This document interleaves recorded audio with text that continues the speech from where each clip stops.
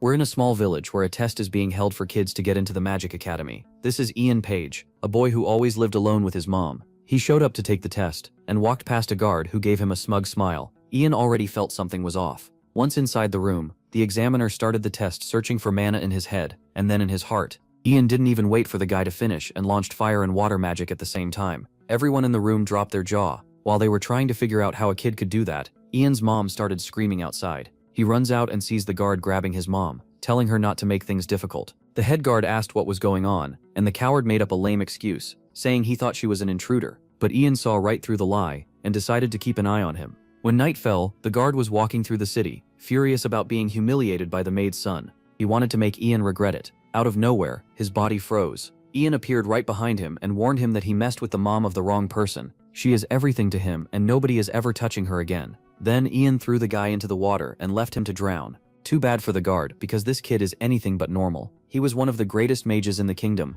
or well, he will be. In his past life, his best friend Ragna was a traitor and poisoned his drink. When Ragna turned his back, Ian grabbed a dagger and drove it into his own heart. The dagger paused the poison for a while, giving him just enough time to cast a spell and travel back in time. With the magic circle ready, he went back 30 years into the past. Now, full of power and knowledge, Ian is going to change history. On top of planning his revenge against his former friend, his greatest mission is to protect his mom. In his past life, he went to the Magic Academy, and his mom got sick and died, never getting the chance to enjoy the luxury of when he became a great mage. But now he's going to reach the top again, and will do everything to give her the life she deserves. People without a mom watching this moment. The next day, he woke up with the village surrounded by the royal order. The thing is, the king found out that he can cast 2 spells at the same time, and sent him a message acknowledging all his talent. He was taken straight to the Empire's palace. Arriving at the Morgrian family mansion, Ian and his mom were treated like royalty, welcomed by Lord Marcus Morgrian. During their time there, Ian only focused on training, casting some sinister ice magic. He knew his body was still weak. Before, he had the power to freeze the entire palace. Out of nowhere, a servant shows up in a panic, saying the lord and his son vanished in the forest. They had gone to hunt goblins the day before, and never came back. Ian isn't as strong as before, but now he has an ace up his sleeve, the power to see the future. He knew Marcus was extremely important, and would be killed by an assassin just before the First Great War. His death would be really bad for everyone. Ian couldn't let that happen before its time. Inside the palace, he runs into his mom, who is in a panic because he's too young for this mission. But she has no idea he traveled through time. To help with the rescue, Marcus's daughter, Margaret, gave him a magic ring that boosts his magic. He thanks her, sticks with the soldiers, and goes after the lord. Searching through the forest, he found blood marks and several goblin bodies. To make the job easier, he created a spirit wolf that sniffed the blood and followed the scent. Meanwhile, Marcus and his son were still alive, but surrounded by goblins with no energy left to fight. One of the monsters saw the lord was exhausted and attacked from behind. A millisecond before the hit landed, everything around them turned to ice. Ian arrived just in time and froze every goblin in the area with a single attack. Before passing out, Marcus looked at Ian and was blown away by the boy's power. Marcus opened his eyes when his daughter woke him. He lifted his head and saw her happily sitting by the bed. As he tried to sit up, he grabbed his head and asked what had happened. She told him Ian had saved him. Margaret burst into tears and said he and Ravi had been unconscious for 2 full days. A moment later, the butler rushed in, overjoyed that he was awake. Marcus looked at them and asked about the others. The butler lowered his head and said the 12 soldiers from the Night Rotten had not made it back. Marcus asked where the magician was, and the butler said he would bring him right away. Tien was at the training ground when the butler called for him. The old man hurried over, saying the lord was asking for him, and thanked him for saving his life. He added that Marcus wanted him in his chambers for a talk. The protagonist gave him a questioning look. When he entered, Marcus and Ravi looked glad to see him, and invited him closer. Kishan walked in with a smile and asked how Marcus was feeling. Marcus said he was fine now, all thanks to MC, and wanted to thank him in person for saving them. Ravi smiled at him, as Marcus added that he had saved both the present and future of the Mogrian clan. With a hand to his chest, Marcus said the protagonist had also cleared Mount Mogrian of goblins, so he could not leave his benefactor unrewarded. He reached for a box and said this was his thanks. At Marcus's request, Ian took the box and opened it. He looked inside in surprise, wondering what it was. His eyes settled on the ring in the box. Marcus explained that he heard MC had sensed the mana in his daughter's ring. It had been in the family a long time, though they never knew its true power, and it had helped him. Without looking away, he said the ring boosts its owner's mana, which is why it helped in the fight with the goblins. Smiling, Marcus said he was glad to hear that, and from now on the ring belonged to Ian as a mark of honor. The protagonist looked at him and asked what he meant by that honor. Marcus declared that from this day on, MC would be the Mogrian's eternal guest of honor. As MC took the ring from the box, Marcus asked if he would accept the gift. He slipped the ring on and studied it. He knew that eternal guest of honor was a 1,000-year oath every noble in the empire had to respect. Marcus bowed slightly and promised that his family would always welcome Ian with honor and help him in hard times. The protagonist watched him closely. Then father and son bowed together, and Marcus swore the oath would pass down through every generation as long as the Mogrians lived north of the Emerald River. Later, heavy footsteps echoed through the deep forest. MC and a squad of knights moved through the woods. He stopped and asked the captain if Lloyd's village was still far. The captain smiled and said it was close. They only had to go around the hill. Ian listened carefully. He remembered Marcus saying he had someone to ask about the elixir. Marcus had told him that an alchemist named Letio Heyman lived in the northern village of Lloyd and could likely make it. He was from the capital, but moved there to gather rare herbs. He looked ahead and thought that, unlike in his past life, he needed this alchemist now to get an elixir that could restore his missing mana. One of the knights suddenly shouted for the captain and Ian to look. They turned toward the village, and the protagonist froze in shock when he saw it burning. The knights drew their swords and got ready to fight. In the village, a bandit held a bloody axe. He tossed it over his shoulder, told his men to handle the rest, and ordered them to move out. The one-eyed bandit turned with a grin and said it was time to take the boy to Lockwood. The young boy struggled in his grip and screamed no. His father shouted after them to let him go. One Eye slammed him hard in the side. He sneered that the man talked too much. The man bent over in pain and groaned. The boy fought even harder and begged them to stop,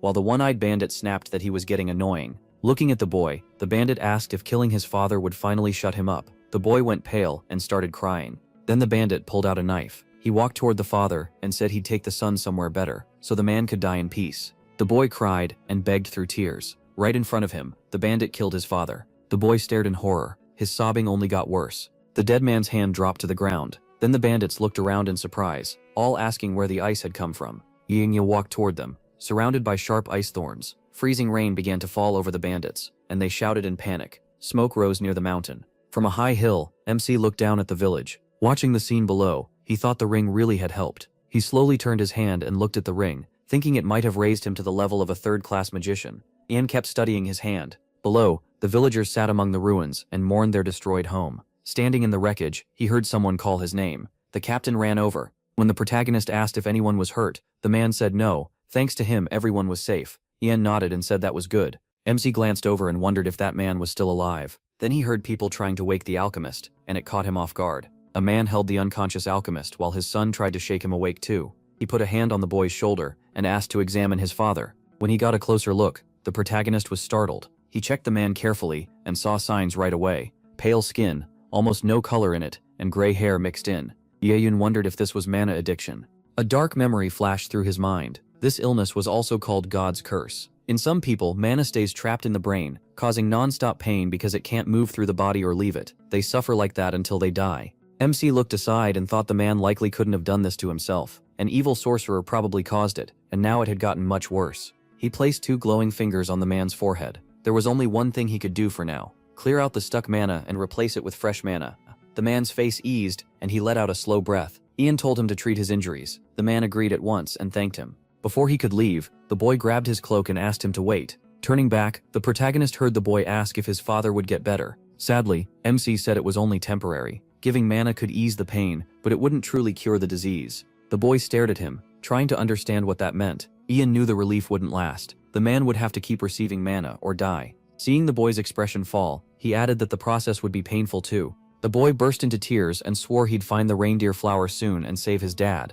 Then he suddenly spun around and ran off. His father called after him, asking where he was going. Ian froze for a second when he heard the boy's name. A dark-haired young man appeared in his memory. Douglas, the greatest alchemist in the Empire's history. He was born a commoner, yet climbed all the way to the top. The protagonist also remembered one more thing. In his past life, Douglas hated magicians. Now it clicked. This sick man was an alchemist ruined by mana addiction, and it all traced back to a magician and a magic flower from the north. MC remembered Douglas crying that he'd find that flower. It really could neutralize mana, but it was also a deadly poison. Then Ian recalled the poisoned drink and went pale. He leaned forward and cast an acceleration spell. Douglas turned as he rushed toward him. The protagonist caught up fast and grabbed the boy by both shoulders. He warned him that robbers might still be outside the village, and the forest wasn't safe. Through tears, Douglas said he couldn't just sit and wait. If he didn't find the flower, Ian cut him off and quietly cast a sleep spell. Douglas swayed and mumbled under his breath. Then the boy dropped onto MC's shoulder. He caught him and let out a relieved breath. For a moment, everything went quiet.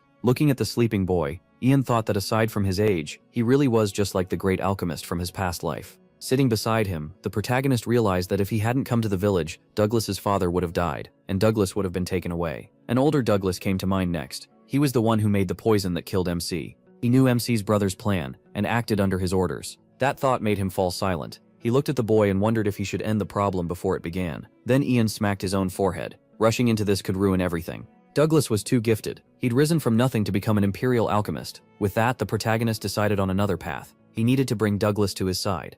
Still, he covered his mouth and hesitated. Even if he saved him from slavery, what proof was there Douglas wouldn't betray him later? MC looked at his hand, still unsure. A voice suddenly broke his thoughts, and he turned at once. The captain hurried over. Ian asked what was wrong, and the man said he came after him, when he suddenly vanished. The captain looked down at the boy. He explained that Douglas had acted recklessly, so he put him to sleep for a while. As the protagonist rose, he said that since the captain was here, he should carry the boy back to the village. The captain watched him and asked if he was leaving. Ian glanced back and said he had something to do. Then he turned away, and added that he was heading somewhere else. Deep into the night, one small house was still awake. A warm light shone through its window. Letio Hamon sat up in bed, looked at his son beside him, and asked if he was awake. Without turning, Douglas said he was. Letio told him he'd heard a magician had saved the village, and that Douglas had done something reckless with him. Still lying there, Douglas said he promised he would find the flower. Letio warned him it was too dangerous. The robbers were still nearby. Douglas shot up and shouted, asking what else he was supposed to do.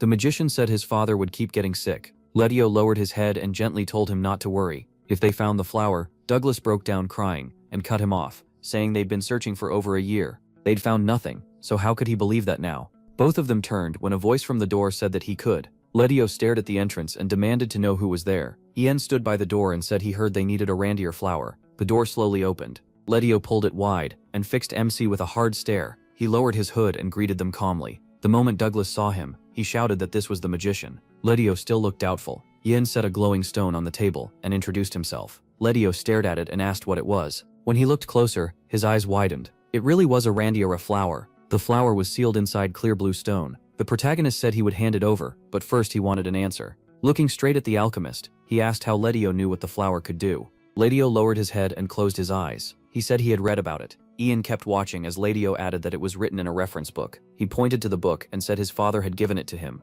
Then Letio opened it, turned the pages, and told MC to look. He read the entry. The flower grows only in the north, can neutralize mana, has 12 dark petals, green leaves, and a poisonous stem. It withers as soon as it's picked, so it can't be stored or grown. Ian asked if Letio's father had been an alchemist too. Liu said alchemy was the family trade, and so was that book. Folding his arms, Liu confirmed that was the truth. The protagonist lifted his head and said that if so, Liu should also know the flower's poison is fatal to a wizard with 2 kinds of mana. Liu stiffened and swallowed. He said he understood the meaning behind that question, but his family had never made elixirs to harm the living. He swore it on the honor of the Hammond family. MC shifted his gaze to Douglas, still not fully convinced. Douglas flinched and looked back at him, confused. At last, Ian looked away and said he understood. He picked up the stone with the flower, and thanked Letio for answering. He gripped the stone tightly, then he held it out and apologized. At that same moment, the flower withered and crumbled apart in his hand. Ian explained that the flower couldn't be transported. He had only frozen it to keep its shape. Letio stepped back and asked if the protagonist had lied. The protagonist answered that he'd already proved he could find the flower. Then MC reached out and asked if he wanted to make a deal. The alchemist's eyes widened as he asked what kind of deal. Looking down, Letio listened as he offered to keep supplying him with mana, so he wouldn't have to live under the illness anymore. Ian lifted his head and said he'd also figure out how to turn the flower into medicine.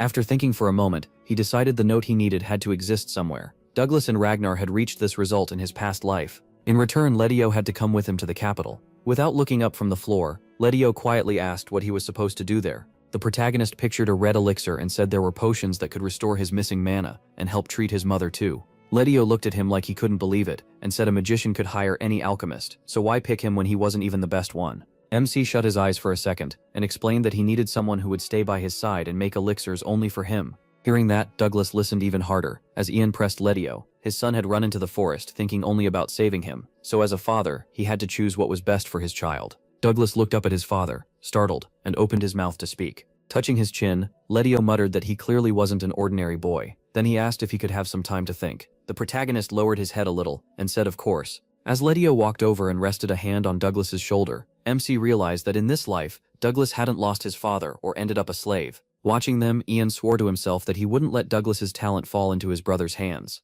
Letio gently stroked Douglas's head. Later he sat on a fence by a tree, quietly looking over the village. Someone called out, and the protagonist quickly turned. It was the captain, telling him the preparations were done and they were ready to leave. Ian looked away and said nothing. His eyes drifted back to the alchemist's house. Rising from the fence, MC said they could start moving. But one thought still bothered him. They still didn't have a final answer. Then the hut door slowly opened. Letio and Douglas stepped outside and looked at Ian. Douglas quickly noticed he was still there. He turned to them and gave a short approving hum. He walked over and asked if Letio had made up his mind. Letio said yes, there was no point refusing when his life depended on it. As he came down the steps, Letio scratched the back of his head. With a small smile, he told the protagonist to make sure he kept his promise. Ian smiled back and said he would, no matter what. Then he looked at Douglas. Clinging to his father, Douglas asked if MC really could heal him. He gave the boy a wide smile. Then he dipped his head and promised that he could. Douglas stared at him and asked again, but Ian's answer stayed the same. Overjoyed, Douglas threw up his hands, shut his eyes and shouted, asking if he could call the protagonist captain.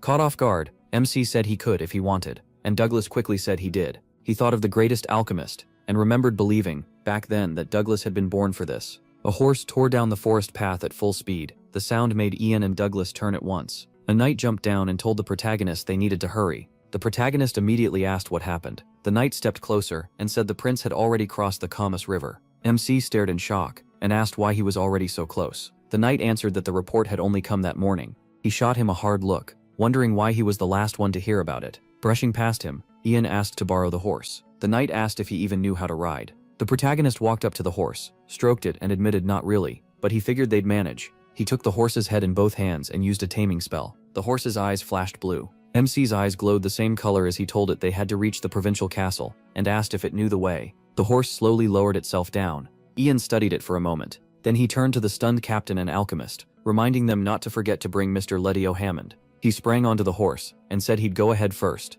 A grand convoy escorted a massive white carriage. Inside, the crown prince sat by the window, looking unhappy. He remembered standing in the emperor's office when Tian said there were still more tasks for him. The tower master, Herbert, had been in close contact with the fifth prince lately. That made the crown prince freeze in surprise. With his back turned, the emperor said that since the nobles listened to Herbert, his support mattered a lot. But right now he favored the fifth prince. The crown prince stood straight and listened. Still facing away, the emperor added that the fifth prince, Ragnar, was smart enough to use the tower master to gather strong allies. Terry then turned toward his son. Resting a hand on his chair, the emperor said Ian Page had to be won over before the tower could act. The prince narrowed his eyes as his father told him to lure the protagonist away. He could be a huge help. Back in the carriage, the crown prince let out a breath and looked aside in annoyance. He ran a hand through his hair and thought MC was just a child, even if he was a magician. What use could he be? And magicians all answered to the ivory tower anyway, so why would MC ever join him? Looking up at the window, he bitterly wondered why the tower master had chosen the fifth prince.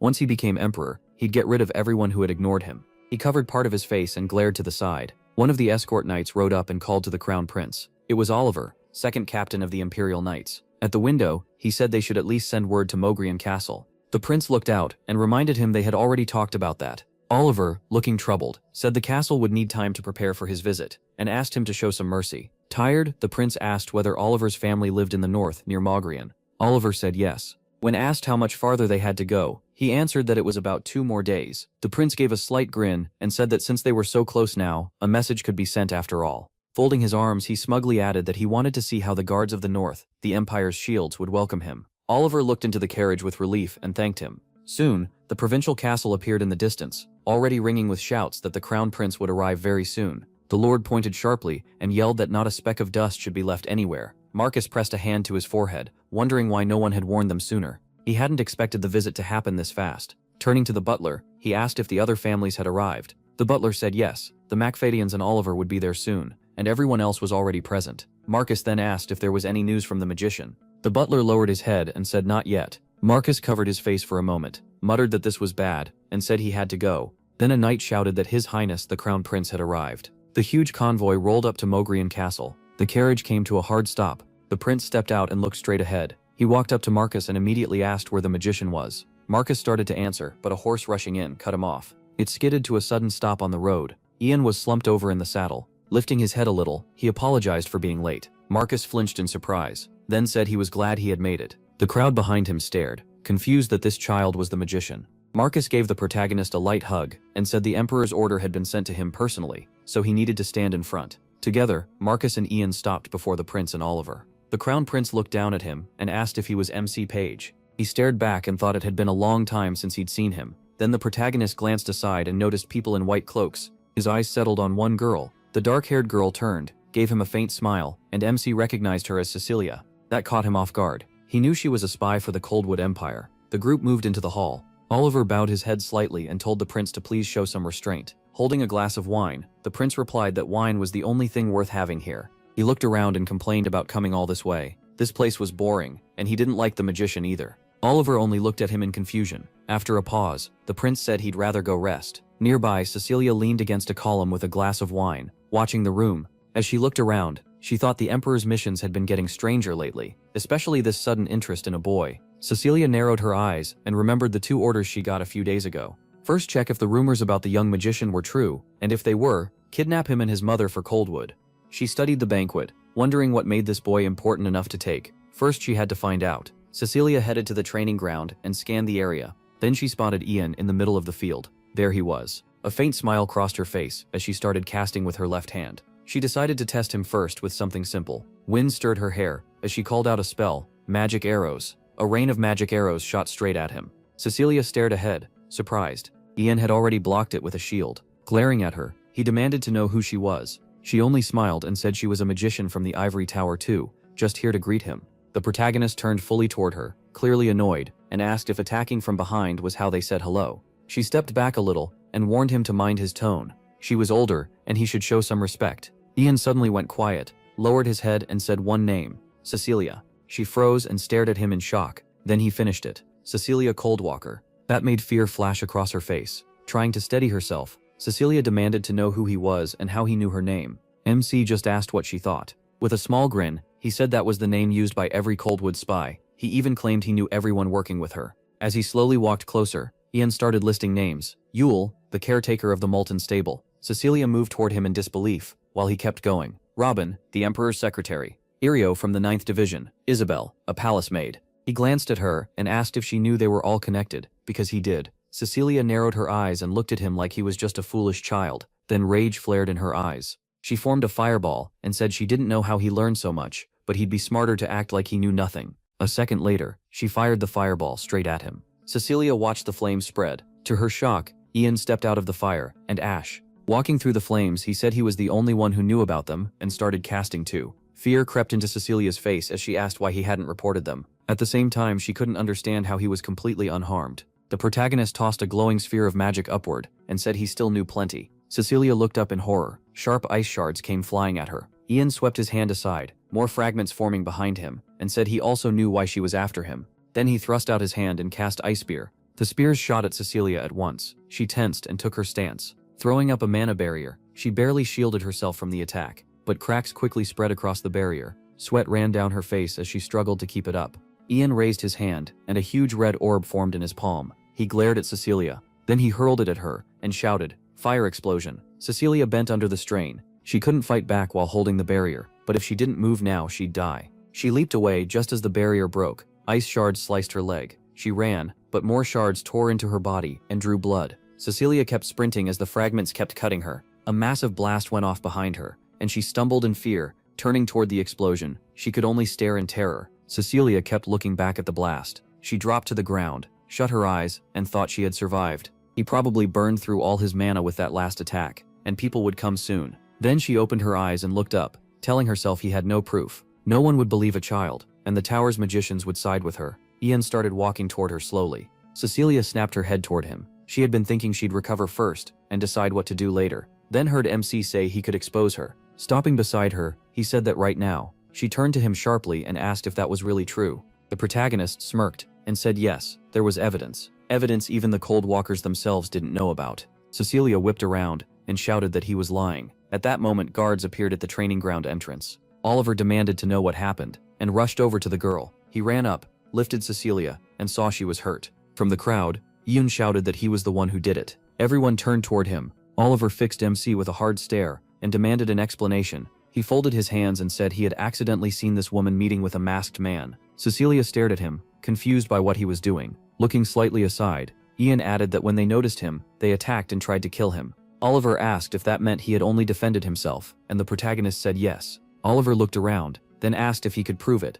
C said they had been checking each other's bodies for marks. The guard lowered his head for a moment, thought it over, then ordered Cecilia to be examined. The two men with her immediately protested, saying the captain was going too far and insulting the tower's magicians. A knight slowly drew his sword. An instant later, the blade was right in front of the shouting man's face. Oliver held the sword on them and reminded them the crown prince was here, and this incident happened under his watch. The man raised his hands as Oliver said he needed the truth and needed to know how this tied to the tower's magicians. The man pleaded for Cecilia to be healed first. Oliver raised a hand and said treatment would wait until after the examination. After the women checked the spy, Oliver asked if they found anything. They lowered their heads and said no. The men quickly said they had accused the wrong person and should start treating her right away. Oliver turned to Ian and asked if he had lied. He shook his head and said he hadn't. Then he walked straight towards Cecilia. He turned her over by force and asked her to forgive him. Cecilia watched as he brought his glowing hand to the back of her neck. The whole crowd stared in surprise. A bright mana mark appeared on her back. Cecilia shot Ian an angry look and demanded to know what he was doing. Rising back up, the protagonist said he had seen them touch that area, like they were checking a mark. He remembered the man he had tortured and thought about how all cold walkers were sent to training camps where they received a hidden mark. Only the trainers knew about it, until one person finally broke after a year of torture and revealed the secret. Oliver looked at the others and asked if anyone knew what the mark meant. One man turned his face away and admitted he'd never seen it before, then asked if Ian knew either. Oliver looked down, thinking that maybe no one knew its exact meaning, but it clearly proved there was more going on. Cecilia glared at him as Oliver ordered them to heal her and save the questioning for later. The men looked uneasy when they were told to prepare a mancure for her. Oliver then turned sharply to MC and called out to him. He said that if Ian was right, he would personally tell His Highness about him. He only looked back in silence. Later, the prince sat on a sofa with his arms crossed and asked if the protagonist had really beaten a third-class magician. Oliver said it was true, and the prince remarked that it was hard to believe. Leaning back, the prince asked Oliver what kind of impression MC had made. Oliver looked aside and said Ian was nothing like the other magicians he had met. The way he spoke and acted was far beyond a normal teenager. The prince folded his hands tighter across his chest and thought it over. After a moment, he closed his eyes and said he wanted to meet him himself. Then he ordered Oliver to bring him in. The protagonist entered the prince's chambers, bowed slightly, and said he had been summoned.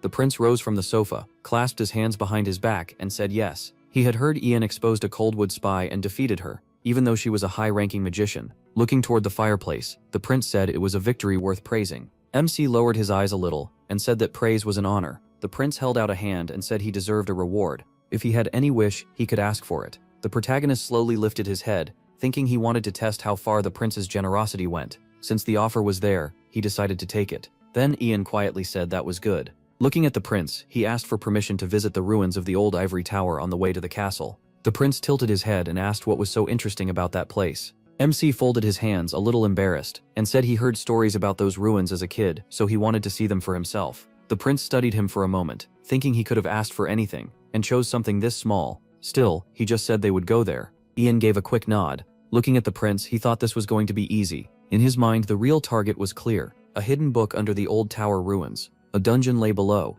and inside was a book of dragon spells written in the dragon tongue, a key part of time magic. There was nothing else like it. In his past life, he found it right before he died, and never got to learn all it could teach him. This time would be different. The protagonist lowered his gaze with a faint grin. By deep night, only wheels and horses could be heard. An expensive carriage rolled through the dark forest. Ian's mother looked out the window and said this was the first time they had traveled this far. With a warm smile, she asked if it was really true. MC smiled back and said it was. Letio put a hand to his chest and offered to show her around since he had lived in the capital for a long time. Mrs. Page laughed softly and thanked him. Ian stiffened a little and glanced aside, not sure what kind of tour they were talking about. Then someone knocked on the window, and he turned at once. Paul, the second vice captain of the Imperial Army, bowed slightly and told him they had arrived. A massive marble structure stood ahead. After getting out of the carriage, the protagonist learned they would stay here about 2 days, and the prince had allowed him to move around freely. Paul smiled at him and added that this freedom covered the whole area. Pointing ahead, Paul said he would first show them where they would be staying.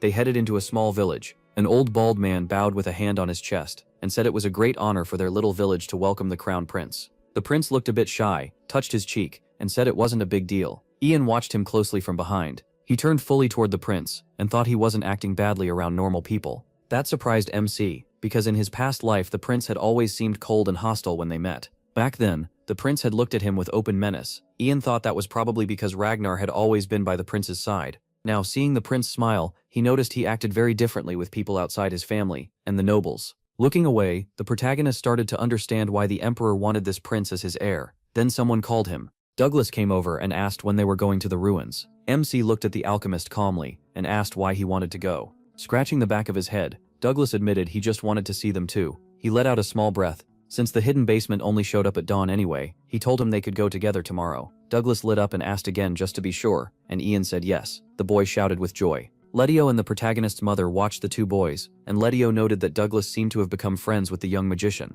Covering his mouth a little, the alchemist quietly said he wanted to ask Mrs. Page something. Letio looked at her and asked if Ian had always acted this mature, even though he was only 12. Mrs. Page watched her son and said he had grown up early. She added that MC was smart and caring, just like his father. Even if he never said it, she felt guilty that he tried so hard to fill his father's place. Letio took that in, thought he really was like him, and asked if her husband had been a magician. Mrs. Page quickly shook her head and said Fren had been an ordinary man. Thinking of her husband, she explained that even before the protagonist was born, Fren left for work and vanished. 5 years later, his belongings were returned to them. Her face turned sad as she said she didn't know why, but lately, Ian had been Foan. Mrs. Page suddenly stopped, and Letio looked awkward. She let out a breath and said no, it was nothing. Ian thought back to his past life. After the war, he escaped both the Emperor and the Ivory Tower, and wandered under the stars with no real destination. That road eventually led him here. Staff in hand, he had crossed open fields in that life. At first he called finding the old tower ruins a coincidence, but deep down, it had felt like he was meant to come. He walked toward the marble ruins.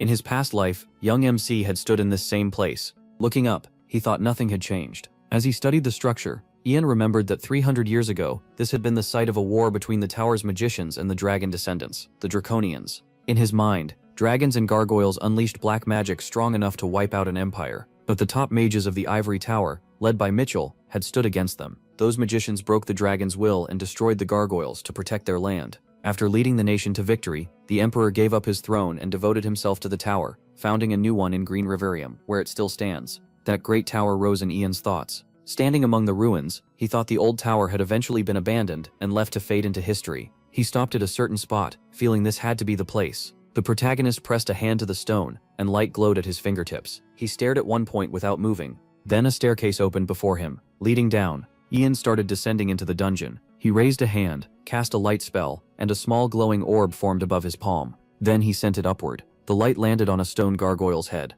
Ahead of him, on a pedestal, stood an ancient gargoyle. Ian remembered how shocked he had been the first time he saw it. Then the gargoyle began to move. A second later, the monster shed its stone shell. MC straightened and thought that even after 300 years, a real gargoyle had still been hiding in this forsaken place. He looked at it, and in the next instant, it vanished. EA looked up just in time to see it diving at him. He thrust out both hands and formed a water ball between them. Then he hurled it at the monster. The blast struck its chest and threw it backward. The gargoyle slammed hard into the wall. Ian kept his eyes on the spot where it crashed. He tensed, thinking that in his past life he had killed it in seconds, but with his current strength, this would take real effort. The gargoyle crawled from the hole in the wall and fixed its gaze on him. Its purple eyes burned with malice. A moment later, it shrieked and flew at him again. Tian dropped low, pressed a hand to the floor, and cast ice spears. Huge spikes of ice tore through the gargoyle. Without stopping, he began casting lightning while keeping his eyes on it. He focused hard and released the spell. A massive bolt crashed into the monster and made its whole body jerk.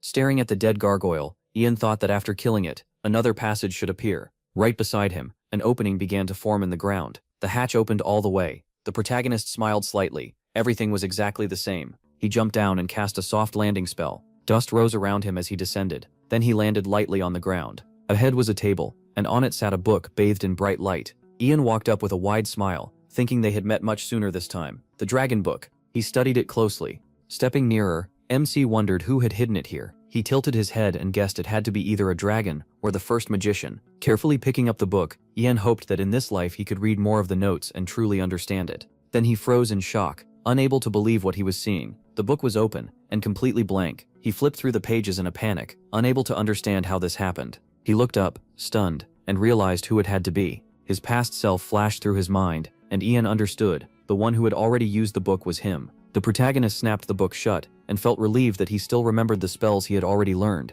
He parted his lips a little, then flinched in shock. His hand went to his throat, and he realized he couldn't use it. Staring at the book, Ian figured out the dragon language works through mana, not spoken words. Dragon spells can only be used once, and then they vanish. Since time magic was gone too, He knew he would never return to the past. A small smile crossed his face as he shut his eyes. Part of him had always hoped he could go back whenever he wanted. Then he opened them and thought it was better to learn the truth now, before it was too late. This life would carry an even heavier burden. Looking up at the light above, he felt that weight settle on him. A voice warned MC they would reach the capital soon. The convoy rolled into the grand capital. Ian looked over the streets and thought they had finally arrived. Then his thoughts went to the prisoner in the cage, and he started to worry. Cecilia was still locked inside, and if she escaped and reached the other cold walkers, the Empire would start hunting him right away. He remembered their talk and knew the first thing she'd do was tell them he already knew they existed. That only made him angrier. He already had enough problems. Suddenly, Ian glanced left. A magician in a gray cloak stood in front of the convoy. The owner of the tower stepped forward, raised a hand, and the crowd behind him shouted for them to stop. Oliver slammed on the brakes, confused. He looked at the old man and called out to him. After getting off his horse, Oliver demanded to know why he was blocking the crown prince's path. The captain stiffened when he heard it was the emperor's order. The tower master held out a scroll and said the case involving the girl magician had been handed over to the ivory tower, so she must be given to them. Keeping his face calm, Oliver remarked that they must be in a rush if they weren't even waiting to enter the castle. The tower master shut his eyes and said it was better to settle this right away. A fifth-class magician walked past Oliver and told him to take it easy. They would handle the investigation themselves, so everyone else could rest easy. Oliver clenched his teeth, veins bulging. Without looking away, he ordered that the prisoner be turned over to the tower master. That made the magician snap back. It was too early to call her a criminal. Until her guilt was proven, she was still a tower magician and deserved proper respect. With that, he strode toward the cage. The knights by the carriage argued that they had escorted and guarded her the whole way, so the magicians couldn't just take over. One soldier even asked if this was legal, order or not. It wasn't fair. Watching from the window, Ian thought this was exactly what he expected. He knew they didn't care about Cecilia herself. What they couldn't stand was the idea of a magician being judged by regular soldiers. They would throw her into the deepest prison in the ivory tower, somewhere even the cold walkers couldn't break into, then buy time to save face and figure out their next move. His mother looked out and asked what was going on, and he told her it was nothing important. Still staring outside, he thought at least one problem had been removed. Someone called for Ian and relayed a message. Before entering the castle, His Highness wanted him to visit one more place. Their carriage stopped in front of a grand mansion. The protagonist stepped out, studied it, and recognized it at once. In his past life, Ragnar had given him this same mansion after he became a fifth-class magician. The prince walked over and asked if he liked it. Smiling, the crown prince explained that his father wanted to give it to him. MC bowed deeply and thanked him, saying the emperor's kindness had no limits, which made the prince laugh and brush it off. Ian thought about how he had gotten time magic at 20, yet now he wasn't even 14, and still received this mansion. Whatever the reason, it was amazing. The prince said he could leave his family and attendants here, while they went to the castle to meet the emperor. The protagonist blushed a little, and took a deep breath. Then he asked if he and his mother could quickly look around first, and the prince said they could. Ian lit up and thanked him at once. He went inside with his mother. MC turned to her and asked how she felt, and she blinked, asking what he meant. He carefully looked at her and said this was their new home. She instantly got excited and cried out with joy, while he remembered that in his past life, she died long before he ever got this place. Hand on her chest, she said a simple person like her could never live somewhere like this. It looked even better than an imperial palace. The protagonist looked up at her, thinking that no matter how powerful he became, he never got over losing her. Then he explained that the mansion actually belonged to the imperial family. As she slowly walked into the hall, Ian thought everything had changed. This time he could give her what he couldn't before, and they could spend more time together here. Watching her, he felt happy that in this life he could finally see his mother smile. MC blushed and kept his eyes on her. She looked around in awe and said the place was wide and beautiful, but asked how she was supposed to keep such a huge house clean. That made Ian's mood drop a little. He quickly rushed over to her and called out. He thought that from now on she would never need to wash dirty dishes or clean again. Soon after, they arrived at Green Reverium's imperial castle. The protagonist adjusted his sleeve and admitted to himself that he was nervous. Straightening his formal clothes, he thought about how in his past life he never got the chance to meet the current emperor. By the time he finished the academy and started changing the world, illness had already taken the emperor's life. From everything Ian knew, the emperor had always been praised for his wisdom and skill in ruling. As he walked down the hallway, MC hoped he could learn something useful from him. He turned his head and noticed a grand house outside. He studied it closely. Then Ragnar came to mind, and Ian wondered what the empire's fifth prince was doing now. More than any of the others, he resembled his great father. But unlike the emperor, Ragnar knew nothing of compassion or mercy. The protagonist clenched his fist and reminded himself that Ragnar had once been his friend and was now his enemy. Lowering his head, he wondered what would happen when they met again. At the golden doors, an attendant stopped and gestured for MC to enter, saying the emperor was waiting. He stepped forward as the doors slowly opened. He entered the throne room. Inside were the emperor and the crown prince. Ian dropped to one knee, lowered his head and said it was a great honor to meet His Majesty. When the Emperor told him to rise, the protagonist stood. Thierry studied him and said that MC, a boy from the north, was still young, but had already accomplished a great deal. He lowered his eyes a little, thinking that wasn't true. The Emperor answered that he was only speaking honestly. Ian had come so far in so little time that he probably hadn't even learned proper palace manners yet, so he could just be himself. The protagonist bowed in agreement and thought with relief that he really hadn't had time to learn court etiquette. As he looked at the floor, MC remembered that Ragnar had once said those exact words when they first met. From his throne, the Emperor glanced at him and said he had traveled a long way. The Crown Prince then asked if he liked the mansion, adding that he had picked one the royal family used. The protagonist smiled softly and said that even in his wildest dreams he had never imagined a home like that. The Emperor cracked a small smile and asked again if he truly liked it. Ian raised his eyes and answered that of course he did, and his mother was happy too. Thierry then told him he knew exactly why MC was here, why the Crown Prince had gone to fetch him, why he had been called to the palace, and why he had been given the mansion as soon as he arrived. He stood still, looking straight ahead, and wondered if he should answer honestly. He quickly lifted his head. Looking at the Emperor, Ian thought that blunt honesty was something he had liked in Ragnar, and it seemed the fifth prince got that trait from his father. The protagonist clasped his hands and decided no, not yet. Until he got what he needed, he would keep acting like a normal 12-year-old boy with simple thoughts. MC looked away for a second and decided to answer like a normal kid, so he said it was because he was a talented magician. The Emperor replied that people were always saying he was far better at magic than most. With a sharp look, the Emperor asked what the protagonist thought caused that talent. MC suddenly went quiet. The prince rolled his eyes to himself. A moment later, he turned to the Emperor. He pointed out that Ian was still just a child, so his reaction made sense. Thierry noticed this was the first time he had seen the prince defend someone. The Emperor paused, then agreed. He was right. He explained that the protagonist had been invited because of his skill. The mages and knights with him were amazed by his talent, and he had helped the Empire by catching a foreign spy. Children who did good things deserved rewards. Ian stood straight and listened. Then Thierry asked what reward he wanted. The Emperor watched him closely. MC lowered his head and thought this was his chance. As a child, he had to ask for something simple, even if being older would have let him ask for more. He looked up and said he wanted to look around the palace. Thierry stared at him, surprised, and asked him to repeat it. Ian said yes. He wanted to see the inside of the castle and how beautiful it was. He added that he wanted to tell his mother all about it later. The prince reminded his father that he had already wanted to see the ruins of the old tower on the way here. Kids were naturally curious. The protagonist gave a small, careful smile and said that was all, if it was allowed. Thierry told him that with a certain sign, he could enter any room in the castle. A servant stepped up and handed Ian a golden tablet. As MC took the engraved tablet, he was told the guards could also guide him anywhere he wanted. When asked if he wanted anything else, he said nothing else came to mind. Thierry smiled and said that in that case, he would reward the protagonist a little more on his own. Ronan looked toward the maids, and the Emperor ordered them forward. A chest full of gold was brought out. The maids bowed, and the Emperor said the gold and the servants would be sent to Ian's mansion at once. They had worked in the palace for years, so there should be no trouble. MC thought that at least now his mother would not have to worry about cleaning. He thanked the Emperor for his kindness. Then he slowly backed out of the throne room. Once he left, he admitted the Emperor was impressive. He had not expected that kind of generosity. Still, the feeling of being tested never went away, so he knew he had to stay careful around everyone, including the fifth prince. Ian studied the golden tablet. As he hurried down the hall, he remembered Ragnar's words. Distrust is the base of politics and rule, but there was something else he needed to handle, and time was running short. Soon he reached the royal garden. A soldier noticed him at once. The guard asked why he was there, and the protagonist answered with a question of his own. Was this the royal garden? MC showed the golden tablet, and said the Emperor told him to present it. The shocked guard allowed him through and offered to guide him. MC decided to act like he was only sightseeing. He stopped by a marble building, and realized he had finally reached the royal sanctuary. He gazed at it, and thought how much he loved this place. He remembered standing here with Ragnar before.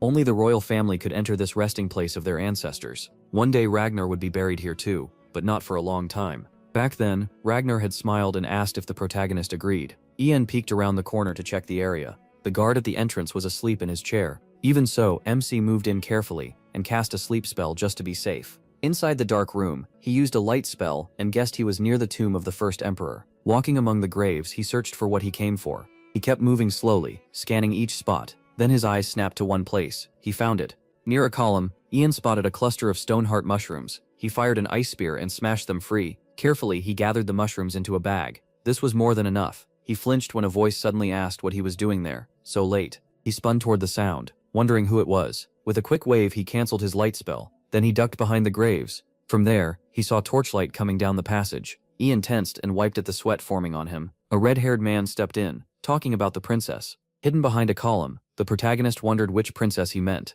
The royal family had 3, and obviously the 5th prince was not one of them. A blonde girl smiled and said no one came here. It was quiet, with no one around to listen. She placed a hand on her chest and said she came because it was her duty as a princess. Mr. Kevin, she added, was only checking how secure the sanctuary was. They had good excuses. Peeking out, Ian recognized her. It was Haley, the crown prince's sister. Kevin warned that someone might report this to the tower. Haley's face darkened, and she snapped that would not happen. Angrily, she asked if he had any idea how dangerous the tower was. Then her mood shifted, and she said her parents would understand. She was doing this for her brother and father. Kevin lowered his head and said he would help however he could. He asked if she remembered the methods he taught her before, and Haley clenched her fist, saying she did. She focused and said she needed to start with light, by gathering mana. A moment later, she held out her hand and cast a light spell. A tiny glow appeared over her palm. Watching from hiding, Ian was shocked. The princess could use magic. Haley frowned at how small the light was, and Kevin told her she was still a beginner. MC remembered her future. She had lived quietly, trapped like a bird in a cage, followed the crown prince after Ragnar took the throne, and was executed with him. He still could not believe it. He never knew Haley was a magician, but why was it being hidden? That made no sense. Learning magic in secret and hiding magical skill were both against the law, and Kevin, as a magician, had to know that. Haley then asked him to teach her a defensive spell, maybe volcano magic or something like it, but Kevin admitted that kind of spell was hard even for him. Suddenly, Haley felt something behind her. She turned at once. Kevin asked what was wrong, and she said she heard something. Kevin panicked, waving his arms and saying they might have been discovered, so they had to leave fast. Haley told him to calm down. It was already getting dark, and only members of the royal family could enter this place anyway. Ian stood outside again. Looking up, he thought about what he had just seen. Today had brought a huge surprise. He turned slightly and wondered who else knew Haley was a magician. Thinking back on the sanctuary, he figured Kevin was hiding her power. That made even more sense, because the master of the tower supported the 5th prince by the fountain in the garden. Ian realized the trip to the sanctuary had taken too long. As he headed out, the guard asked if he was done looking around. The protagonist smiled to himself, knowing he had gotten what he came for. He thanked the guard and said yes. Then MC returned to his mansion. Letio Hamon saw him come in and called him over. Ian hurried up to the alchemist and asked where his mother and the others were. Smiling, Letio said Miss Page was speaking with the maids, while Douglas was checking out the mansion. At that moment, Douglas was running through the house, amazed by how huge it was. He studied the alchemist for a moment, saw this could help them both, and asked Letio to talk in private. They stepped into an empty room, and the protagonist shut the door behind them.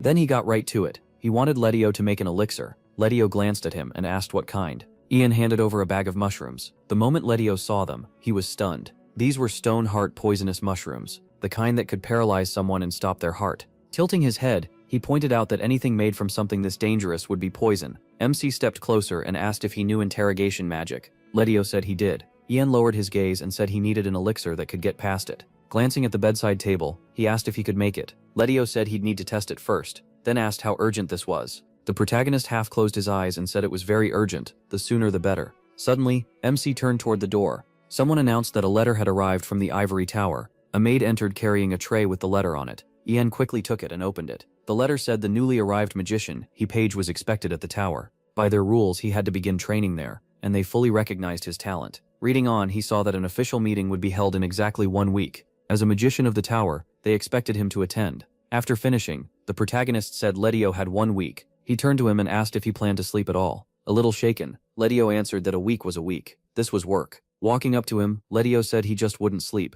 and would do everything he could. Ian gave a small grin and said he was counting on him. A fancy carriage rolled through the forest. Inside, MC sat quietly and looked over the carriage. In his hand was a bottle of black liquid. Letio's elixir, made from the stone heart mushroom, should last 2 hours. Ian looked at it with concern. 2 hours was all he had. Then he turned toward the window. The huge ivory tower came into view. He stared at it, thinking how many memories that place held. Yet here he was again. When the carriage stopped at the tower, servants noticed their arrival. The protagonist stepped out at once, then turned when someone called to him. A girl in glasses greeted him. Smiling, she told him to follow her and said she'd take him to the owner of the tower. As Ian walked with her, memories from his past life began to surface. She guided him across the first floor, explaining that it was called the Hall of Enlightenment. MC lifted his head. As he moved down the corridor, he thought the place hadn't changed at all, and probably never would. The girl pointed ahead and asked if he could see the golden disc. Ian said yes, and she explained it was a lift magicians used to travel between floors. She added that high-ranking magicians used it to reach the very top.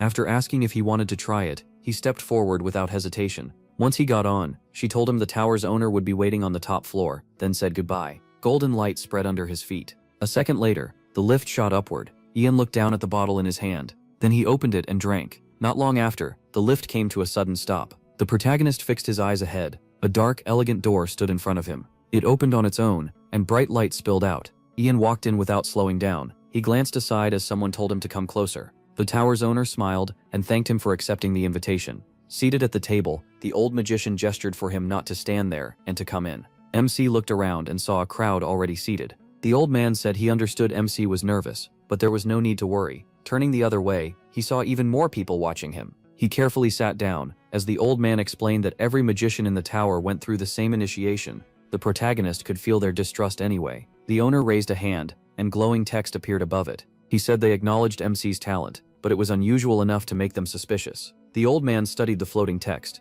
As he sat there, he heard that magicians were closer than family, so there should be no distrust between them. Ian smirked and asked if they were going to torture him. The old man laughed and asked if they really looked that scary, then said no, they didn't use barbaric methods. His face hardened as he told the protagonist he only needed to answer their questions. Looking over the room, the old man announced that they would begin. He read from the glowing text. Ian Page, born in 488, under the sign of the Red Goat, father merchant Fran Page, mother cook, and asked if that was all correct. MC nodded and said every word of it was true. A bald man with a mustache said they wanted to know why he was connected to the alchemist Lydio Hammon. He looked down and answered that his mother was sick and needed medicine, and the Lord had advised him to hire an alchemist. A short-haired woman asked why he had gone to the ruins of the old tower, and the protagonist replied that he had seen them in books and always dreamed of seeing them for himself. Another man folded his hands and asked if he remembered the magician girl. He went on to say that Ian had seen her meeting someone, and when she noticed him, she tried to kill him. MC looked away uneasily and said that was true. He really thought he was going to die.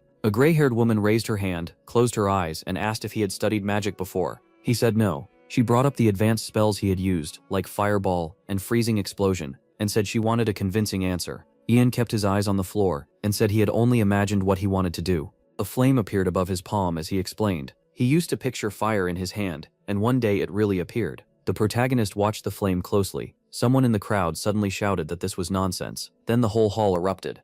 The tower's owner studied Ian in silence. Interrogation magic was active, so there was no reason to think the boy was lying. Could a legendary first magician really be reborn as a child? The old man wondered if MC was some top-class magician, able to resist interrogation magic, but that should have been impossible at his age. Staring at him, the owner could only wonder who he really was. Then a red-haired woman shot up from her seat and yelled that this had gone far enough. She jerked her hand to the side and snapped that they should stop asking stupid questions. What mattered was why they were all really here. Ian looked up at her with innocent eyes, while the others tried to calm her down, but she shot back that they all wanted the same answer. Helene stood right in front of him and demanded to know who he was. With one hand on her belt, she said they'd heard enough of his filthy lies and wanted the truth, who he was, and why he kept lying. The protagonist looked at the red-haired woman and thought she hadn't changed at all. He remembered that Helene had once been the youngest fourth-grade magician. Before he appeared, people called her the Fire Lady because of her temper. Putting on a guilty look, Ian asked if she didn't know. Helene glared and demanded, "Know what exactly?" MC glanced at the floating text and said it was all written there. Turning fully toward it, he added that he was Page, born in 488 under the Red Goat, and asked if she could read.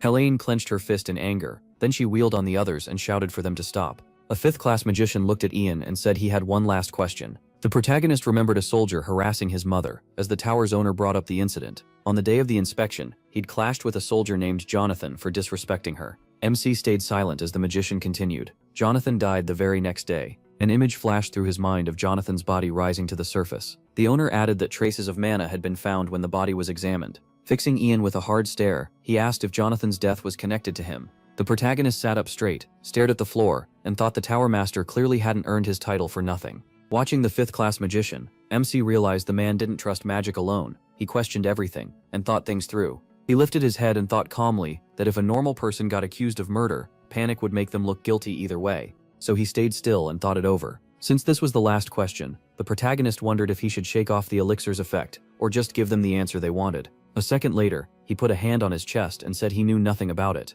The hall exploded with noise. Ian didn't move. The Tower Master gave a faint smile and asked if that meant MC had nothing to do with it. He said yes without hesitation. The fifth-class magician lowered his head a little, said that was good, and apologized for asking something so harsh. Then the Tower Master admitted he lied about the mana traces. Jonathan had really just fallen off a bridge. Ian only glared at him in silence. Leon raised a hand and said he knew lying was wrong, but hoped the protagonist understood. Every magician went through this test. He added that MC's case was different, because the ivory tower knew almost nothing about his real strength. They needed to find out not just what he could do now, but what he might become later. The other magicians stayed quiet and listened. Then Ian looked at the orb in front of him as Leon explained it was a mana storage device, the tower's main power source. Right now it was neutral, but the more mana it absorbed, the bluer it would turn. He just had to pour his mana into it. The protagonist asked if he should send in all of it. Leon said yes, they wanted to see everything. Walking up to the orb, MC thought it could store mana up to a 3rd class level, so stopping at 2nd class would be safer. He placed both hands on it, and figured that if he gave them what they expected, they'd finally relax. But his face darkened. He wondered why. As an 8th class magician, his name never stayed in history beside words like wise ruler or great leader. As memories of his past life rose up, the orb shone bright blue, and Ian thought he had always lived however the moment demanded. Keeping his hand on the glowing orb, he told himself he never cared about power, status, or honor. He never needed any of it. As magic swirled around him, he realized the only thing precious to him was magic itself. He thought again. No one had ever been stronger than him. The wind around him kept getting stronger. Then the orb started to crack, and in the next instant it shattered into tiny pieces. Everyone threw up their arms against the blast of wind. White steam spread through the room. Ian bent forward and started breathing hard. He doubled over more, trying to catch his breath, and Leon stared at him in shock. Every magician in the room was stunned. Helen could barely believe it and asked how that was even possible. Picking up a broken piece, she said they thought he was only 3rd class. Now it was clear his level was beyond what they expected. Ian slowly stepped away, one hand on his chest. Sunlight spilled onto the balcony. One magician slammed the table and shouted that the rumors were true. He jumped up and said the protagonist wasn't 3rd class at all. He was 4th class, and only the Tower Master could match him here. Remembering Ian's face, the man said they had all seen his expression when he denied killing the soldier. Then he shouted, asking if everyone understood what that meant. The hall fell into thought as he argued the ivory tower had to bring MC in and control him before he became a real monster. There was no need for academy training or a 5-year mana mission in the provinces. The Tower Master nodded to himself and said him entering the academy made no sense. With sweat on his face, the magician listened as Leon added that the protagonist would only become a burden to beginners. Even top magicians felt shaken by him, so imagine the students. The room silently agreed. Lee Yunxins then said it didn't matter whether Ian killed the soldier or only helped cause his death. That wasn't the issue. What mattered was that interrogation magic still worked on him, so they could always tell if he lied. Looking over the hall, Lee Yunxin said no one needed a reminder of how important the ivory tower's reputation was. The stronger their magicians were, the stronger the tower would be. So he proposed recognizing Ian as the 12th Archmage, and officially announcing him as a 4th class magician. Because of MC's age, Leon added, he should get private training from a high-class magician. Did everyone agree? The whole hall answered that they did. Leon smiled, pleased, and asked who wanted to train him. A hand went up at once. Standing outside the tower later, he thought he never expected to be named Archmage this fast, or called back here so soon. He had guessed something like this might happen, but not this quickly. Then a girl with glasses walked up and called out to him. Ian looked at her and realized they'd met before. A little shy, she said she heard he'd been recognized as a 4th class magician. The protagonist lowered his gaze and said it just sort of happened. Her eyes lit up. She told him he was amazing, only 12 years old and already an Archmage. A bit embarrassed, MC asked what rumors she meant. Smiling with her eyes closed, she said maybe he'd already heard, but she'd explain anyway. She had been assigned as his assistant for the next year and hoped they'd get along. Ian gave a small smile and said there was no need for that. He was younger and knew less. She stared, thinking she was the older and more experienced one here. Straightening up, the girl said that in that case, she had to give him a proper tour. She led him to a large building and said this was the Magic Academy. As he followed, she explained he would have studied there, but his talent was too great, so he needed a personal mentor instead. Ian turned aside and thought the idea of a personal mentor was almost funny. More likely, they planned to shape him into someone loyal to the tower. That had to be the Tower Master's goal. Then the protagonist noticed a group he recognized, his old friends. They were standing together with a teacher. Looking at them, MC remembered how he once stood among them in his past life. He recalled them by a grave and thought about how Coldwood spies killed them all during the First Unification War. He never expected to see them again. Yi-Yun smiled at the group, though he knew a huge distance now stood between them. Still, maybe they could talk someday. The girl stopped, smiled, and said this would be his study room. By the door she added that she had already cleaned it with magic until there wasn't a speck of dust left. The door slowly opened. Seeing the room, he realized it was the same one as before. He stared at it in surprise. The girl explained that when the new tower was built 300 years ago, there were 24 4th-class magicians. Now there were far fewer, so many rooms sat empty. She added that the Tower Master had allowed Ian to use this room for his personal training. Then she started to leave and told him to wait. She would bring his teacher. A moment later, the door shut. The protagonist looked at it quietly. He touched the table and thought it had been a long time since he was here. Then he looked up at the window above the desk. Ian looked out the window and thought that in this new life, he got this room 7 years earlier. Since he was named an archmage so young, his road was already set. As he stepped closer to the window, he decided that over the next 6 years, he had to build his power inside the tower. MC moved back to the table, rested a hand on it, and kept thinking. The tower's owner came to mind. In his past life, the whole tower ended up backing the 5th prince, so he knew he had to secure his place before that happened. To do that, he needed power strong enough to stop the tower master and break his hold over the prince. Ian had to bring the tower under his own control, instead of letting it keep following its owner. A staff flashed through his mind, and he told himself he had to earn real respect, as a high magician who could reach the tower owner's level and go beyond it.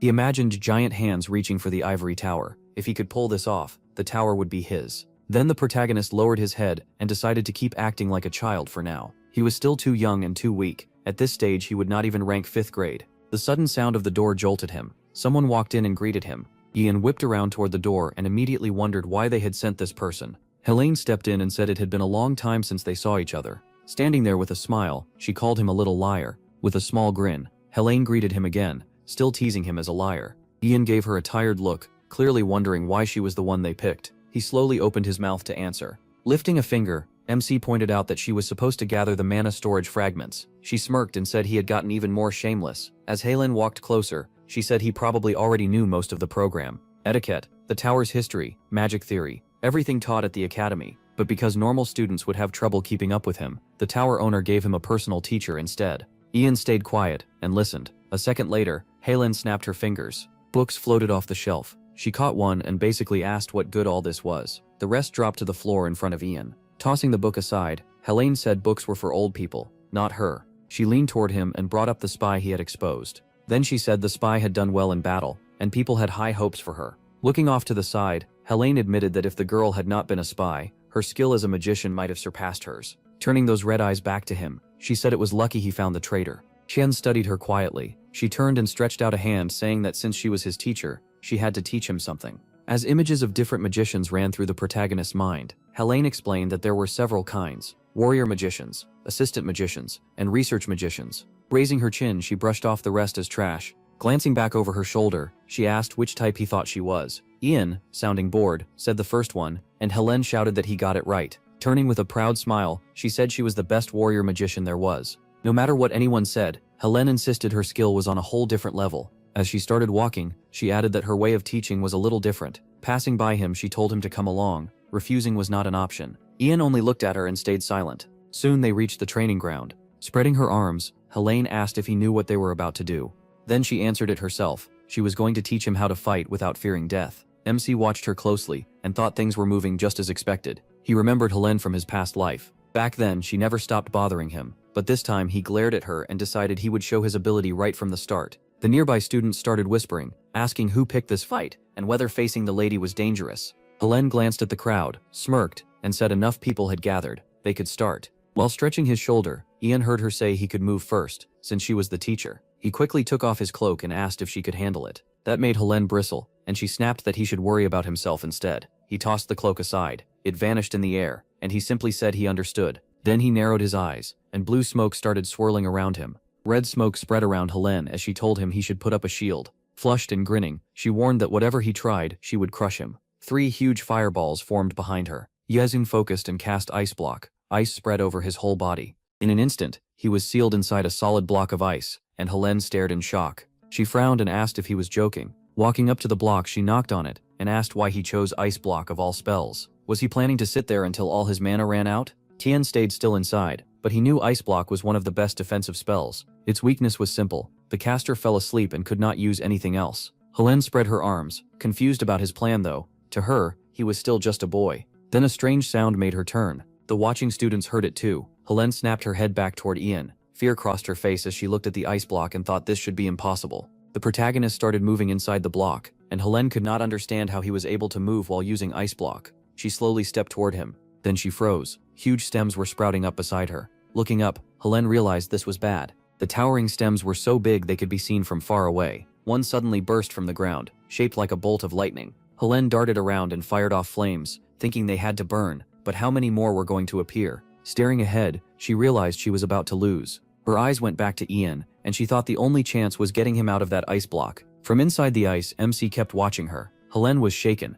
How do you get close to a magician who can move inside ice block and still cast spells? A sharp stem rose behind her and shot forward. Helene stiffened in fear, the stems wrapped around her body. At that point, Ian slowly stepped out of the ice. Bound in place, Helene looked down and finally understood why so many thought he was the reincarnation of the first magician. With a soft look, she admitted defeat and said he won. He gave a small smile. When she asked him to let her go, he said it was too soon. It would be boring to end things there. He started walking toward her, and Helene had no idea what he meant. Nervous now, she reminded him that she had already lost. Yahello raised his hand. Sparks danced around his fingers. The sky darkened. Helene panicked and yelled for him to stop. Ian caught a lightning bolt in his hand, and she cried out that this was only training. Helene opened her mouth wide and screamed at him to stop, but the protagonist only looked at her calmly. Then he pointed at the ground and cast a lightning spell. A massive bolt came down toward her. The students watching stood in total silence. The stems were left blackened and burned. Helene stared in terror at the lightning mark on the ground between her legs. She quickly caught her breath and realized she was still alive. Then anger hit her all at once. As Ian knelt beside her, she shouted for him not to come closer. He leaned over her and looked her straight in the face. Moving in close, MC asked if she really thought she had anything to teach him. A cold smile spread across his face as he held her gaze. Helene quickly lowered her head and hid her eyes. Seeing that, Ian smiled again. Then he stood and said that, in that case, he would be leaving. He turned and walked away. He kept moving across the training ground. The stunned crowd just stared at him. As he passed through them, Ian told everyone to clear out. He was exhausted. By evening, sunset light washed over the tower. The tower owner walked down a corridor with another magician. Ladio asked how Helene was doing. The magician lowered his head and said it was bad. She had refused food for days. The tower owner stared ahead, his expression turning dark. He thought losing to a 12-year-old boy was humiliating. Li Yun had sent Helene to crush Ian's spirit and pull him to his side, but instead she was the one who broke. A wolf with a chain in its mouth came to Li Yun's mind, and he realized the protagonist wouldn't be easy to tame. He wasn't some house pet, he was a wild wolf.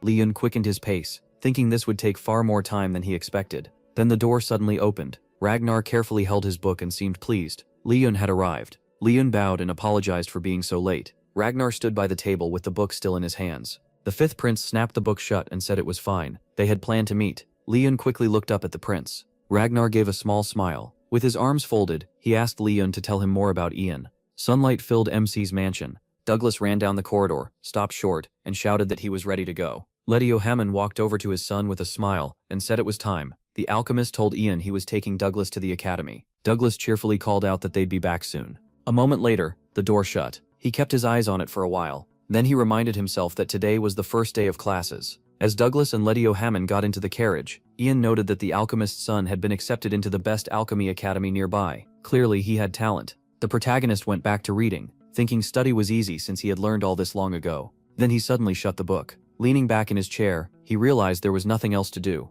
MC stood up, thinking that since coming back to the past, he hadn't had a single real break. Ragnar still hadn't made his move, but that wouldn't last. He headed down the corridor. Looking into the mirror, Ian thought the best thing would be to train his body and raise his limits. He stared at his trembling hand and wondered if he could just rest for once and do nothing. Then he quickly turned toward the door. A maid entered, carrying a tray with a letter on it. She told him an invitation had arrived from the palace. Ian turned to the tray and asked her to repeat that. He carefully picked up the envelope and looked it over. The seal told him it was from the Crown Prince. He froze for a moment, still staring at the envelope. Later he arrived by carriage at a grand house. After stepping out, Ian wondered why he had been invited at all. Everyone knew magicians without noble blood usually weren't welcomed into high society. One hand at his side, he looked at the entrance and wondered what the prince was planning. He also noted that this was the first time the Crown Prince had taken charge of a banquet. In his past life, the Crown Prince never hosted public events. He wasn't close to the nobles, stayed passive, and never found a place in imperial politics or high society. Ragnar came to mind instead. The fifth prince was the opposite, social and bold, and he built his power by taking control direct.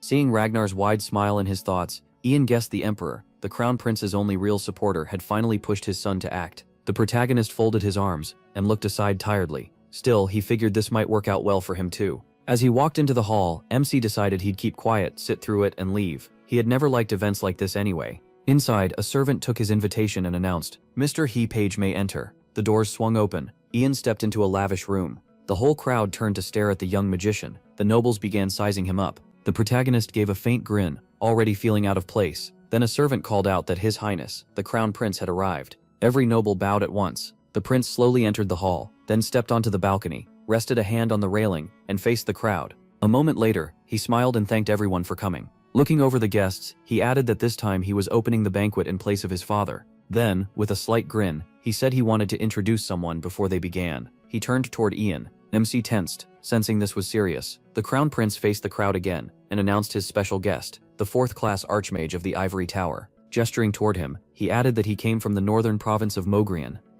Ian stared in shock and clenched his fists. His eyes drifted upward, trying to hide his reaction. The prince beamed, spread his arms, and called for the protagonist to come forward. When he came down to meet him, the prince said MC was the real reason for this celebration, and he answered that he was honored. With a small smile and his eyes closed, he realized the prince had staged this whole show to tell the nobles he was on his side. Terry came to mind, and the protagonist felt sure this was the emperor's plan. As he looked around the hall, he heard the prince say he had heard many stories about how impressively Ian had performed in the tower. Speaking loudly, the prince said MC had barely arrived before defeating a high-ranking magician right at the gate. He could only imagine how the tower's old veterans felt about that. Then the prince looked at him and added that when they first met in Mogrian, he had seemed like trouble, far too sloppy. The protagonist remembered that first meeting and couldn't understand why the prince saw him that way. The crown prince smiled with his eyes closed and said MC's talent had amazed him. His father had ordered him to bring MC back, but he was glad things turned out this way. He stood there confused, listening closely to the prince, who wore a broad smile. Then he said there was one more person he wanted to introduce. Turning to the side, he held out a hand and called them over. The protagonist looked on in surprise. A girl in an elegant dress stepped forward, and the prince introduced her as his younger sister, Haley Greenriver. She looked at Ian and politely said she was happy to meet him. Her name was Haley Greenriver. MC was briefly stunned by her beauty, as she told him people in the Imperial Palace talked about him often. He was practically a celebrity there. With her hands near her chest, Haley added that she had only come to greet him today, but next time she wanted to invite him to lunch and hear about his life in Mogrian. He replied with a proud look that all he could offer were dull stories about monsters and magic, but she said that was exactly the kind of things she cared about. She was interested not just in magic but in how people lived in the world. Smiling brightly, Haley said that was why she wanted to speak with him about so many things. Standing beside her brother, she said she would send him an invitation soon, and hoped he enjoyed the banquet. Ian thanked her for the kindness. Then the prince and princess moved away. The protagonist watched them closely, deep in thought. He realized the princess wasn't at all like he had thought back in the sanctuary, and though the crown prince was clearly nervous, he was handling his role well. Meanwhile, the prince kept talking with the nobles. Ian started toward the exit, thinking he should leave before this got even more boring. He opened the door and stepped outside. Then MC noticed a man by the door. It was Oliver, and he greeted him as soon as he saw him. He walked over and noted that the knight looked surprisingly good in a tailcoat. Oliver dipped his head and said the crown prince had ordered him to dress formally. The two looked at each other. For a moment neither said anything. The silence turned awkward.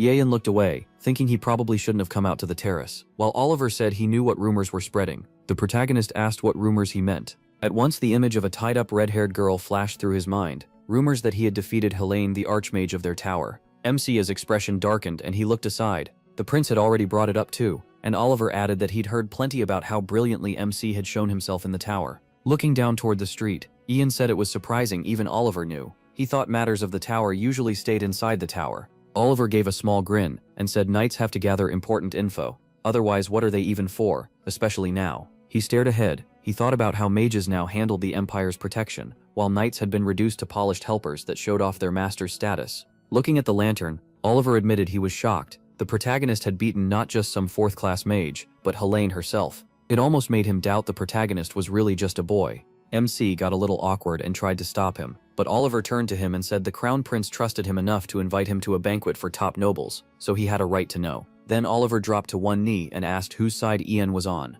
He froze a little as Oliver said it didn't matter who he was or how someone so young got that kind of talent. Watching him closely, Oliver asked if the protagonist knew the Ivory Tower backed the 5th Prince, and whether he stood with them too. MC gave a faint smile and said that kind of question wasn't something he could answer on the spot. Oliver lowered his gaze and said that as the Crown Prince's chief knight, he needed to know who was an enemy and who was an ally. He glared at Ian. He met his stare, thinking Oliver was the kind of knight who would die protecting the Crown Prince. Then he answered that he still didn't know. He could already tell that answer wouldn't satisfy Oliver. So the protagonist looked at him and added one thing for sure. He would never side with the 5th Prince. That caught Oliver off guard. As Oliver turned, Ian told him not to worry. He had cast magic, so no one could hear them. Smiling, MC asked if that answer was enough. Oliver smiled back and said it was. Then Oliver looked up and asked for a favor. He asked what he wanted. Oliver said that before the protagonist chose a side, he wanted a duel. He needed to get stronger. MC tilted his head and asked if Oliver wanted to learn how to fight mages, even though one day his sword might be aimed at MC himself. Oliver gave him a hard look and said he couldn't deny that. Ian smiled and called him ruthless. Then he shook his head and said no, there was nothing in it for him. Oliver reached behind his head and started unfastening something. He pulled off a gold necklace and held it out. Oliver explained that the late Empress gave it to him when he became the Crown Prince's personal knight. She said it was magical and could clear the mind. Ian studied it closely, wondering if this was one of the lost imperial treasures once owned by the Empress. A picture of a woman covered in gold jewelry flashed through his mind. Oliver said he was willing to give it up. He was sure it would help him more than it helped him. Surprised, the protagonist pointed out that it had been a gift from the late Empress. Oliver answered that her last request was for him to protect her son. Lowering his head, Oliver said training with MC would help him keep that promise, and he believed she would understand. After thinking for a moment, Ian closed his eyes and agreed. He slowly took the necklace. Oliver broke into a wide smile, then a huge explosion went off nearby. Both of them looked over in shock. A massive fireball slammed into the Imperial Palace. Oliver reacted at once and shouted for the Crown Prince. He rushed inside, searching for him. Soon Oliver spotted the prince and called out. The Crown Prince shielded Haley and asked what was happening in the palace. Running up to him, Oliver asked if he was hurt. The prince said he was fine. A squad of knights arrived and asked the same. Oliver ordered them to report. One knight nervously explained that an explosion had hit the palace grounds. The cause was still unknown, but they had already activated the emergency communication system and called for reinforcements from every post. Ye-Yun looked aside, thinking about that system. He remembered the Imperial Emergency Network, the link between the palace, the army, the country, and the ivory tower. Once it was activated, everyone had to rush to the palace. Ye-Yun realized that meant soldiers and mages would be here any minute. He scanned the room and thought that if the explosions were meant to cause this, he suddenly looked up and tensed. At once, he threw up a mana barrier. It enclosed all the important people nearby. Looking back, the protagonist asked Haley if she could keep the barrier going with her own mana. Frightened, Haley asked him to repeat that. Ian said there was no time and told her to answer clearly. She hugged herself, then said yes, she had learned how Pulsand. MC told her to do it. He stepped out of the barrier. Then he walked over to a maid. He asked if there was a maid named Isabel here. The girl started trembling and said yes. Isabel had come from the second palace because she wanted to visit the central palace. Ye-Yun's face darkened. That was exactly what he expected. He thought of Cecilia, tied up and trapped. The Cold Walkers were using the explosions to pull guards from the ivory tower so they could reach her. They didn't care if she lived. They wanted information about him. He couldn't let that happen. The protagonist stood still. In the dark passage ahead were the prison cells. Boots rang through the corridor as a man in a cloak walked up to Cecilia's cell and said it had been a while. From the looks of it, she'd had a rough time. Cecilia stared at him and asked who he was. The man pulled back his hood and said it was him. It was Daniel. Taking the hood off fully, he said he was disappointed. He had expected more from her. Cecilia rushed to the bars and screamed for him to free her. Daniel waved a hand and said of course, but first they needed to clear something up. Grabbing the bars, Cecilia insisted she hadn't told them anything. Ye-Yun was the one who knew about the Cold Walkers and the orders they'd been given. Daniel tilted his head and asked if MC really knew that much. Cecilia said he even knew about the magic marks, unlike her. Her words echoed down the hall as Daniel said almost none of the Cold Walkers knew about those marks. Most had only heard recently. He asked what else. Cecilia said that was all she knew, so he should let her out already. Daniel paused, then said fine. The cell door suddenly opened. Cecilia looked over in relief when Daniel called to her, and in the next second he slit her throat. At the very end, she stared forward in terror. Daniel held the knife out as she dropped to her knees, clutching her neck. Looking down coldly, he said the leaders had spent a long time deciding how to get into the tower and what to do with it. As Cecilia shook and held her bleeding throat, Daniel went on. She was still a third-class mage, so maybe saving her would have been better. Standing over her body, he added that this was the final decision. With a small grin, he told her to rest peacefully. Then Daniel heard a voice behind him and spun around. He instantly pulled out a dagger and threw it. The blade shot straight at Ian. It buried itself in the wall beside the protagonist's head. MC stood there with his arms crossed as Daniel demanded to know who he was. He glanced at Cecilia's body and wondered if Daniel had already killed her. Then he thought that actually made things easier. Daniel's legs slowly started freezing over. Ian walked toward him and said Daniel was unbelievably unlucky to run into him here. With a deadly look, the protagonist added that he had wanted to kill Daniel with his own hands for a very long time. Daniel gave a faint smile and said it would be better to capture MC alive. He answered that now he could finally avenge his friends. Confused, Daniel shouted that he had no idea what he was talking about. What friends? The protagonist kept moving closer and said those events were still 10 years away. Ice spread over Daniel's whole body as Ian remembered returning to the past and swearing to change everything. Michi touched the ice with his fingers and shoved it, sending the frozen body crashing down. He watched without any emotion. Then he walked over to Daniel. He reached for Daniel's neck, thinking he had to find the mana seal there. Footsteps sounded behind him. 3 mages came around the corner and saw the scene. The archmage asked what happened here. Ian stayed calm beside the 2 bodies and looked at him. The archmage noticed the seal on Daniel's neck. Furious, he slammed his fist down. First a maid, and now another palace person had turned out to be a spy, secretary. From his throne, the emperor barked at the old man with the staff, demanding to know how the magic tower let this happen. Still furious, he asked why the tower requested control over the investigation into Sicilia and then failed to properly check anything. Since he could no longer trust the tower, he decided to strip that authority away. He went on ordering the old man to hand every detail of the case over to the imperial guards. After a moment, the old man bowed and accepted. Done with the argument, the emperor dismissed him. He still had plenty to handle himself. The tower master turned and headed for the exit with his staff. Then a servant announced Ian Page. He entered and bowed before the emperor. The protagonist stepped into the room and the emperor welcomed him warmly. He called him MC Page, a young norther. The emperor praised him, saying his skill had once again protected the empire from spies. Without Ian, secret information could have fallen into enemy hands, and the imperial family's secrets might have been exposed. As he stood before the throne, the emperor said he never ignores loyal and responsible service, so he chose to reward him. A servant brought over an open case, leaving the protagonist stunned. Inside was a shining blue cloak with a chain and medallions. MC was shocked. It was the robe of his ancestor Mitchell Greenriver, the only magician with imperial blood. The emperor admitted it should not go to someone outside the family, but he felt Ian needed it more. He said he could think of it as a loan until the end of his life, or until he chose to return it. Greenriver was the first and last imperial-blooded magician. He was the hero who saved the empire and rose to Tower Master, proof of his incredible magic. The emperor asked the protagonist to try it on, adding that it could be worn over his clothes. With a flick of the cloak, Ian put it on, but it hung too loosely on him. The emperor noticed too, and joked that one day he would grow into it. Then MC remembered the robe's special ability and adjusted it. The cloak glowed and began to shrink. A moment later, it fit him perfectly. The people around him were stunned by what they saw. From the throne, the emperor praised Ian's quick thinking, and said the robe suited him, especially the color. He smiled and bowed. He said he was honored to receive such a gift from His Majesty. Later, at the White House, the princess approached Ian and asked him to hear her out. When he bowed, she shyly asked him not to do that anymore. With her hands clasped, she asked again for a moment to talk. She looked nervous. There was something important she needed to say. The protagonist understood right away. He apologized for how rudely he acted that evening, and bowed again, which left the princess confused. Then he promised their secret would stay hidden, and put a finger to his lips. That finally eased her worries. Just then, a man walked up behind them and praised Ian. MC froze. Without seeing who it was, he was suddenly on edge. The newcomer kept praising him, saying he had saved not just the palace but the whole empire from spies. He turned around and saw a young man. As his father supposedly said, Ian was a true hero of the nation. But the protagonist went pale. The man terrified him. It was the empire's fifth prince, Ragnar Greenriver.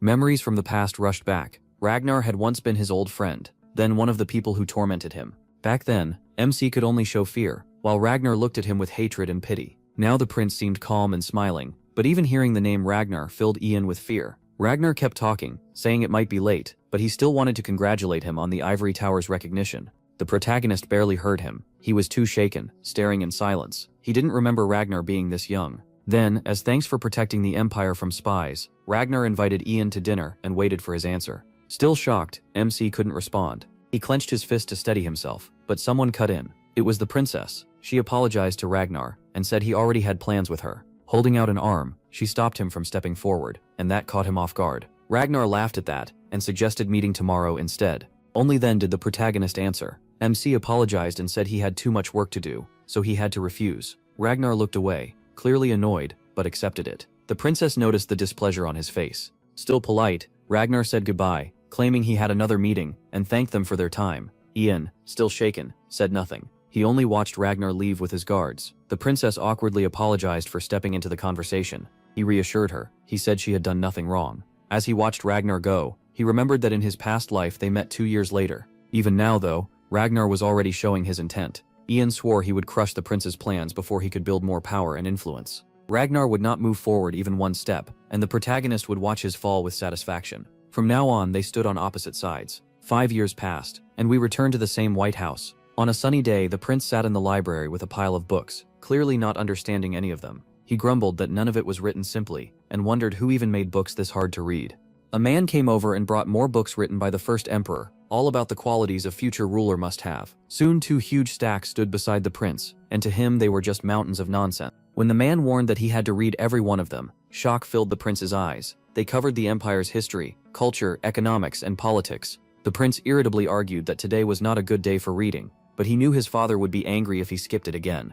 so he turned to the vice captain beside him and asked if the final match between the captain and Ian was today. The vice captain said yes. At once the prince brightened. This was something worth seeing. He jumped up and ordered them to head there right away. At the second squad's training ground, a man stood out of breath, knowing this was his last chance. He gripped his sword and told himself he could not afford a single mistake today. Then he looked up and saw spikes of ice raining down on him. He shouted and ran. None of the falling ice struck him. After dodging that attack, he stopped, but sharp stone pillars burst from the ground behind him. He sprinted, kicked off the earth and climbed over them, leaping clear of one more strike. He landed safely as the deadly rocks stayed behind him, but he had to stay alert. Another attack was already coming. A wall of fire rushed straight at him. The blazing wave moved insanely fast. Still, his eyes showed no fear, only confidence. With a yell, he swung his sword upward. When the flames reached him, he split the wave apart before it could hit. He had one clear goal: touch his opponent. Surrounded by fire, he searched for the magician, hoping that this time he would finally succeed. Through the smoke and sparks, he spotted his target ahead.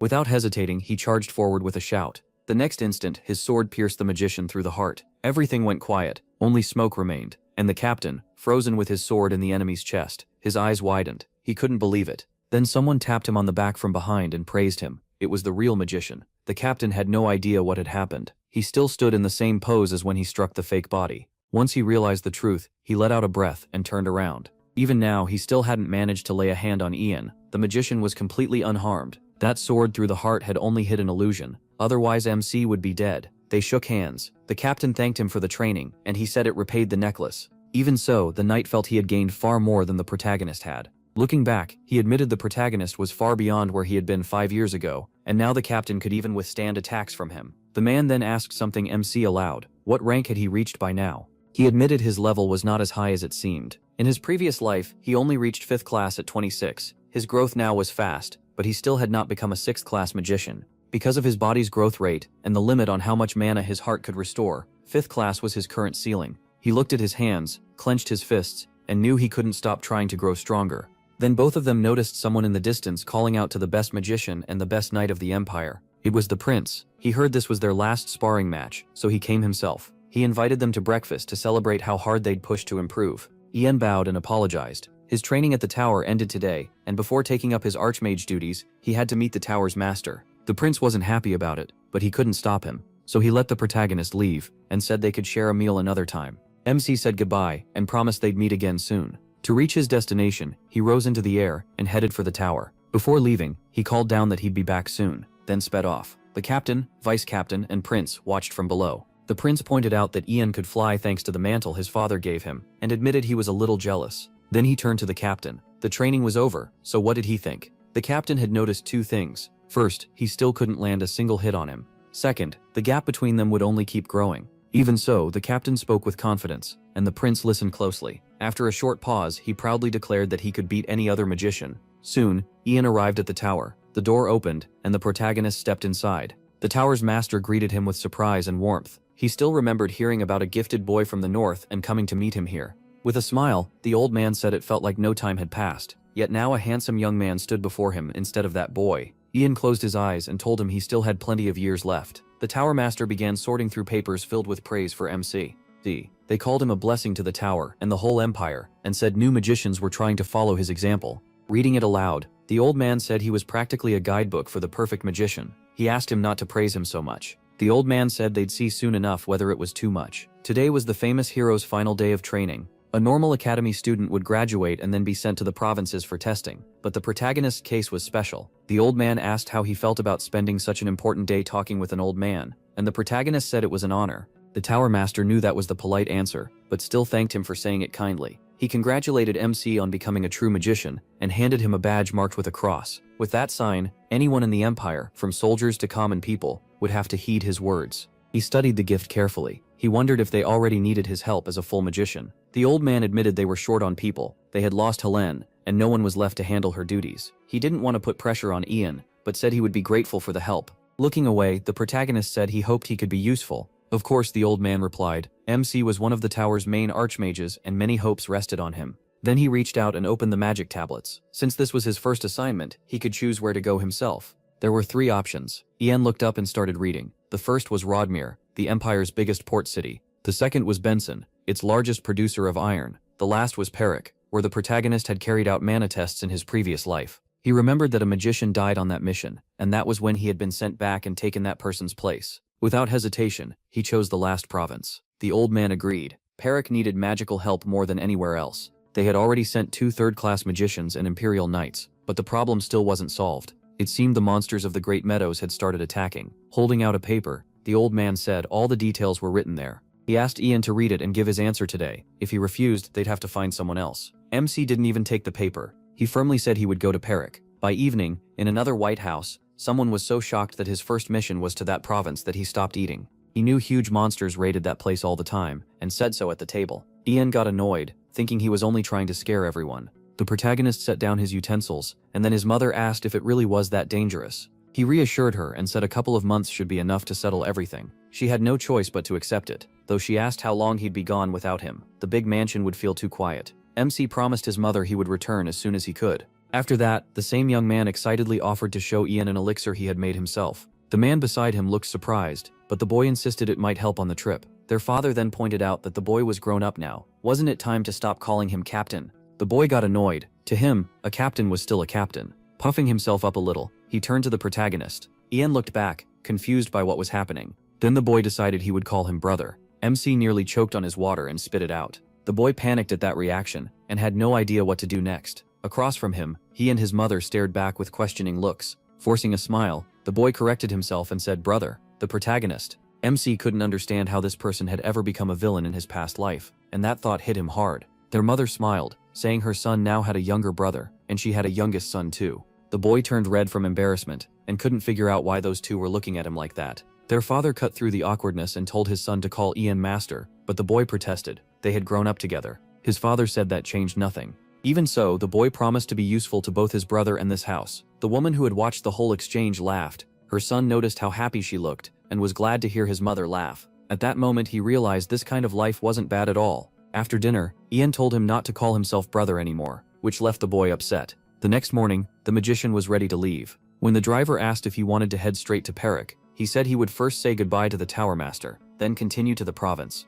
He reminded Legium Han that mana traps had been set up for their protection. Legium was ready to risk his life to keep the protagonist's mother safe, and the protagonist hoped nothing would happen while he was gone. Legium's son ran up and called to Ian like a brother. Seeing the mage's displeased look, he quickly apologized, and switched back to captain. He had brought an elixir. His father had made one too, the same kind, but this one was his own version. He leaned in and whispered to MC that his potion would work even better. Ian smiled and thanked him for the gift. Even though his younger brother still had 3 years left at the academy, his talent had already been recognized by the Empire, and he was given the title of Imperial Alchemist. His father admitted that was impressive, but said he still had plenty to learn. He, though, trusted the younger boy's elixir. The boy asked if the protagonist would fly there with his mantle, but the protagonist said that would draw too much attention, so he'd travel by carriage instead. Then his mother hurried over. She had packed food for the road and extra, as always. The top held food that would spoil fast, while the bottom had dried meat and vegetables that would last longer. She had even made his favorite bean pie. Ian thanked her for taking such good care of him. She stepped closer and hugged him tight, telling him to be careful, not push himself too hard, and eat well. MC was touched. He smiled and hugged her back. He promised to do all of that, and return soon, so she didn't need to worry too much. Then it was time to go. He got into the carriage and left. His family and the servants stayed behind. As he ate, he looked out the window and told himself he had to trust that his mother would be safe even without him there. Everyone slowly went back inside, but his mother kept watching the carriage disappear. The mansion was large and well guarded. The city was safe with little crime, and the mana traps could only be controlled by Douglas, his mother, and Lidio Hammond. That should be enough to keep his family and home safe. It had been 25 years since his last visit to Perik. Back then, a terrible battle broke out there, as monsters attacked from every side. They were storming the city, and he ordered the soldiers to bring back 100 monster corpses. Until then, they weren't allowed to even think about dying. The knights obeyed, and charged into battle. Then a mounted knight suddenly rushed up. As a captain, he was alarmed and hurried over at once. When he arrived, he reported that a group of orcs had struck from the rear. He couldn't believe it. How had they gotten around them? He ordered the second and third squads to stay with the magicians, while the first squad came with him. Then he led his forces to the rescue. The city. These monsters might be strong, but they follow patterns. Veteran soldiers can handle them, but for newer troops, orcs are a real problem. The captain just hoped they weren't already too late. As he rode forward, snow suddenly started falling. But snow never falls in the east, so how could this happen? Huge blocks of ice began rising in front of them. Frozen orcs were trapped inside them, and that both shocked the army and stopped the monster charge. No one understood what had just happened.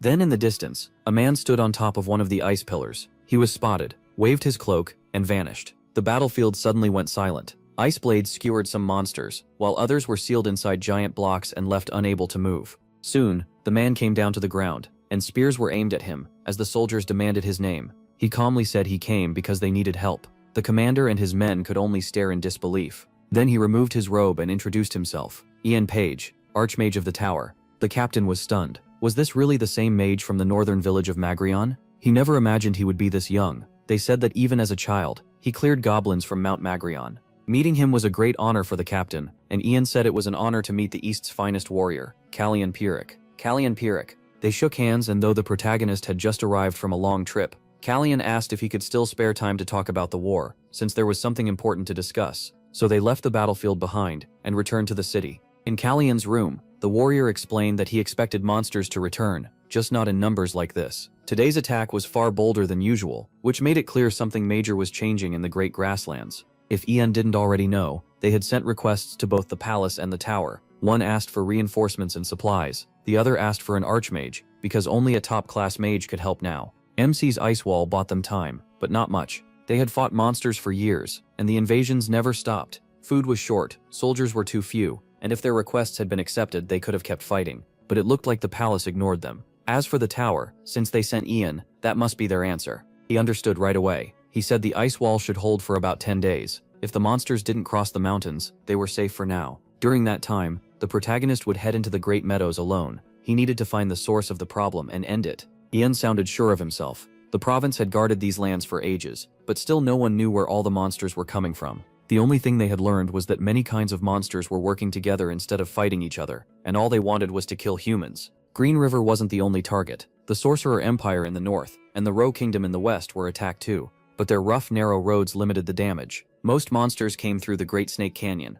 The strange part was the south. The kingdom of the Agaton Aborigines was never attacked. MC pointed to it on the map. It was like something there scared the monsters away. The soldiers believed the south was tied to the growing attacks on the grasslands, but they could never reach it because the canyon was always under assault. MC thought about it. In his past life, invasions like this did happen, but never on this scale. He agreed they should go straight to the Aboriginal kingdom. Their great shaman had to know something. Could Ian really speak with him? He was sure he could. That night, he stepped outside and looked up, so that thing was still here. This was the same artifact owned by the Aboriginal shaman, the Staff of Great Boughs.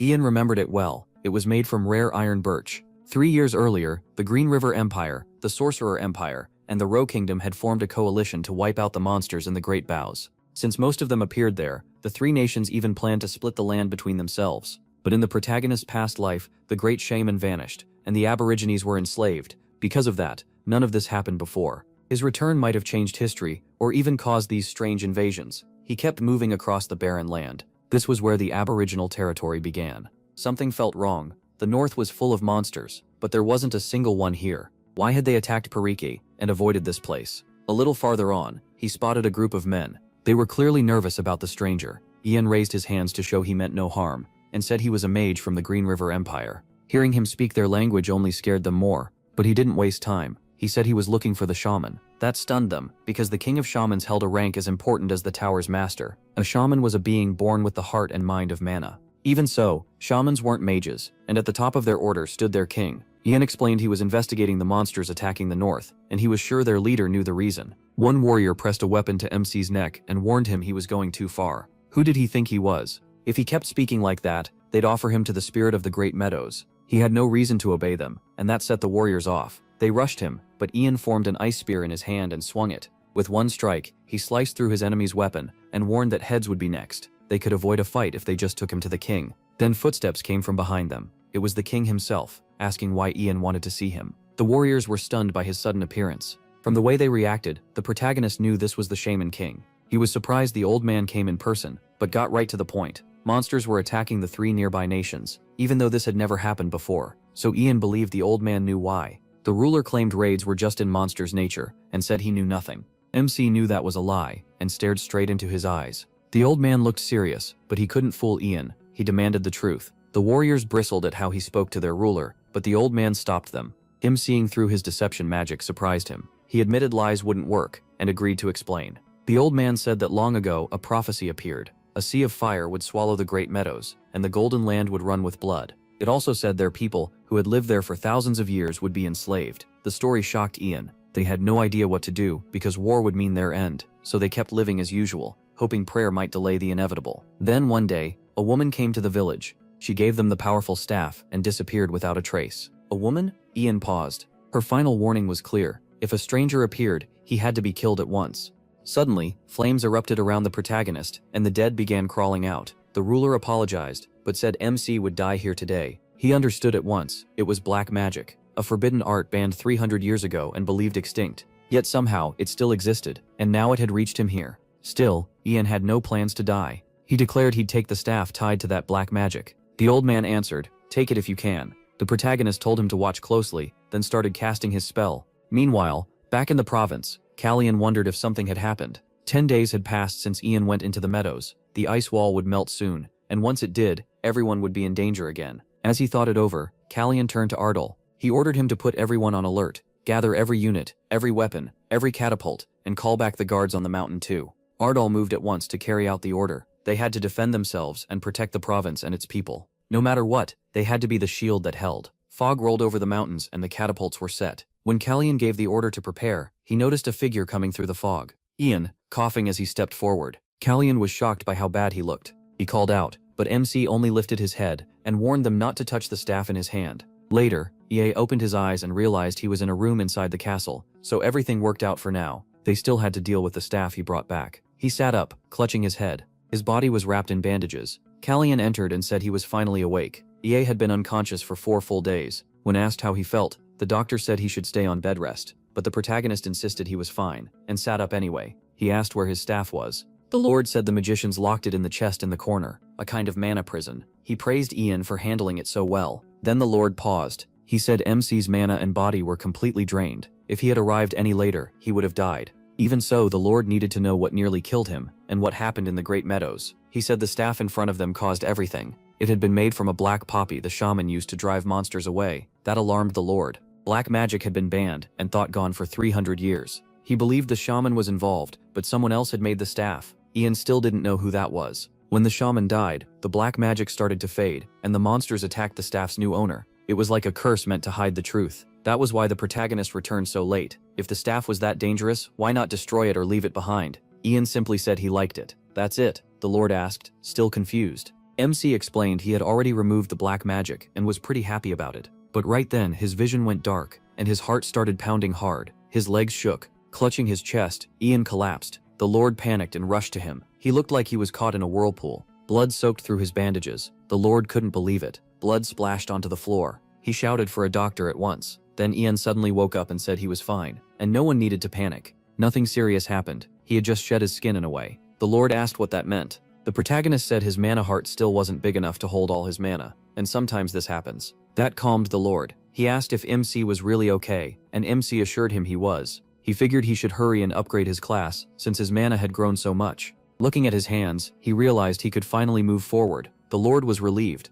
though he still wanted a doctor to check him. The protagonist thanked him, and they turned to more important matters. First, the Lord brought up MC's trip to the Great Meadows. Someone had wanted to show him the orb, but he was still unconscious then. Now it was finally time to give it to him. Ian took the package, but the Lord had one more thing. A messenger had also brought a letter. His Majesty had ordered it be placed directly into the protagonist's hands. But why send it by messenger instead of a faster modern way? Ian wondered if there was something the tower wasn't supposed to know. He decided to check the tower's message first, and open the orb. It was for Archmage MC Page. The delivery had been delayed so it wouldn't interfere with his mission, and they asked for his understanding. While he was away, robbers had broken into his home to steal his inheritance. Robbers? He was stunned. His family was under the Ivory Tower's protection, so he thought they should have been safe. That made him furious. They knew he'd worry, so why send this now, unless it came from the tower's master? After calming himself a little, Ian opened the Emperor's letter. It said that if this letter reached the Archmage, then fortune was still with His Majesty and his son. He had a favor to ask.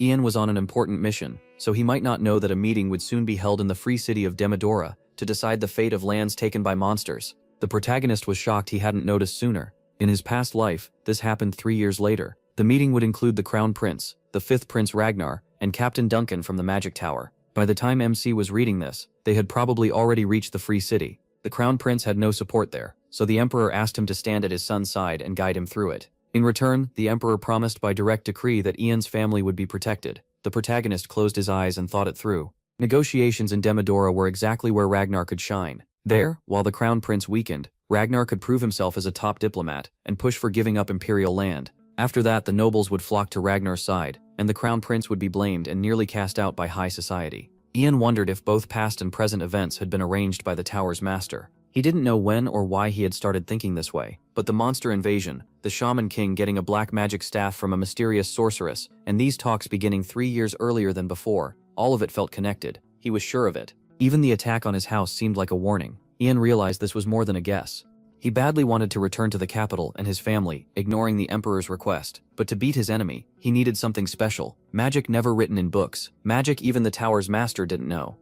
He could only win by becoming a 6th NET grade magician. Ian turned to the Lord. Could he grant one request? Demodora was a free city that belonged to no nation. Its grand blue and white cathedrals stood around them. The crown prince asked Captain Duncan to call Ian. He apologized and asked the prince to be patient. His Majesty had sent him here to represent the empire, and this chance could completely change his fate. The prince understood, but he was still nervous. Duncan knew why. The meeting would include foreign envoys, the tower's master, and Ragnar. Up ahead, Ragnar and the tower's master were already speaking with others. The prince had a bad feeling. MC's support would really help now. Duncan stayed silent. The tower's master felt the moment had finally come. He had prepared for this for a very long time. Surely he was already rushing back to the palace by now. The old man believed he understood him well. He would choose his family first, no matter what was happening in politics. Then people noticed something in the sky, and thought it was a giant bird. The crown prince stared in shock. It was Ian. His cloak whipped in the wind as he came down. The protagonist landed and apologized for being late. Everyone nearby was stunned by his entrance. The tower's master couldn't believe it. How could MC put anything before his family?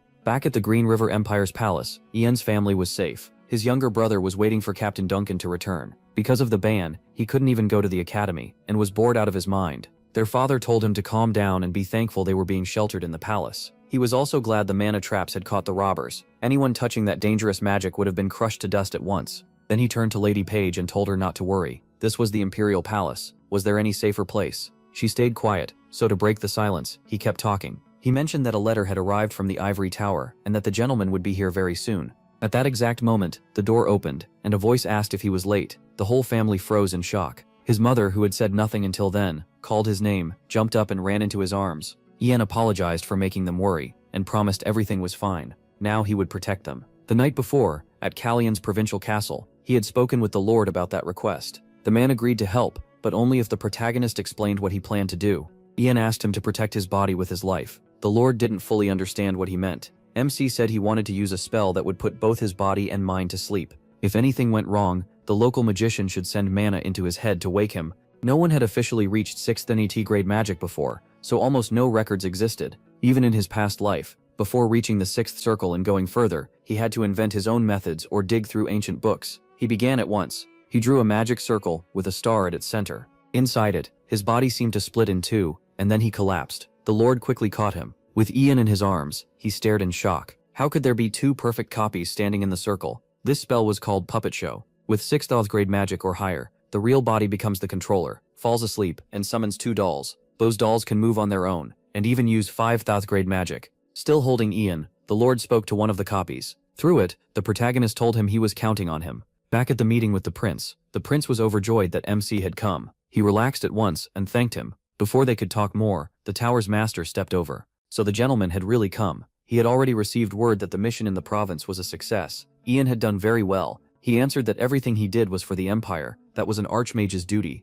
But if he had recovered, shouldn't he return to the tower and handle other urgent matters? When the old man hinted at the protagonist's family, the protagonist cut him off. He had received a letter from the tower, but also one from the emperor. In that letter, the emperor personally asked him to help the prince at today's meeting. The old man asked to see it, and Ian handed it over without objection. As soon as he folded the letter, the tower owner knew the emperor would pull something like this. Still, he couldn't believe MC would leave his family behind and come here. He admitted it was the emperor's letter, but said Ian still couldn't stay. That answer made the prince furious. Was he really going against the emperor? The tower owner turned to him and said, this was about trust between the three nations. The number of people allowed at the meeting had been decided beforehand, and they couldn't just change it. If the prince suddenly brought an archmage like him, it could damage their country's image and raise suspicion. Surely His Highness understood how dangerous that kind of misunderstanding could be. Ian knew the old man was right. The three nations were peaceful now. but they had spent years fighting and clashing with each other. Under the new agreement, each country could only bring its representative, escort, and guards.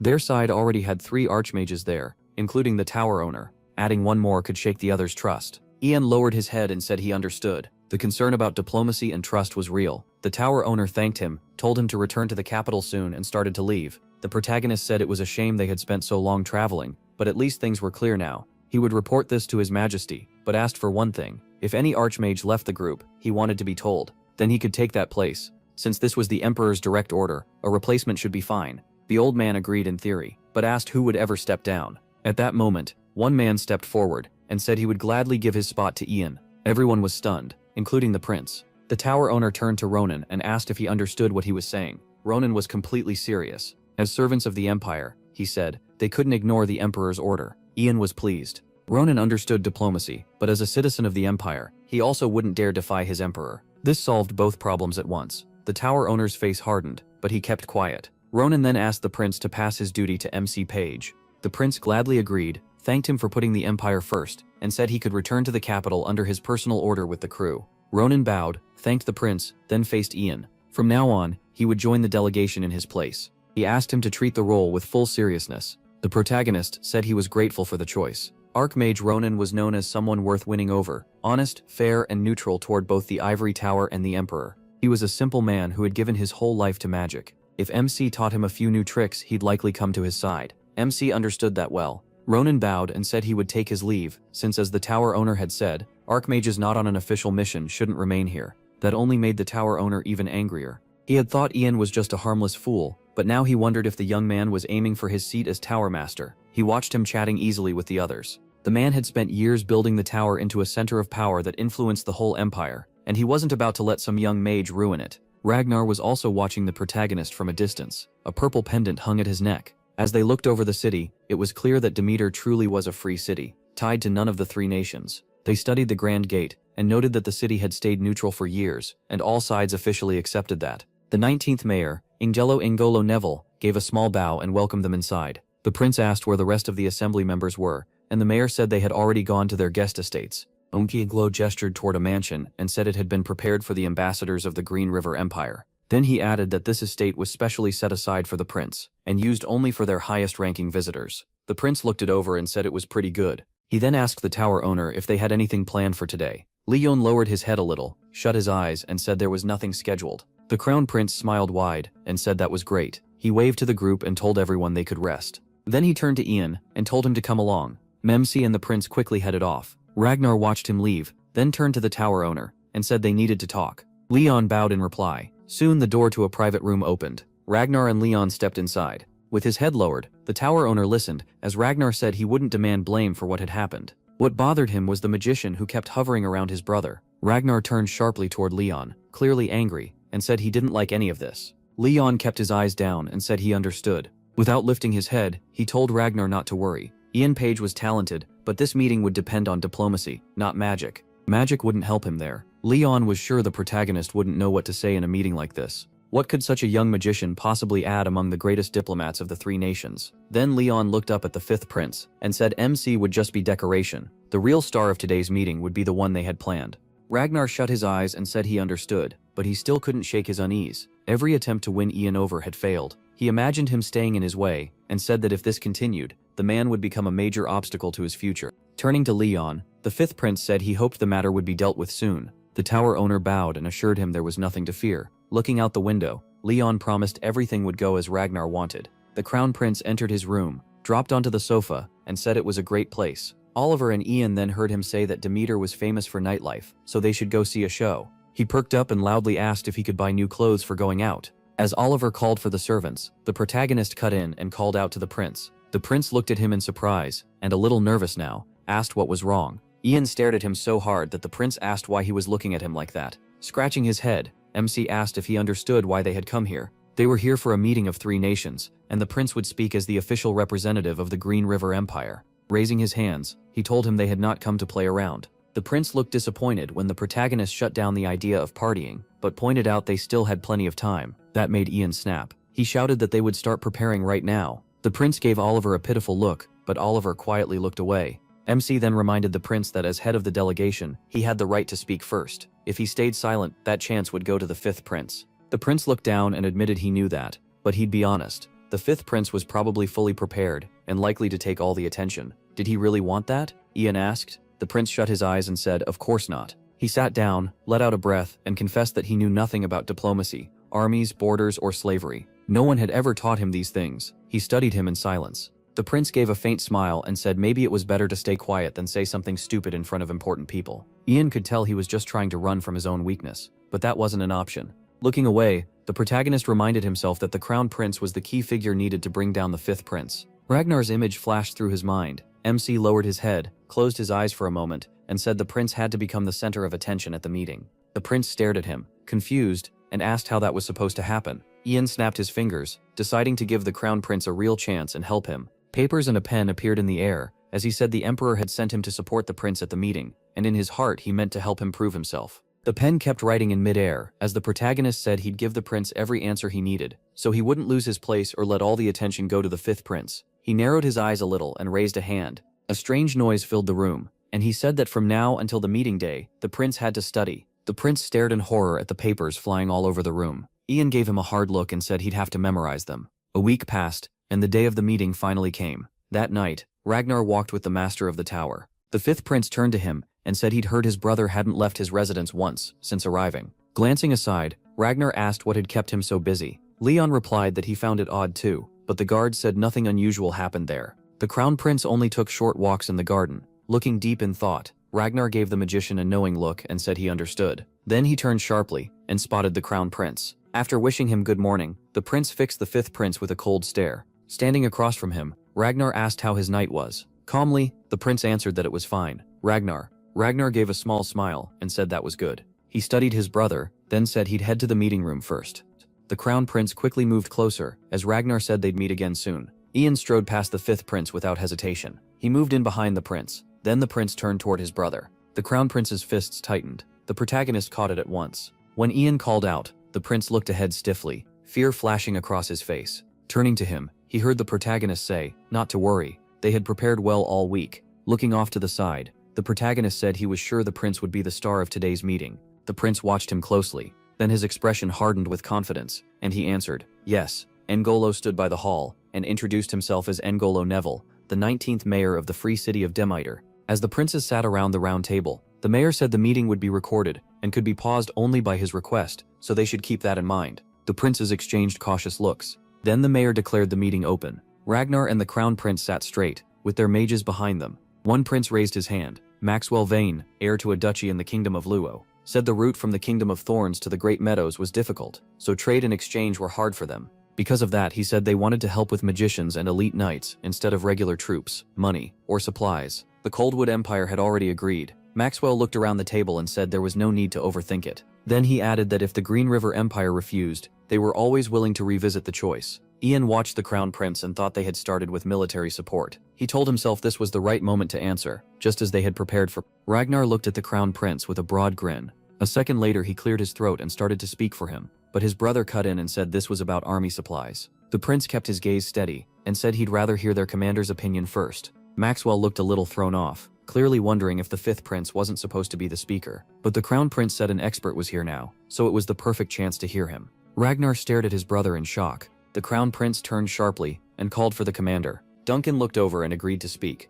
As Duncan talked, the protagonist lowered his head slightly and thought this was a good start. Now it just had to keep going. Ian scanned the room carefully. His attention moved across the whole table, while the discussion on supplies carried on. The prince argued his point with another prince, calm and sure of himself. Maxwell answered with a smile, one hand on his chest. Ragnar sat rigidly and said nothing. The talks went on until evening. Ian watched closely and realized they had reached the final topic. One prince clapped his hands. Hector Coldwood of the Coldwood Empire held out a hand and said they needed to be honest. They wanted to split the land into 3 equal parts, but who could prove those parts were truly equal? He pointed out that such a huge land had different resources and soil, so why should one side get the good parts while another got the bad ones? All the princes turned toward him, as Hector said the side that lost out would surely try to take land from the others, and that would lead to war between all 3. Ian shifted his gaze and thought this was the key issue of the day, how to divide the Great Meadows among the 3 nations. Hector folded his hands and said his empire didn't want that. They wanted peace to last many more years,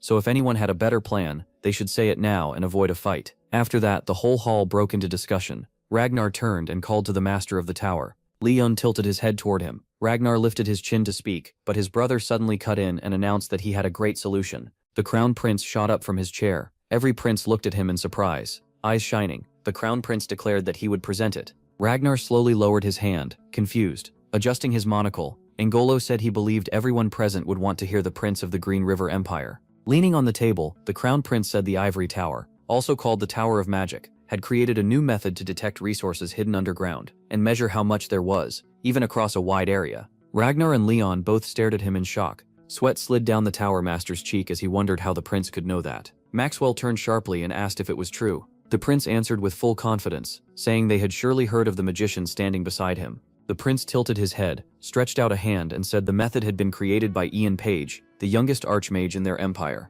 The whole hall was stunned and could barely believe such magic existed. Leon grew tense and angry. This had been their plan too, to use that method to gain an advantage. But how had that kid known this would become the meeting's biggest topic? Leon stared hard at the protagonist. The prince stood straight and held a hand out, adding that they could use this to make a resource map that also showed soil quality. He pictured the map in his mind and said it could help divide the land fairly. The prince admitted the results might only be close, not perfect, but said that in 10 years, every nation would focus on pulling resources from the land anyway. Ragnar clenched his fists and trembled with anger. He shot an angry look at the protagonist. Ian met it without fear as the crown prince declared there was no better answer than his. The protagonist gave a faint smirk. Lifting his chin, the crown prince said they should settle it this way. By sunset, the meeting was over. Oliver waited in the corridor, leaning against a column. He looked up at once when someone called to him. The crown prince came down the hall, beaming. Rushing over, he shouted that Oliver should have seen it. He had won everyone over in the meeting. Stopping in front of him, he added that it was a shame Oliver missed the Tower Master's sour face. With a smug look, the prince said he'd tell him everything while they walked. They hadn't had any time to enjoy themselves while preparing. Then he turned to the protagonist and told him to come too. When else would they get a chance to have fun? Ian nodded in approval. That made the prince even happier. He walked up to the protagonist, put his hands on his shoulders, and said that soon he'd be an adult, so maybe he could have one more drink. The prince smirked and said he'd teach him, but Ragnar rudely called out and cut him off. The fifth prince stood nearby, watching them closely. Ragnar wore a smile, but said nothing. Annoyed, the prince looked at his brother and asked what he wanted. Ragnar placed a hand on his chest, bowed, and said he had been magnificent today. Bowing even deeper, he added that he had learned a lot from him, leaving his brother surprised. The crown prince smiled a little. He crossed his arms, turned his head, and said he was glad to help. It was nice to see Ragnar studying and taking part in meetings like this. Ragnar stayed still, silently staring at the floor. The prince faced his brother and told him not to give up. If he ever needed help, he could come to him. Ragnar slowly straightened up and thanked his older brother. Then Ragnar suddenly turned and walked off. The crown prince watched him leave without moving. A moment later, he spoke to the boys behind him.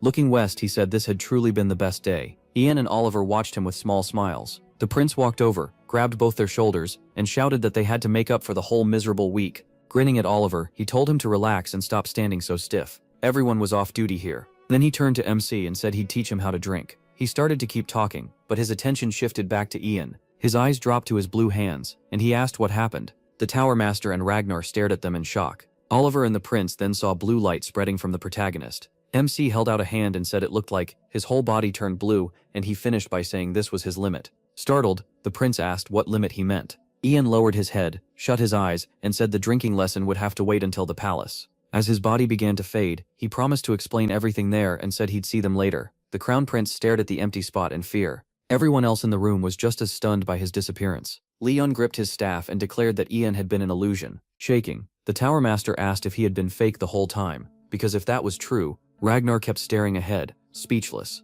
All that remained was the disturbed air where the protagonist had been. Horrified, the Tower Master realized MC had simply been toying with them. Leon suddenly burst into loud laughter. The sun finally sank past the horizon. Morning light later touched the castle as a soldier came in with lunch and told the lord his meal had arrived. The lord turned and told him to set it down. The soldier glanced at him and asked if he was still unconscious. Looking over at him, the lord said yes for now. Several days had already passed. He added that the magicians had lowered the protagonist's mana and life drain, and his body seemed to be slowly recovering. Then one of MC's fingers twitched. The lord remembered Ian's earlier warning. If anything went wrong, send a mana signal to his head. He quickly stood and said it was probably time to call a magician. But he snapped his head back toward the bed when he heard, "I think." He was still lying there, yet calmly said there was no need to call anyone. Shocked, the lord asked if he was finally awake. The protagonist turned his head, gave a faint smile, and said it looked that way. The Lord leaned over him and asked how he felt, and whether anything hurt. Exhaling softly, Ian closed his eyes and said he still wasn't fully awake yet.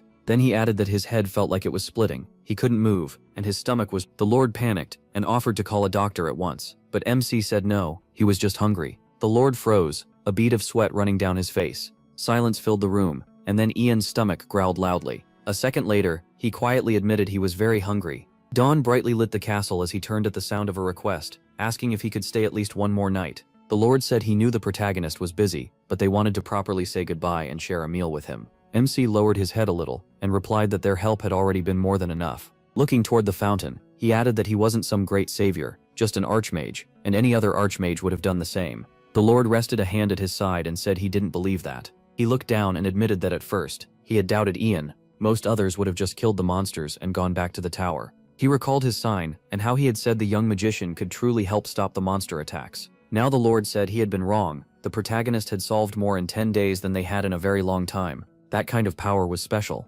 MC stood there, a little embarrassed, listening to the night. The Lord smiled and said that before Ian left, there was one more thing to do. He asked what he meant, and the Lord asked if he could guess. Then he explained that about 5 years ago, the protagonist had been named an eternal high-ranking guest in Mogrian province. So why not do the same here? MC looked doubtful and said that didn't sound simple, but the Lord laughed and told him not to worry. They could skip the extra ceremony. Spreading his arms, he officially invited him to become an honorary guest of Kalyan province. The knight made it clear this wasn't a small thank you. He added that even a 6th-grade archmage would be pleased to receive that kind of honor. With both hands at his belt, the Lord said it helped both sides, the province and Ian.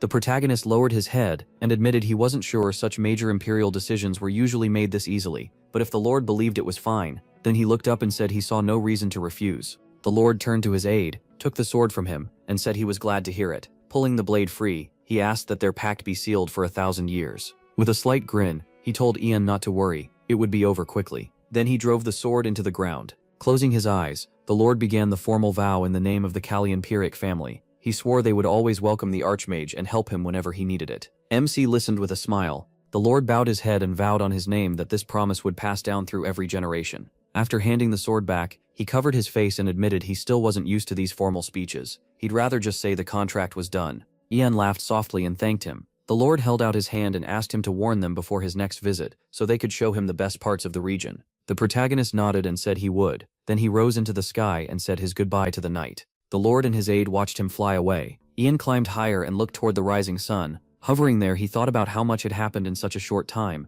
and how much he had gained. He smiled and lifted his staff. In his mind, he noted that he had even found an archmage's staff, one holding black magic lost for over 300 years. Staring ahead, he thought that once he returned to the capital, he'd need to work hard to restore it. A woman in heels rushed down the stairs. When Ian's mother spotted him in the hall, she called out to him. Holding a letter, MC quickly turned toward her. He smiled and called back. "Mother." She hurried over and scolded him for disappearing without a word, asking if he understood how worried and scared she had been. Then she stopped in shock, hands near her mouth, and cried out at how terribly thin he looked. Touching him, she said he was all skin and bones. Had the people there not fed him at all after all his help? She looked him over sadly and said he had clearly suffered. Ian gently moved her hands away and said a lot had happened, but he was sure he'd gain the weight back soon. Then he slipped a hand under his cloak and said he had something for her. He held out a blue orb and explained that it was a communication sphere powered by mana. He had a workshop on the road to the capital, make it so she could always reach him when he was away. After giving it to her, he pointed to the one in his staff and apologized for worrying her. His mother looked at him warmly, holding the sphere in both hands. Tian told her he'd try to stay closer from now on. Douglas suddenly rushed into the hall, calling for him. The alchemist's son came out and asked what kind of magic that was. He'd learned many things at the academy but had never seen anything like it. Letio followed behind him. Eyes shining, Douglas hurried up and asked how the protagonist had been both here in the capital and in Demeter. Was it an illusion, mirroring, or something like that? MC tilted his head and asked if they could do one question at a time. Looking up, he said he could explain it simply. Ian straightened up and said he had reached 6th grade, so he could use spells like that now. Everyone stared at him in shock. Douglas raised a hand and said that meant he was the strongest mage in the Empire. Letio slowly stepped closer, admitting he knew him was strong from their first meeting but not this strong. The protagonist shut his eyes for a moment and said nothing had really changed, so they should treat him the same as always. Douglas lit up and eagerly asked if MC wanted to join him tonight to test some new elixirs. Ian glanced up and turned him down, so Douglas asked why. He looked at him and said he was already invited somewhere else. The protagonist walked into the bar. Once inside, he was sure he had the right place. The Crown Prince spread his arms and called MC over. When the prince said this was a banquet for him, his mood dropped a little. He already wasn't liking it. With a faint smile, Ian thought about his plain clothes and wondered what kind of banquet this was supposed to be. The vice captain waved the protagonist over. He sat MC down and Oliver pointed at the table, calling for more snacks. He stared at the mug in front of him. The crown prince set it down and loudly congratulated him on reaching the 6th level. Eyes half closed, the prince proudly said he had brought a special drink from the Imperial Reserves, rare, choice, and unlike anything else. Then the prince called for more drinks. Ian looked at the mug and thought that in his past life he barely drank at all. He picked it up, remembering Ragnar's warning that alcohol dulls the mind. The protagonist swallowed hard. Then, to everyone's surprise, he started drinking fast. The crown prince watched him and asked how it was. Ian slammed the mug onto the table. Wiping his lips, he said it was really good. The crown prince smiled, glad MC liked it. Then the bartender greeted the prince and asked him to talk about Demeter. The prince turned with a big grin and agreed right away. He walked over and started telling the story with full confidence. Ian noticed and stared in surprise. He kept watching the prince until someone offered to refill his mug. He turned and saw Oliver holding a bottle. Oliver poured him another drink and warned him to take it easy since it was his first time. With a joke, Oliver said if Ian got drunk, his mana might make the whole night order vanish. Taking the mug, the protagonist said they were worrying for nothing. He was still surprised by how easily the crown prince mixed with the knights. Was that normal? Pouring himself a drink. Oliver said it was. The local knights had sworn loyalty to him, and the trust went both ways. MC rested his head on his hand and quietly repeated, an oath and trust. Oliver looked over at him. As he drank, Oliver said he finally understood why he had no friends. He sat up at once and asked why he would say that now. Oliver calmly replied that he figured it out the first time they met. He asked if the protagonist remembered their first talk 5 years ago in Malgrian, after catching that spy. Oliver remembered how young MC had already been a third-class mage and had captured a dangerous criminal, yet looked totally unbothered. He controlled his emotions far better than kids his age, who still didn't know how to act in society. Ian tightened his grip on the mug. Oliver added that his face barely showed anything more like a veteran knight than a child. Resting his head on his hand, the protagonist wondered what that was supposed to mean. He knew he had never acted like other kids. Oliver grinned and said that was when he realized MC already carried a lot of secrets. With that kind of distance, making friends would be hard. Then he looked straight at him and said he was good at seeing through people. The protagonist closed his eyes a little, thinking Oliver was right, even if hearing it so plainly stung. He admitted that he had once had a friend, but that friendship ended badly. Oliver took another drink and said he was curious what kind of person that friend had been. Leaning closer, Oliver said there was something else he had learned after 5 years of knowing MC. MC braced himself, worried another harsh truth was coming. Oliver bent toward him and said, talking to him always felt like talking to a grown man. The protagonist shut his eyes, thinking Oliver really did read people well. Then MC glanced at him and deadpanned that he was actually 48 years old and used magic to stay young. Oliver recoiled in horror, and Ian quickly told him it was a joke. He broke into a wide smile and said Oliver himself had said he was bad with people, so of course he was still bad at jokes too. Oliver looked at him and smiled a little. Beaming, he declared that as the generous captain of the knights, he would forgive him. The protagonist grinned and thanked him. Much later, night had fully set in. Outside, it was quiet, except for the noise from the bar. Holding his head, Ian stepped out and thought he had definitely drunk too much. Even in his past life, he never drank this much. Then someone called out to him. Arkong turned and saw the vice captain squatting near the bar. Walking down the steps, he asked what he was doing out there. The vice captain said he was weak with alcohol. 1 glass was his limit. Paul looked at him and said he had come out for some air, then asked why Ian had left. Leaning against the wall, the protagonist exhaled and said he had also stepped out to breathe. He wasn't used to nights like this. Arkong Tinerigroid Istoichin. Empathy studied him and thought that Paul, the knight's vice captain, had been the most skilled swordsman after the captain in his past life. Watching Paul crouch there, he remembered that even though Paul came from humble roots, his loyalty to the crown and the country made him one of the crown prince's trusted men. Paul asked if today had been the protagonist's first time drinking, and what he thought of it. MC lowered his head a little and said it wasn't bad. Maybe he'd spend evenings like this now and then. Paul smiled wide and said he was glad. The knights were all thankful for Ian's help, and they hadn't seen the prince this happy in a long time. It was all thanks to him. He looked away with a small grin and thanked him for the kind words. Thinking of the well-dressed crown prince, the protagonist said he only gave them a push. They were moving forward together. Then MC opened his eyes a bit wider and repeated, "The prince was happy?" With a faint smile, he said he'd take that as a compliment. Paul looked at him with surprise, almost entranced. He turned to him and asked what was wrong, and Paul said he just hadn't expected him to smile like that. The protagonist looked up into the dark sky, not sure what he meant. A moment later, someone poked his head out of the bar, spotted them, and shouted that the vice captain was over there. Paul looked tired and alarmed when the man said His Highness was calling for him, and if he kept dodging drinks, he'd get demoted. Paul muttered that this was too much. He stood up, turned to Ian, and apologized because he had to go back inside. MC smiled as Paul said the crown prince would probably pour him even more this time, so he'd better keep watch himself. He glanced toward a tree, then started walking. He stopped at the railing, looked out over the city, and realized the memories of his past life no longer felt so heavy. A memory flashed through his mind, him standing in a field at sunset. Then he pictured the crown prince laughing in the bar. Ian wondered what his choices had been, and what changes they had caused. He thought of a sad Ragnar by the window, and realized things were completely different now. Ragnar's image lingered, and the protagonist thought he could no longer know where Emperor Terry's choices made as he sat in his office studying papers would finally lead. He reached out and caught the feather. He stood across from the girl as she watched the white magic bird. Ian's mother sat at dinner with Douglas and Letio, laughing warmly. That happy image of his mother flashed through MC's mind. He realized protecting the people he loved felt simple now. His past self stood still, staring into the distance. Under the stars, Ian looked ahead in silence. He smiled and thought that from now on, he would live with a clean heart. As the king piece dropped toward him, he realized the game had finally begun, right now, with Ragnar. Moonlight covered the fifth prince's estate. Then a voice came from inside by the window. By the window, Ragnar lowered his head and asked the tower owner what they were supposed to do now. He spun toward the magician, and reminded him that he once wanted Ian removed before he became a problem. So what now? Leon kept his head lowered and admitted Ragnar was right. Ragnar studied him and asked if that was all he had to say. He told him to wait, promised to remove the protagonist, and this was the result. Turning fully toward him, Ragnar said coldly that Leon had become their biggest problem. Leon, sweating with nerves, said his earlier words had been a mistake. He only wanted to end this faster, but even then, he was too late. He lifted his head and said he hadn't known the boy would be this clever. Looking up, Leon said he was done making excuses, but asked for one last chance. Ragnar gave him a tired look and asked what he meant. Leon lowered his gaze and said this was the final time he would ask Ragnar to wait. Then he looked up sharply and said they were finally ready. A girl in a black cloak stepped out from behind him, and Leon told Helene to introduce herself. Ragnar stared at her in shock and asked if she was the archmage who had been hiding all these years. Fear crossed Ragnar's face. Helen slowly pulled back her hood. Once it was off, she looked at him with her black eye and said she was pleased to meet his highness. Ragnar stumbled back and raised a hand in fear. Leon stepped in front of her and told him not to panic. She was only a novice, acting under orders. With anger in his eyes, he added that she was willing to do anything for them.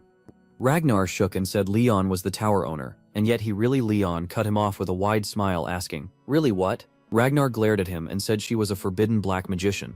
Leon answered that Queenie and Paige would soon kneel before them. Ragnar stared at him in fear, as Leon told him not to worry. Leon said everything would go as planned, and the crown prince's seat would become Ragnar's. Dawn lit the ivory tower. In his office, Leon muttered about the 6th grade. Gripping the table hard, the old man repeated it again. The 6th grade. Purple energy burst from Leon, and blew everything apart. A plate shattered, and papers flew across the office. Staring at the desk in horror, Leon wondered how that kid. He suddenly looked up. A magician had entered the office, and Leon said he had called for him. The man looked around the wrecked room in surprise. Leon stood by the desk, surrounded by scattered papers and broken dishes. He gave a faint smile and said Marco had arrived. Marco stepped closer, folded his hands and asked what happened. Leon brushed it off and said it was nothing. Holding one hand with the other, Leon smiled faintly and said he still remembered their first meeting. 20 years had passed, and back then, Marco was only a tiny child. Marco listened as Leon said he remembered it clearly. Turning aside, Leon said Marco had been an abandoned child wrapped in cloth. He added that the baby kept tossing and reaching out, and he could never forget the joy he felt when he saw him.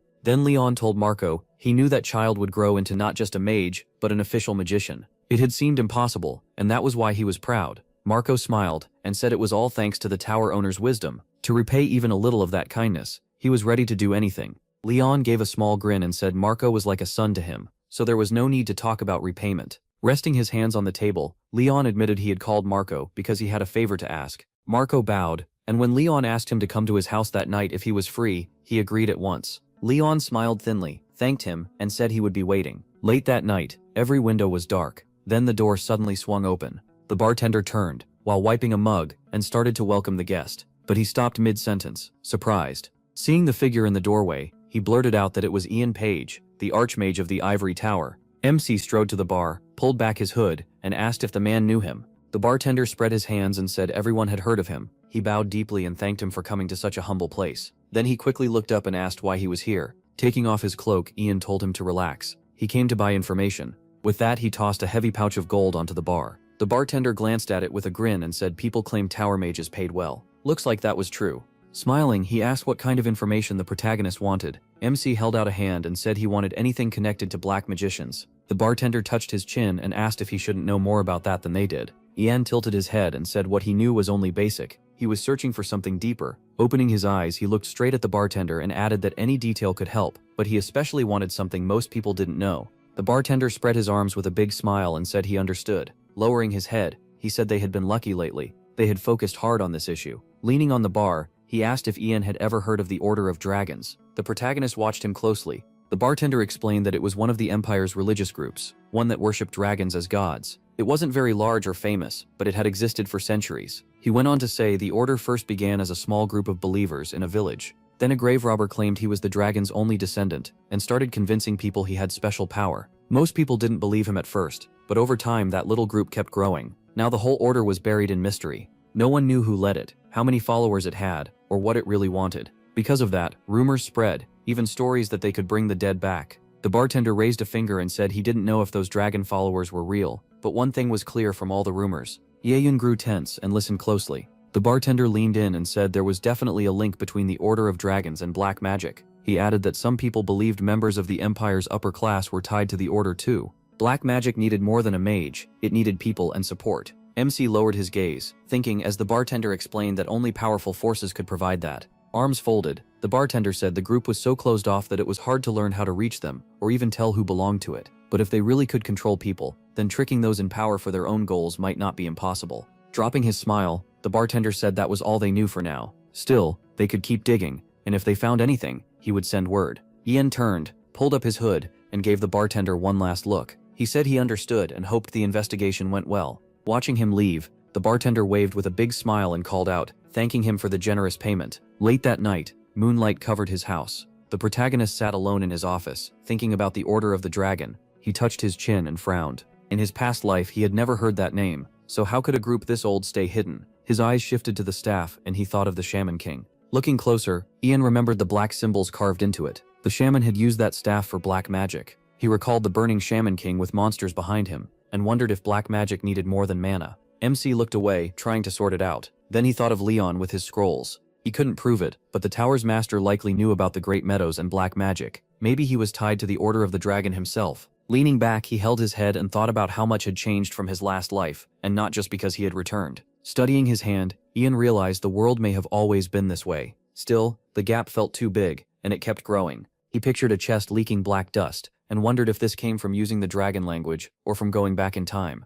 Either way, it felt like he had opened something that should have stayed shut. Still, he thought it had been worth it. The protagonist stood, took off his glasses, and admitted to himself that moving forward had been easy when he knew the future. Now, he knew almost nothing. He opened the desk drawer. From it, he took out a small box. Inside was the precious medallion. Looking at it, Ian told himself he had to be ready for anything. Elsewhere, a house still had its lights on. Leon apologized for calling so late. Marco sat across from the tower's owner, gave a faint grin and said it was fine. With a small smirk, Marco asked what Leon wanted. He waited for the answer. Leon half closed his eyes, snapped his fingers, and began to speak. Marco suddenly turned, listening closely. Looking away, Leon said no one else could know about this. Then he stood and asked Marco to come with him. Marco watched him carefully and asked where they were going. Instead of answering right away, Leon pulled a book from the shelf. When he opened it, blue light spilled out, and he said the book would show the way. The glow grew stronger. A portal opened in front of Leon, and he stared into it. Marco looked at him and said this was the same thing as before. Leon asked what he meant, but Leon just turned, stepped into the portal, and told him to come. Marco swallowed hard, still watching the old magician. Then he quickly followed him through. They arrived in darkness, and Marco kept his eyes on Leon. Leon raised a hand and cast a light spell. The sudden brightness made Marco shield his eyes. When he looked again, he froze in shock. In front of him was a prison, and Leon stood still. People were locked in cages. 2 were crammed into one cell, and 2 more were trapped in another. Shaken, Marco asked who they were, but Leon cut him off and told him not to be afraid. They were only ingredients, Marco snapped, demanding to know how people could be called ingredients. His eyes darted to one of the cages. There he saw a thin young man with ash-colored hair and one missing arm. Chris. Leon lowered his head and calmly said, Chris had nearly died while practicing magic, just like most of the mages here. As Marco looked over the starved mages in the cages, Leon went on. They could have died during work by accident or from illness. Marco lifted his gaze and noticed the cages hanging in the air. Leon added that some were brought in from other countries, while non-mages were taken straight off the streets. Marco lunged at him, but Leon kept talking. They would have ended in misery anyway, and wasted their lives. Horrified, Marco listened as Leon said these weak, sickly people were hardly different from broken creatures that could not even reach first class. Gripping his staff, Leon insisted the world would have thrown them away through neglect or abuse. He had saved them from shame. His eyes burned with anger as he declared they were only ingredients, things that could still help the ivory tower. A moment later, Leon raised his staff. Red smoke spread through the room. Marco stared as Leon told him not to worry. Dark magic poured from the staff, and Leon said that fate would not come for them. He had promised. With a cold grin, Leon asked if Marco knew how much he meant to him, almost like a son. Then he slammed the staff against the floor, and black smoke burst out. The dark magic wrapped around Marco, and he tried to fight it. His eyes started turning black, and he groaned as the magic sank into him, making his whole body shake. At last, Marco dropped to his knees, helpless. Leon slowly walked toward him while Marco hung his head. Stopping in front of him, Leon ordered him to stand. Marco rose at once. When told to look up, he lifted his head toward Leon. Leon studied him and asked who he was. Marco answered stiffly that Leon was the master of the magic tower of the Green River Empire. Asked again who he was, Marco replied that he was Marco, a second-class magician of the Ivory Tower. A blade floated above Leon's hand, and Marco added that he was Leon's personal assistant. Then the dagger dropped at Marco's feet. As he bent to pick it up, Leon asked if he could cut off his little finger with it. Without hesitation, Marco silently did it. Leon watched with a twisted smile as the finger was severed. Then, lowering his head, he said that now he could truly call him his son. Later, the Ivory Tower stood quiet in the sunlight. Inside the hall, someone said the tower's owner had taken leave for an unknown time. One mage crossed his arms and said Leon had plenty to handle and wasn't young anymore. Another guessed it might be because of Ian. The youngest archmage had already reached the 6th class, and that probably stung. A girl in the group asked what would happen now. She pointed out that the tower's owner supported the 5th prince, while MC stood with the crown prince. The tower's two biggest figures couldn't stay on opposite sides. Walking past them, Marco heard someone say it wasn't like they had a choice. Whoever ranked higher would decide. He went to the door and knocked. Inside, Ian turned toward it and told him to come in. Closing the book on his lap, he greeted Marco. Marco returned the greeting and kept his eyes on him. Holding the books tightly, Marco said he had brought what the protagonist asked for. MC watched him set them down, thanked him, and said he had been searching for those books for a long time. Marco had helped him a lot. Then Ian suddenly asked if the tower's owner was sick. Marco lifted his head a little and said it wasn't serious enough to worry about. He glanced at him carefully. Noticing the bandage on Marco's hand, he asked what happened. Marco answered that he got hurt while practicing magic, and told the protagonist not to worry. Ian let out a small breath, gave him a gentle look, and wished him a quick recovery. But as he studied Marco, MC felt something was wrong. He was different. Usually Marco acted much more at ease around him. His face and voice were the same, but now there was a wall between them, and it started right after Leon took leave. He focused harder and realized something. Lowering his head, he remembered a moment from the past. Their first meeting flashed through his mind. He said they had met 6 years ago in Mogrian province. Ian brought up the battle with the goblins, and said that without Marco's help, things would have ended in disaster. Marco looked at him and said he remembered. The protagonist started picking at the book in his hands, tense with anger. Marco gave a small bow and started to ask if MC needed anything else, but MC cut him off. Ian quickly got up from his chair and told him to wait. Then he realized something. Marco hadn't helped him during the goblin fight. It was during the mana test exam. Marco just stared at him, confused. He slowly walked over and apologized for not remembering sooner. A second later, his staff appeared in his hand, and Marco was stunned. The protagonist suddenly thrust the staff forward. It lit up at once. With a calm, sure look, Ian cast Big Cancel. A huge blue magic seal spread out in front of him. Marco raised an arm against the violent wind. Dark magic started leaking from his eyes. He dropped to the floor as black smoke curled around him. Then he coughed hard, and more black magic poured from his mouth. His eyes flashed bright red. Ian watched closely as Marco writhed on the ground. Kneeling beside him, MC asked if he was back to himself. Marco slowly lifted his head and shakily asked why. He told him black magic had taken hold of him. He added that he used anti-magic, leaving Marco staring at the floor in shock. Then Marco jolted up and shouted that they had to stop the tower owner. Ian studied him and told him to explain everything. Marco looked at him with resolve and began from the start. As Marco spoke, the story shifted to a house at sunset. Leon was having tea when a servant told him the protagonist had come to see him. After taking a sip, Leon asked if Ian was alone, and the butler said yes. Leon lowered his cup and told him to bring the guest in. His eyes narrowed. Everything was going just as planned. Thinking of Marco, Leon recalled casting black magic on him on purpose. A mage like MC would notice it. That meant the trap was ready. Even all those spent materials were worth it to catch a 6th-class mage. He calmly sipped his tea and thought he could always get more ingredients. Then the door slowly opened. Without looking up, Leon said he hadn't expected this visit. Ian entered, bowed, and greeted him politely, saying he heard Leon was sick and came to pay his respects. With a hand to his chest, he wished him a quick recovery. Leon thanked him and invited him to sit. The two sat in silence, drinking tea and sizing each other up. Leon mentioned that Marco wasn't feeling well, and said he worried the sickness might spread. Ian narrowed his eyes a little and said he didn't think so. Looking away, Leon said that was good to hear. He always worried about Marco, since the boy worked so hard. The protagonist set down his teacup and said Marco had told him an unbelievable story. Leon said nothing and simply watched him. MC went on, saying Marco claimed there was a hidden lab on the estate where Leon did cruel black magic experiments. Leon suddenly laughed with his eyes closed and dismissed it as nonsense from a delirious boy. Ian stared back and said Marco seemed to be under a black magic spell. Then he added that the caster appeared to be the man Marco saw as his father. Without looking away, he said Marco begged him to stop, though Leon acted like he had no idea what that meant. Leon gently set down his cup and explained that he did have a portal to a lab, made with an artifact he got by chance. Laughing again, he insisted the black magic part was complete nonsense. Leon rose from the sofa and said Ian could come inspect it himself. If the protagonist didn't trust him, he should see the truth with his own eyes. MC gave him a wary look and stayed seated for a moment. Then the protagonist gave a faint smile and said, with permission, he would. Leon started walking out, then turned back to Ian.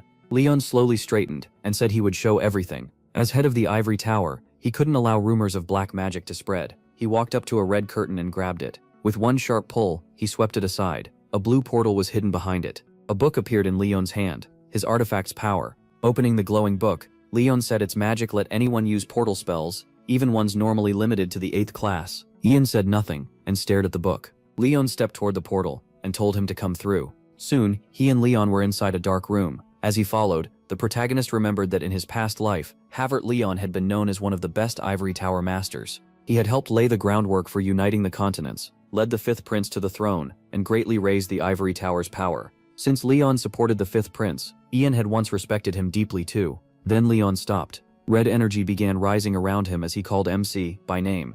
With a small grin, Leon looked straight ahead. Stopping by his staff, he said he had once wanted to be a hero too. He said he wanted to save the empire with his own hands and help the poor and suffering. Looking at his shaking hands, Leon said he learned something over time. Clenching his fists, he admitted he couldn't change everything alone. Then he looked up at the staff. A moment later, he reached for it and said this was the power that could make him one. Holding the staff, Leon turned to Ian and said it wasn't what he first imagined. Dark streams of mana rose around him. They quickly wrapped around him. Leon watched as the protagonist struggled to breathe.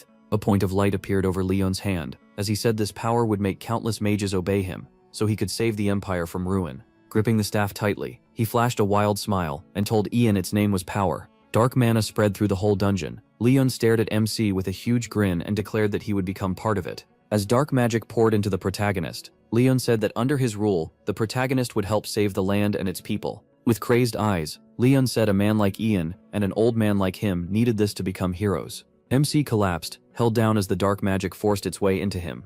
Leon silently watched him suffer. Then he lifted his head and ordered him to stand. The protagonist quickly rose. Standing straight, he fixed his eyes on Leon. Leon twitched, lowered his head and clenched his fists. Then he shouted that it was easy, insanely easy. Reaching a hand toward Ian, Leon asked him who he was. MC lowered his head, shut his eyes, and answered that he was the master of the ivory tower, Havert Leon. Then Leon's face changed when he kept talking. The protagonist snapped his head up, gave him a mocking look, and called him a total psycho. Leon froze just in time to see Ian's fist in front of his face. MC slammed him with a heavy punch and sent him flying. The old man crashed into the wall with a scream. When he hit the ground, he shook and grabbed his face. He shook out his hand and exhaled, while Leon muttered that it was impossible. The protagonist looked down at him and asked if he really thought that counted as magic. Leon looked up in horror, still trembling. Ian told him that since Leon never got past 5th class, he probably didn't understand their levels were completely different. As he slowly walked closer, MC said that even with black magic, 5th class was still 5th class. Kneeling beside him, he asked if Leon really thought he had come here unprepared. The protagonist gave a faint grin, lowered his head, and admitted this kind of careless mistake was unlike him. He had rushed for nothing. Leon yanked his hand from his face and demanded to know how Ian was still standing. Before he could finish, MC shot his hand toward Leon's face. A blue magic seal flashed in front of him, and he cast Mana Drain. Leon's eyes went wide as he let out a scream. His fingers scraped into the stone floor. Then the protagonist slowly pulled his hand away from the Tower Master. Ian got up fast and told Leon to rest. After that, he wouldn't be able to move anyway. As he turned to leave, MC glanced back and said age had caught up with Leon, so recovery would take a very long time. He walked off without hesitation, hearing only Leon's curses behind him. He raised a hand and cast a light spell. The spell lit up a dark chamber packed with treasure. Ian spotted a giant chest overflowing with coins. Next to it were shelves lined with costly potions and fancy ornaments. Looking around, the protagonist smirked and mocked Leon for being such a modest tower master. He turned back to the old man and asked why someone with nowhere to spend it hoarded so much wealth. Had Leon really planned to carry it into the next world instead of giving anything to the Empire? Leon clutched his head, shaking as he groaned. That was when Ian noticed something strange. He slowly walked toward the cages holding people inside. Peering in, he saw they were in awful condition. Though some were still alive, 2 of them were already dead. MC studied the prisoners through the bars and told himself to wait a little longer. He'd get them out and make sure they were treated. With his last strength, Leon opened his mouth and said something that caught Ian's attention. He slowly turned back as Leon mentioned that Marco was the only one. He faced the old man who was still trying to continue. Leon looked up with a nasty grin and said he had people everywhere. Men far better than Marco. The protagonist turned fully toward him, waiting for the rest. Pushing himself off the wall, Leon shouted that Ian should stop pretending. They were likely already on their way, and they would not stop without his order. Lowering his head, Leon added that from the start, he wanted them focused on 2 targets. MC stared at him and asked if he meant his family and the attack on the prince. Leon slowly lifted his head and offered a simple deal. Holding out his hand, he said they could forget everything that happened today. He pointed out that Ian had no proof besides this portal, and if it came to words alone, people would trust Li Yun over him. With a small grin, Li Yun warned that he didn't understand the cost of crossing him, and if he did, he'd regret it deeply. The protagonist half closed his eyes, turned his head aside, and calmly refused. Li Yun stared at him in shock, then fear hit. He screamed that he'd kill MC's mother and the crown prince, but MC only stretched out a hand and told him to try. Li Yun looked confused, not sure what Ian meant. He answered with a wide smile and told him again, "Go ahead and try." Moonlight covered the protagonist's mansion. His mother turned at once when someone called to her. Letio stood beside her on the balcony and remarked that the wind was cold tonight. The alchemist bowed slightly and asked her to go back inside. Mrs. Page lowered her head sadly and said Ian still hadn't come home, and for some reason she couldn't reach him even through the ball. Her eyes grew heavy with worry as she said he always let her know if he was going to be late. Letio smiled gently and reminded her that MC was a 6th-class archmage respected across the empire. Even the worst scoundrels would beg for forgiveness before him, so she shouldn't worry. Mrs. Page opened her eyes wide and cried out that to her, he was still just a boy.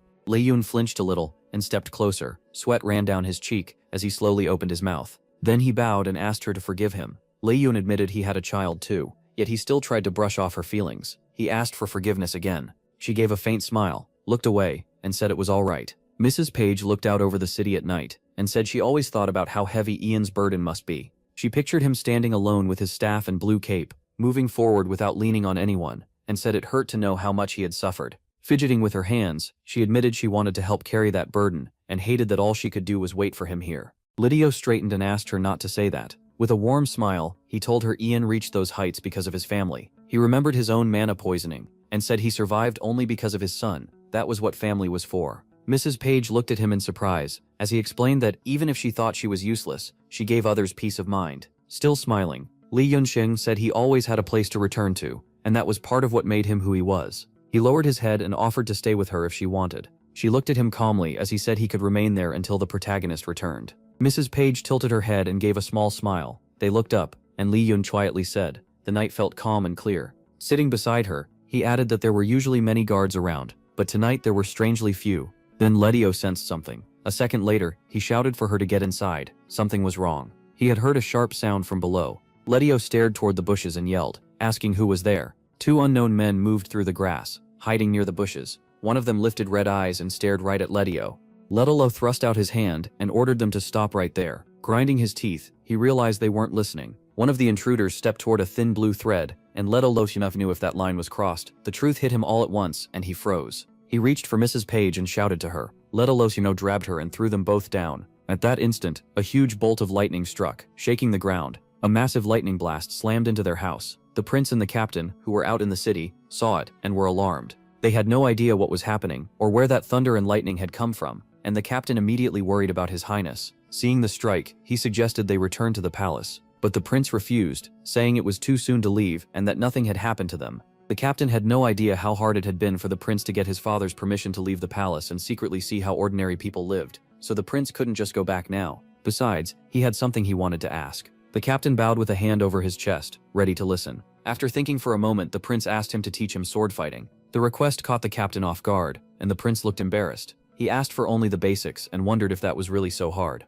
The captain was still stunned. The prince even asked him to teach at least a few stances, but the captain suddenly looked off to the side and drew his sword. The prince thought training was about to start, and told him not to rush, that they could do it later. But the captain had no such plan. He ordered His Highness to stand behind him, leaving the prince confused. The captain called in the second squad of Imperial Knights. They rushed over at once to protect the prince. The knights formed around him, ready to fight, while the prince stood in the middle in shock. The captain then demanded that the hidden person show themselves. A cloak appeared on the wall, and then the full shape of a person emerged. It was Helene, the Ivory Tower Archmage, with bright red hair, stood before them. The captain thought she had disappeared years ago, so why was she here now? Helene said nothing and kept moving forward. The captain ordered her to stop for the prince's safety and explain why she had come. After a brief silence, the girl answered, Hayden Green River. Then she coldly said she would kill anyone who got in her way. Her eyes were empty, without a trace of fear. The captain knew this would not be easy. He didn't wait long before charging straight at her. As he swung, Helene blocked the strike with her staff. Up close, he saw that the eye hidden beneath her hair was completely black. She leaped back and took her stance again. Then the girl decided to use a fire explosion. She swung her staff. A wave of fireballs shot toward him, but the captain didn't panic. He'd trained for this before. He charged in and sliced through each fireball with his sword. Step by step, he cut his way closer. The girl looked stunned. She clearly didn't expect him to fight back. He kept rushing straight at her as she retreated, then drove his sword forward at her staff. She slipped aside just in time and let the blade hit the staff instead. Still, the captain didn't stop. He leaped up and attacked again. Right as the strike landed, she raised a mana barrier. With that shield up, nothing from outside could break in. So of course his attack bounced off. Even so, the captain was amazed to finally see that barrier for himself. He'd wanted to train with Ian so he could face something like this. The captain pulled off his gloves and realized he still had a way to fight through the barrier. He can't control mana like others because he's a half-blood with only a mana heart, but the mana in his blood could still help him beat her. Now he was ready to show her what a half-blood could really do. Blue magic wrapped around his sword and started to spin. With one strike he cut through the barrier, reached her, and stabbed her. He didn't mean to kill her. He still needed to learn who ordered the attack on His Highness. At this point, all she could do was pray for a quick death. Then we cut to the tower's master and the magician beside him. The old man looked shaken, wondering what this kid could possibly do, but Ian wasn't bluffing. Over the last 5 years, he'd built ties with all kinds of people. The old man started yelling, but MC calmly asked if he really thought he'd been sitting around doing nothing. Back in Dim Meter, it was that same old man who sent those unwanted guests to his home. That wasn't going to happen again. Anyone sent this time had probably already fallen into a trap or died. There was no point trying to bargain with Ian now. He wanted nothing from the old man. The only thing left was full punishment under the law. The old man deserved death, and the protagonist would see it through. He smiled and said the ivory tower, the thing the old man sold his soul for, could guard his body too. MC hadn't planned to go this far, but then he reached out toward the old man and aimed for his head. He said the tower's master should at least protect its name, then used magic on him. The magician nearby clearly understood why the old man favored the fifth prince over the crown prince. He once thought the same prince should rule. The old man was driven by greed for power and money. That much was obvious. As he spoke, the old man writhed in pain. Magic swirled around him and kept tearing at him, but he didn't stop. He only pushed harder. The old man had crossed the line by targeting the protagonist's family. People should answer for what they do, and the protagonist kept making him suffer. Next, we moved to a large white hall. The emperor lashed out as the Tower Master's crimes became known to everyone. From his throne, he shouted that the man had forgotten his duty, fallen into black magic,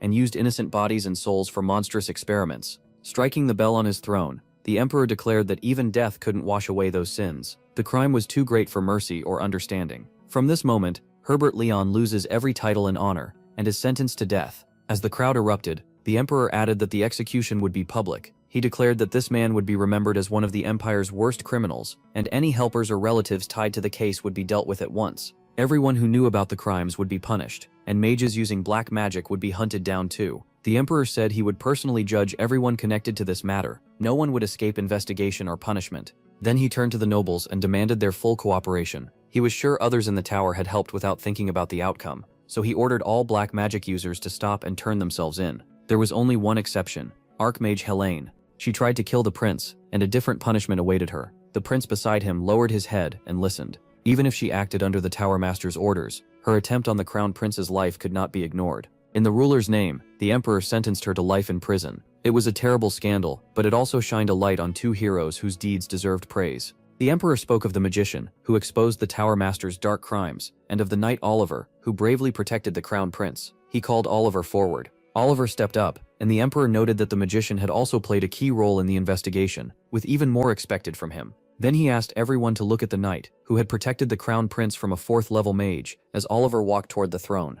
Oliver stopped right before the emperor. The emperor called him closer. Captain Oliver of the Knight Order. Oliver placed a hand on his chest and bowed. The emperor praised him as a true blessing to the empire. He hadn't just saved the crown prince, he proved people can go beyond their limits. Oliver, he said, would become an example for the whole empire, even the world. Of course, service like that could not go unrewarded. So the emperor announced that Oliver would gain authority over every knight in the empire and receive the title Lord of Swords. The crowd was left speechless. The emperor said this title had gone without an owner for a very long time. For centuries, no one had earned it because magic had overshadowed the greatest deeds of knights. But Oliver had restored its meaning by proving his loyalty to both the imperial family and the empire. In the crowd, the prince smiled. He knew this honor was deserved. The emperor said he hoped this spirit would continue, and that Lord of Swords fit Oliver perfectly. Then he lifted a beautiful white and gold sword. Drawing it from its sheath, he told the imperial knight to kneel. Oliver obeyed. The emperor stepped forward and began the ceremony. In the name of the first channel of the Emerald River, he officially granted the title of Lord of Swords to Oliver. He touched Oliver's left shoulder with the blade, then the right.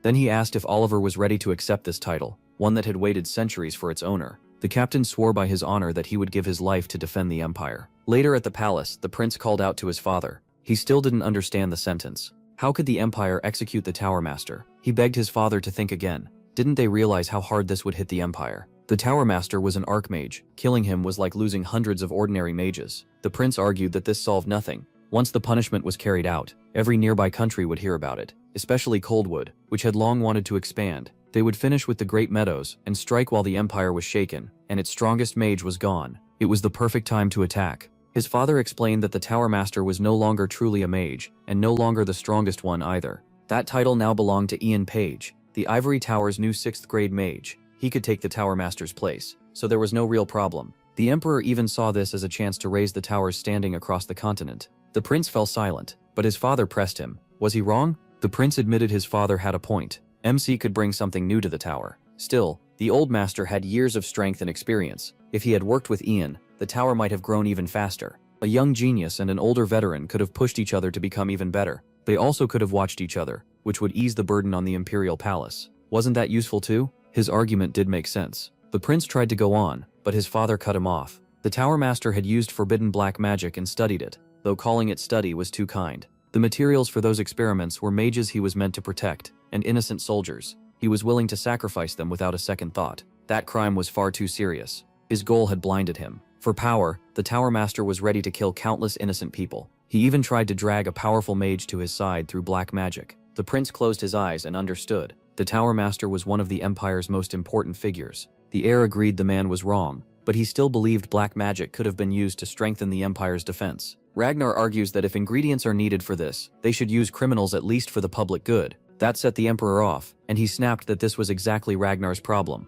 The prince just stared, confused. Then the Emperor coldly said that's why Ragnar would never be named heir. Black magic is evil. It stains the user and harms the whole world. That's why Magic's founder Mitchell Greenriver worked so hard to wipe it out from their land. Had Ragnar really forgotten that? The Emperor knows how he thinks, and he knows his ambition. Ragnar may be capable, but he's missing the one thing that matters most, and he doesn't even see it. He managed to hide that flaw for years, but when it truly matters, it always shows. As he walked past him, the Emperor turned and said, "The heart of politics is justice, and carrying it out. A ruler must remember that justice applies to everyone. The moment he decides some lives are disposable, it's over." Ragnar stayed quiet for a second, then laughed. That caught the Emperor off guard. But Ragnar said that wasn't the real reason. His father turned back and asked what he meant. Ragnar said he knew why the Emperor would never choose him as heir. Hayden was the beloved eldest son, the one who got all his love and care. Ragnar, on the other hand, was only born to help keep control over the nobles. That was the difference, and it made the Emperor furious. Ragnar knew how hard he'd worked, just to be recognized once. Was it really so hard to look at him, even once, instead of always choosing the favorite son? Was it really that hard to treat him like a son, and love him the same way? Ragnar even says the Emperor would have freed the Tower Master if Hayden had asked. Enraged, the Emperor raised his hand and slapped him. Silence fell between them. Then the Emperor laughed, turned away, and called Ragnar a fool as he left. Outside the hall, he ordered Damphil to place Ragnar under house arrest and make sure he had no contact with anyone. Damphil bowed and said the order would be carried out. That brought the day to an end. Back at the palace, Ragnar was alone in his room when Archmage Ian came to see him in peace. Ragnar was stunned by the visit and went quiet. After a moment, he said he didn't want to see him and told the guards to send him away. But the door opened anyway, and Ragnar shouted that he had ordered no one to come in. Ian stepped inside and politely greeted the prince. The two faced each other, the protagonist holding his staff. Ragnar guessed this came from the Emperor, and he was right. MC had been sent to check whether the Tower Master had affected him with black magic. He said he hoped Ragnar wouldn't object to the inspection. Ragnar was already furious on the very day the Tower Master was being executed. They chose this moment to test him. To him it was pure disrespect. Ian calmly explained this was a routine check given to the Imperial family and palace staff alike. He asked Ragnar not to take offense. Ragnar let out a breath and sat down. He told Ian to go ahead and finish the inspection before anyone else came. He warned him the spell might cause nausea or dizziness, but that would only mean the process was working. He raised his staff and cast a large spell, magic swirling around Ragnar. Ragnar clenched his lips, and the protagonist asked if he could endure it. The sensation was clearly painful, which explained Ragnar's mood. Still, Ian found no trace of black magic, and advised him to rest if he felt unwell. With that, MC thanked him for cooperating, and turned to leave. As he started to go, Ragnar stopped him with one question. He wanted to know why Ian served his brother. He was smart enough to know the crown prince wasn't fit to rule, and plenty of noble families opposed him too. The protagonist answered that he did not serve the crown prince. That shocked Ragnar. He even rose from his chair, confused, but Ian wouldn't explain. He only wished him a good rest and headed out. At the door, MC stopped. He said he does not serve Hayden Greenriver, because in another world he swore loyalty to only one person. Looking at his hand, he slowly clenched it into a fist and lowered his head. So whatever he does now could be called revenge, or betrayal of that old oath. Night came. A guard entered Ragnar's room, and after knocking, he stepped inside and found the place in ruins. Ragnar asked if the Tower Master had been executed. The soldier said yes earlier that afternoon, in public at Green Riverium's main square.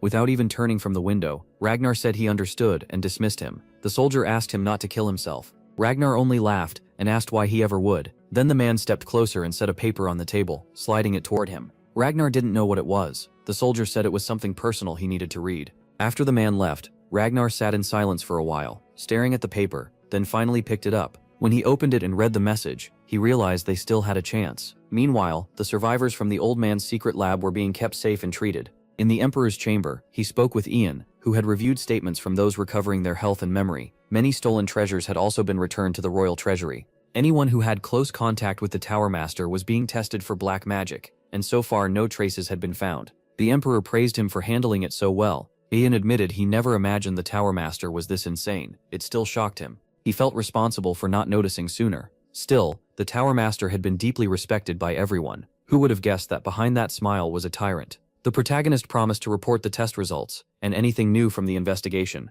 The Emperor agreed, but said he had one more question. If MC didn't mind. Ian said of course. The Emperor asked what he thought of the Crown Prince. The question caught him off guard, though he clearly understood what was being asked. The Emperor knew that too. The room went silent. Ian finally said he could not swear loyalty to the Crown Prince. That answer raised an obvious question. What exactly did he mean by that? The protagonist said he would still do everything he could to help Hayden take his rightful place on the throne. He was ready to support him in becoming a good ruler for the people. He couldn't give him an oath, but he would stand by him to the end. The Emperor rested a hand on his chin and thought it over. In the end, the answer satisfied him. Then he called servants into the room, and they carried in a large brown box. The Emperor told Ian to take it. Inside was the staff left behind by the former Tower Master. MC understood this wouldn't be simple. Even if everyone knew who should replace him, there were still many details to settle. Normally, the Imperial family chooses the Tower Master, but this time the Emperor wanted no delay and decided to appoint the new one at once. The staff of the Tower Master now belonged to Ian. Then the Emperor said he had one favor to ask.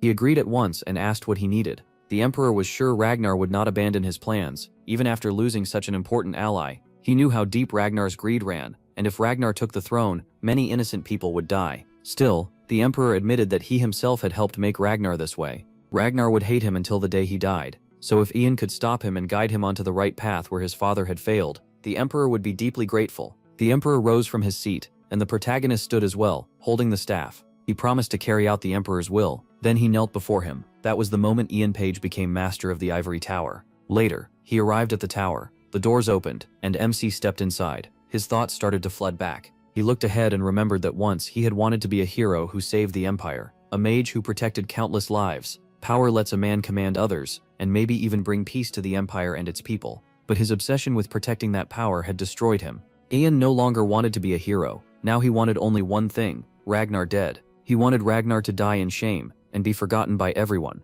now and in the future. From here on, he lived for revenge. Then we returned to Ragnar's room. He sat there, lost in thought. Soon Hayden came to greet the new Tower Master. Ian stayed silent. He hadn't been formally appointed yet, so Hayden said that title wasn't proper, at least not between the two of them. Who would have thought the little boy the protagonist met 6 years ago would rise this high? The prince was happy to see how much his friend had grown. Ian turned toward the crown prince. Right now, MC was busy checking people for black magic. The prince said he had already gone through the test, so if he had no issue, he would leave. He felt a little let down since the prince had come to see him. Still, the prince asked again if the protagonist was really okay. He said he had a headache, and his sight was blurred, but MC insisted nothing was wrong, and that he was perfectly fine. Of course, he noticed the prince was suspicious. There was a good chance the Tower Master had used magic on the crown prince. If someone twisted the prince into seeming small-minded, it would make helping Ragnar rise much easier. And with the throne usually passed down by blood, that idea wasn't far-fetched. Ian kept that thought to himself as he watched him. The prince then asked if Haley Greenriver was next, and she was. Before she came in, he wanted to tell the protagonist something. Lately, Haley had been asking about him all the time. That caught MC off guard. The prince said she kept asking how Ian was doing, what he liked, and even what food he preferred. He couldn't figure out why she was so curious. Even the prince didn't know what to tell her, close as they were. As he got up to leave, he told the protagonist to answer Haley himself when they met. Even a little would make her happy. With that, the prince left and shut the door. MC thought the prince was growing up fast. He had matured, grown stronger, and kept moving forward in both knowledge and skill. Ian felt that would make him worthy. Then someone knocked, and when he allowed them in, a girl entered. He and Haley hadn't seen each other in a long time. He asked how her highness had been, and she said she was doing very well thanks to him. Glad to hear it. He invited her to sit. She sat down, but stayed quiet. Then she cast a second-class spell to block sound. Ian was honestly surprised she could use that level already. Haley held up 3 fingers. That shocked him even more. She had reached an even higher class in so little time. Her teacher had said she wasn't there yet, so the protagonist congratulated her and praised her. Then he asked what was so important that she needed to see him, and even use magic for privacy. Haley turned to the Tower Master and asked what she should do. Ian told her to explain more because he didn't understand yet. She didn't know where to begin, so MC said he'd ask instead. Why had she hidden that she was a magician? It was her father's order. When she was 12, Kevin tested her for mana and learned she had talent. He told her father before reporting it to the Tower Master. Ian knew what that meant. Once someone became a magician, they had to give up their title and serve the ivory tower. That rule applied even to princes and princesses. Her father wanted her to stay his princess, not become a magician, so Kevin hid the truth on his orders, and Haley went on living as before. But eventually she realized her magic was starting to spill out. Ian understood right away that she had been training in secret, and had now come to him for advice. Kevin was one of the few people who had always supported the crown prince in his past life. Back then, Haley only wanted to help her brother because he lacked support. But now things were different. Her brother had Sir Oliver and Ian. He was finally on the right path, so she wondered if she had any purpose left. Almost none, she admitted. Since learning magic in secret, she was scared she'd only become a burden to her brother. Seeing her sad face, the protagonist knelt in front of her. When she looked up, he told her that living her own life would be enough. She needed to live for herself, not just for the imperial palace or her brother. Haley lowered her eyes and said she didn't know how to do that. She looked up in surprise when Ian said nobody is born. Knowing that, sitting across from her, he added that if a person lives only for others, then they're living someone else's life, not their own. He lowered his head and said that over time she'd lose herself. A memory flashed through his mind from his past life, and he quietly added that she'd end up trapped in emptiness and fear. Then Ian said she had to choose for herself and decide what truly mattered to her. Eyes lowered, he told her he believed she would find her own path. Haley watched him closely and slowly parted her lips. With bright eyes, she asked if he had found his own path in life. The question took MC by surprise. He opened his mouth, but nothing came out. After a pause, he looked away, gave a faint smirk, and said he didn't know. Haley quickly waved her hands, worried he thought he'd said too much, but she told him that wasn't it at all. Smiling brightly, she said he was the first person to ever tell her something like that. She lowered her head and admitted she had always believed her life only belonged to the Empire's princess, so she never thought about any other way to live. Then her mood lifted, and with a big smile, she thanked Ian for giving her confidence. He looked at her and smiled too. Rising with his staff, he said that if she kept studying magic, it would help her no matter what path she chose. He added that if she had improved this much so quickly, then a great future was waiting for her. Embarrassed, Haley looked away and said she wanted to ask him for one more thing. Ian looked surprised and waited. She gripped her dress and began to speak. Then she lifted her head and asked if he would teach her magic. The protagonist froze, staring at her in shock. He pointed out that Kevin was already her mentor, and Haley sadly said Kevin told her he had nothing left to teach. In her mind, Kevin apologized to her gently. Then she clasped her hands, shut her eyes, and blurted out that she wanted Ian to become her teacher. MC looked at her seriously. He studied her, wondering what he should do. He could clearly see her talent. Reaching 3rd class with so little support was amazing. The last Imperial Blood Mage had been Mitchell Greenriver, a 5th class magician. Ian lowered his eyes and thought that very few people knew Haley could use magic. If she became a high-class mage, she could be useful to him later. Haley's eyes went wide when he said yes. He lowered his head and said there was one condition. Looking straight at her, he said that if he ever needed her help, she would have to give it. Haley happily agreed. Since he was helping her, she said she'd gladly help him too. The protagonist tilted his head and reminded her that was a very serious promise. He didn't know what he had done to deserve such trust. Smiling with shining eyes, Haley simply said she believed in him. Ian froze, embarrassed. A second later, his cheeks turned red, and he said nothing. Haley kept smiling while he thanked her. MC said they'd talk about lesson times and details later, and maybe he could also test her. She quickly agreed. After checking her, Iez said there were no signs of black magic, and that she could stand up. He offered his hand and warned she might feel dizzy, so she should move slowly. Haley rose and thanked him, but her head started spinning, and she felt sick. He moved to catch her, and ended up pulling her into his arms, leaving them both flustered. Holding her steady, he asked if she was all right, and whether he should call a maid. Red-faced but thrilled, Haley said she was fine. She quickly pulled away, and an awkward silence filled the room. Ian stared at her, surprised, and slowly started to speak. After calling to her, he suddenly answered all the questions she'd been asking. After tower work, he usually goes home, reads, studies magic in the lab, and lately he's gotten into alchemy because of an alchemist's son living with him. He doesn't have a favorite food, but he can't handle spicy dishes. Haley looked confused. Tilting her head, she asked what he was talking about. With a small grin, Ian explained that the prince had told him to answer her questions, though there really wasn't much to say. Haley covered her mouth and cried out that her brother had actually told him that. A little startled, the protagonist admitted it. She gave him a pitiful look and tears welled up in her eyes. Then, blushing hard, she turned and ran off, hurriedly wishing him a good day. The door slammed shut. Ian just stared at the door and thought he must have said the wrong thing. MC says the rumor about the 5th-class magician and the tower's old owner spread fast across the empire. Terry Greenriver personally warned everyone about black magic and told them to report anything suspicious. Terry threw out his hand and gave a loud warning. He explains that to calm the people, he investigated every case tied to black magic after becoming the new young master of the tower. He adds that the old tower owner would only be remembered for horrible crimes against people. Ragnar kept his head down while the crowd whispered, and Ian says many nobles who once backed him and the 5th prince abandoned them. In the end, those nobles joined the new owner of the tower instead. Later, back at the protagonist's mansion, he spots something and asks what it is. Letio shows him a tray full of letters and says they're invitations to receptions. Ian opens one and wonders why people are acting so freely when the investigations still aren't finished. With a grin, Letio asks if he'll read them anyway, but MC says he has no plan to attend. Letio takes the letters and tells him to at least check them first, then asks what one says. The second Letio mentions an engagement proposal. He spits out his tea. Still stunned, he learns Count Gerard wants him to marry his oldest daughter in 5 years, when the girl is only 12 now. In the protagonist's mind, the Count has completely lost it. Letio just smiles and points out that Ian is an adult now. Since he's the youngest tower owner, offers like this were bound to come, and there will only be more. MC grabs his head and realizes the nobles just want to use him to raise their own status and power. He makes a face and says it's hard to believe they'd throw their young daughters into this for political gain. Letio agrees and says he should find a partner who truly deserves him. Then Letio starts sorting through the letters, saying he'll send refusals to all of them, and the protagonist thanks him. Seeing how pleased Letio looks, Ian remembers how much extra work these inspections have given him, and thinks he should repay him somehow. He goes quiet for a moment, sets down his tea, and admits he's never really thanked him properly. Letio glances over with a small smile. Lowering his head, MC thanks him for protecting his mother. Letio freezes in shock, and the room goes silent. He slowly parts his lips, then answers softly that if Ian feels that way, it was really the mana traps that saved them. Even so, he says he would have protected her with his life. That brings a wide smile to his face. He says that's exactly why he wants to help Letio. Turning serious, the protagonist asks who the magician was that pumped mana into Letio's body. He wants a name,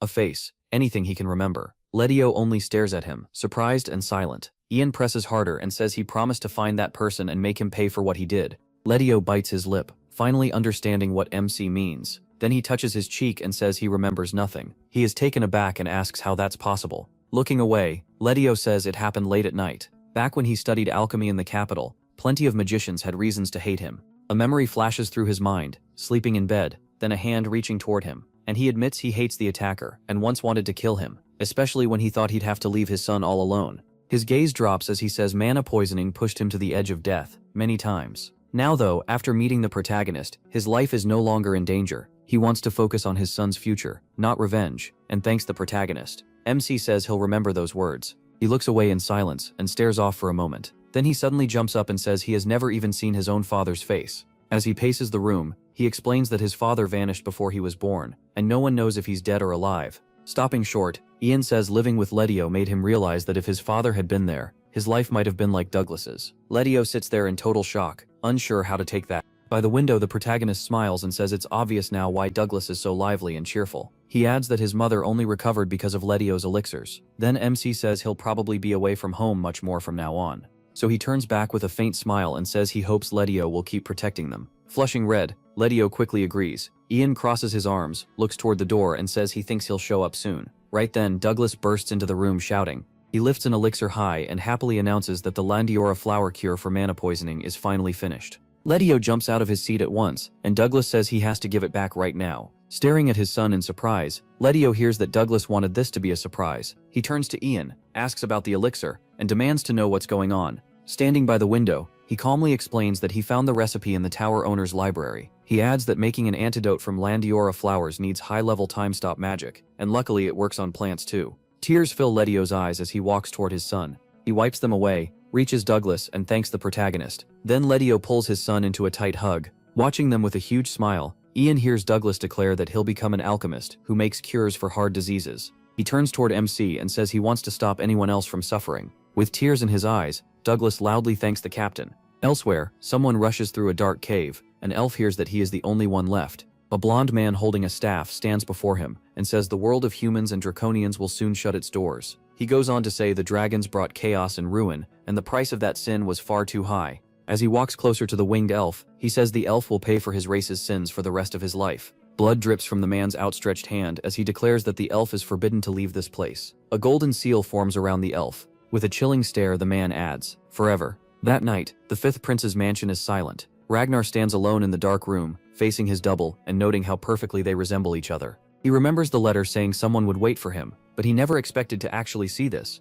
Ragnar circles behind the double and asks how he's supposed to get out. Two magicians assigned by the new tower owner are guarding the place outside, and he doesn't see how anyone could slip past them. Without opening his eyes, the double tells him not to worry. The clan leader is far stronger than the tower owner. Ragnar turns at once and asks who this clan leader is. The double pulls out a book and says it's better if Ragnar sees for himself. The book starts glowing blue. A portal opens in front of them, and both stare into it. Ragnar tenses and asks what it is. The double gestures to it, and explains that it leads outside the capital. Ragnar watches in fear as the double moves away. Then a well-kept gray-haired man steps out of the portal and asks His Highness to take his hand. Surprised, Ragnar asks if this is Sir Domphil. He studies the offered hand, then slowly reaches out with his own. The next moment, Ragnar steps into a dark forest. He asks Domphil how this is even possible, and Domphil calmly tells him not to be so shocked. Domphil answered calmly that Leon really didn't know this kind of magic. He said he'd thought Leon had earned his place as master of the tower on his own. As Domphil kept walking, he added that even with all that power, Leon only cared about himself. Better that Weaklink was removed without their help.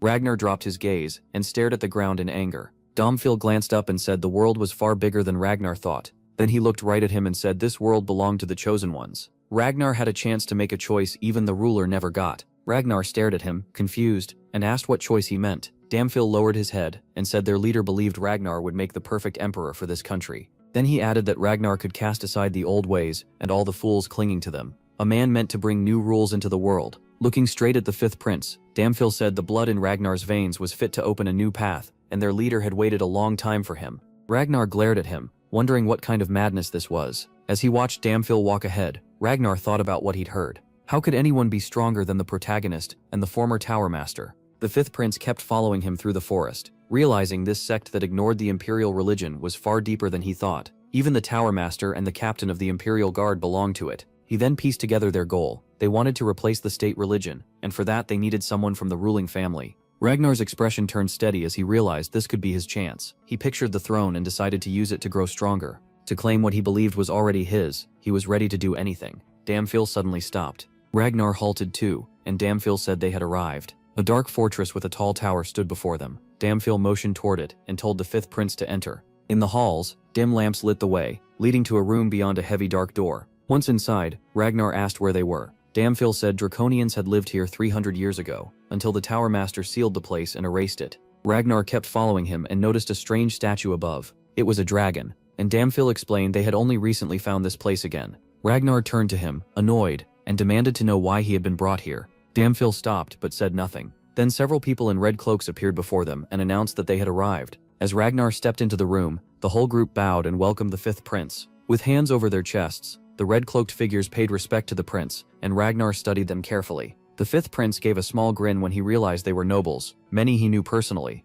Damphil bowed his head and said that to build a new world, he had gathered the finest people in the country. Ragnar turned to him and cut to the real point. Why was all of this needed, and why had he been brought here? Damphil only said it would all be clear soon. The two stopped before a massive door, and Damphil said their master was waiting behind it. The door slowly opened. Ragnar stepped inside. He froze in surprise. An elf with red wings stood before him on top of a pentagram. The elf kept his hands behind his back and watched Ragnar closely. The nobles in red cloaks dropped to their knees, raised their hands in prayer, and welcomed the last descendant of the dragon. Ragnar turned to them in shock, unsettled by what was happening. Looking back at the elf, he realized this had to be their leader. Ragnar placed a hand on his chest and bowed slightly, thinking he now understood who this was and why he had been summoned. Then Ragnar knelt with one hand near his chest, facing the winged elf, who introduced himself as Avantis, the last Draconian on Earth.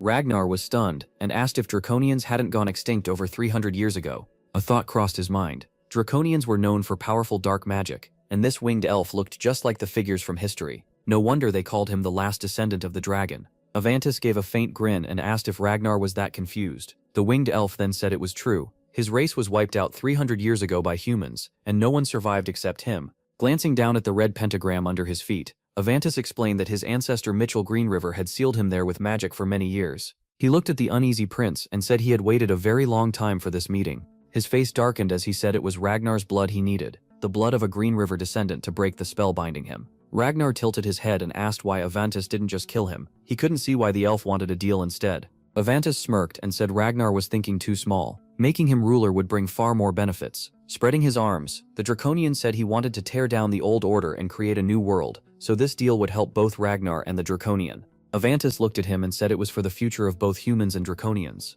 Ragnar slowly rose and said Avantis just wanted to use him. The fifth prince lifted his head and added that if he refused, Avantis would probably kill him anyway. He surely had other people to replace him. Avantis replied that he had no plan to kill him. If Ragnar refused, he would simply wipe his memory, so he remembered none of this. The Draconian paced along the pentagram and added that he chose Ragnar because he was sure he wouldn't turn down this offer. Ragnar lowered his head and thought in silence. After a moment, he clenched his fist. Then he looked up sharply and told the Draconian to swear he would make him emperor and never betray him. With a smug smile, Avantis gave his promise. Ragnar turned and reached for the dagger Damphil had given him. A moment later, he cut his hand and let it bleed. Holding it out, Ragnar said he accepted the deal. His blood fell onto the red pentagram. At once, the castle floor began to shake. The pentagram slowly started to fade. Then it vanished from beneath the Draconian's feet, and Ragnar watched in fear. A second later, the elf began to chuckle. Then he threw back his head, laughed loudly, and thanked the prince. Ragnar stood still, staring at the Draconian. Avantis lifted an arm, and a fine modern sleeve appeared over it. His whole look changed. Fixing his clothes, he said it was better to dress in modern style. Avantis then walked toward the fifth prince, and said fear was written all over his face. As the Draconian passed by, he added there was no need for that. He wasn't going to kill him. Leaning close to Ragnar's ear, Avantis said he thought they might even become good friends. He then moved away, grabbed one of the cloaks and said he was leaving. A second later, he threw the cloak on. Ragnar remained alone in the middle of the hall, while Avantis walked through the crowd and said it was time to step outside for the first time in ages. The princess sat sadly in her chair and wondered why he hadn't come. While a maid brushed her hair, she quietly said maybe he had forgotten. The maid tried to reassure her, saying Mr. Ian was probably just busy researching black magic. The princess gave a faint smile and said he really was a busy man. The maid grew uneasy, and the princess looked even more downcast. Then two maids rushed into the room, shouting for the princess. She looked over and asked what was wrong, and why they were yelling. Barely able to contain themselves, the maids cried out that the time had come. He was here. They quickly explained that Mr. Ian Page had finally arrived, and this time he was wearing a suit instead of a cloak. The princess stared at them and asked them to repeat it. For a moment, the room went quiet as the girls stared back at her. Then she lowered her head and began to speak. Suddenly she looked up with tears in her eyes and asked them to help her get ready. The palace shone in the sunlight. The princess walked down the red carpet in her shoes. She reached the great doors and touched the handles. Lowering her head, she shut her eyes for a second and let out a breath. Then she turned around and nervously asked if her hair looked fine, if nothing was sticking out. A maid told her not to worry, saying she looked the most beautiful of all today, and the others agreed. The princess looked at them once more and said she was going in. The hall doors swung open. Ian rose from his chair at once when he saw the princess approaching. He placed a hand on his chest, smiled at her and said it had been a long time. Your Highness. The princess lit up the moment she saw him. She blushed a little and said nothing. She looked down and quietly admitted she thought he had forgotten her. Ian leaned in a little, apologized, and said he had a lot to handle. The princess stepped closer, faced him, and said she was thankful he came. Then she broke into a big smile, and said the suit looked great on him, and he thanked her. The protagonist glanced up and said they should go somewhere better for studying first. Looking at the fountain, he explained there were too many people around, and gossip about them might spread. Her smile faded and she lowered her head. With a small grin, Ian held out his hand and said he'd take her there himself. She just had to hold on for a moment. She stared at the floor and softly said she would. Then she suddenly looked up, realizing she had answered without thinking. Surprised, she asked what he meant by taking his hand, and MC smiled and said they were going to teleport. The princess widened her eyes as his meaning sank in. Her golden eyes lit up, and she said that was space travel magic. Slowly, she reached her hand toward him. Watching her, Ian warned that she might feel a little dizzy. She carefully placed her hand on his arm, and he told her not to let go. A second later, blue light flared around them. They arrived in a quiet clearing near the mountains. She quickly stepped away, grabbed her head, and stared out in shock. As she fixed her hair, she started to ask where they were. Smiling, Ian cut in and said these were mountains near the capital, and hardly anyone came here. Still looking out, he explained he picked this place because a 6th grade magician can only teleport so far. It was open, calm, and perfect for practice. The princess turned to him in surprise. He noticed and asked what was wrong. Walking slowly through the grass, she said this was her first time outside the castle. She looked up and admitted the outside world had always felt like something she could only see in dreams. Looking at the birds overhead, she said that by taking his hand that dream became real in an instant. Then she turned back with a bright smile and said magic was amazing. Ian just stared at her, caught off guard. For a moment he looked completely unsure what to say. In his mind he remembered the lonely princess by the window. He also remembered those dark, sad eyes fixed on him. After that, Ian looked down at the grass, stayed quiet, and smiled a little. She kept smiling at him and he finally agreed. Looking back up at her, the protagonist said she was right. Magic really was amazing. Then he glanced at her, and she asked what he was doing at the palace temple. He said he had been looking around, went inside, and hid when he saw her with the magician. The princess blinked in surprise and asked how he managed that, when the place should have been heavily guarded. Ian looked away, a little embarrassed, and admitted he was curious. She giggled and said she understood. When she was little, she used to sneak into forbidden places with her brother too. With her hands behind her back, she grinned and said she'd overlook his illegal trip into the temple since he overlooked her learning magic. That meant they had something in common now. MC lowered his head with a wide smile and said she was right. Leaning closer, she told him there would be a reception in 10 days for her brother's birthday, and asked if he would come. Ian said he had gotten an invitation, but he didn't think he should attend. She was shocked and asked why, saying the prince would be upset. As they walked, he explained that only the highest nobles should be at an event like that. Even as the tower's new master, he was still a commoner, and his presence could cause trouble. He added that he knew the old tower master's ties with the nobles, built over many years, would not be easy to replace. Smiling at her, the protagonist said that until the crown prince secured his place among the nobles and firmly claimed the throne, he should stay out of the way. The princess looked off sadly and said she understood. Then she suddenly stopped. A moment later, she raised her fists and declared that she needed to work harder as a princess too, so no one could speak against her brother. Ian looked at her, surprised. Then she added that she would keep studying magic too. Beaming, with her hands behind her back, she thanked him for helping her and asked if she could call him teacher when they were alone. Turning to her with a smile, MC said she could call him whatever she liked. That night, the moon shone over the 5th prince's mansion. 2 enchanted magicians stood outside his room. Inside, Ragnar faced the Draconian and said this was his plan. Aventus replied that before they dealt with Ian, they had to remove the crown prince. Ragnar agreed, saying many nobles and powerful people were watching the new tower master's every move. He went on to say that even though he was strong, he was still young, with no title and little experience. To the nobles, he was nobody, and many already hated his appointment. Damphel and the servants listened closely. Ragnar relaxed a bit and said that if the crown prince was taken out, Ian would lose his support and be easy to remove. Damphel said they needed someone to carry out the plan. Ragnar frowned and answered that he had not chosen the person yet. Damphel bowed and offered himself, saying he knew someone who could handle it. Ragnar said he was counting on him, and Sir Damphel bowed again. Then the doors suddenly opened. Soon, only Ragnar and Aventus remained in the room. Aventus lowered his head a little and said it was time to move. Ragnar clenched his fists and said he wanted to ask something first. Aventus looked at him, waiting. Ragnar admitted Aventus had enough power to change the empire and surely had many others he could use, so why had he chosen the 5th prince? Aventus exhaled and said he needed to find someone. Ragnar asked wonkily. Aventus opened his eyes sharply, pictured a golden dragon, and said it was the last of its kind, a dragon that controls time and a key ally to the Draconians. Stunned and uneasy, Ragnar asked if the golden dragon wasn't just a fairy tale. Aventus shook that off and said dragons still existed, whether people believed it or not. Humans just couldn't reach the places where they lived. He added that when new truth and chaos entered the world, the dragon would appear for sure. Ragnar repeated the word chaos, thinking it over. Aventus darkened and said that word meant war. Ragnar realized that meant the war with the Draconians 300 years ago had been fought to summon the Golden Dragon, and Aventus said he was correct. Aventus added that Mitchell Greenriver chose to join hands with humans instead of them.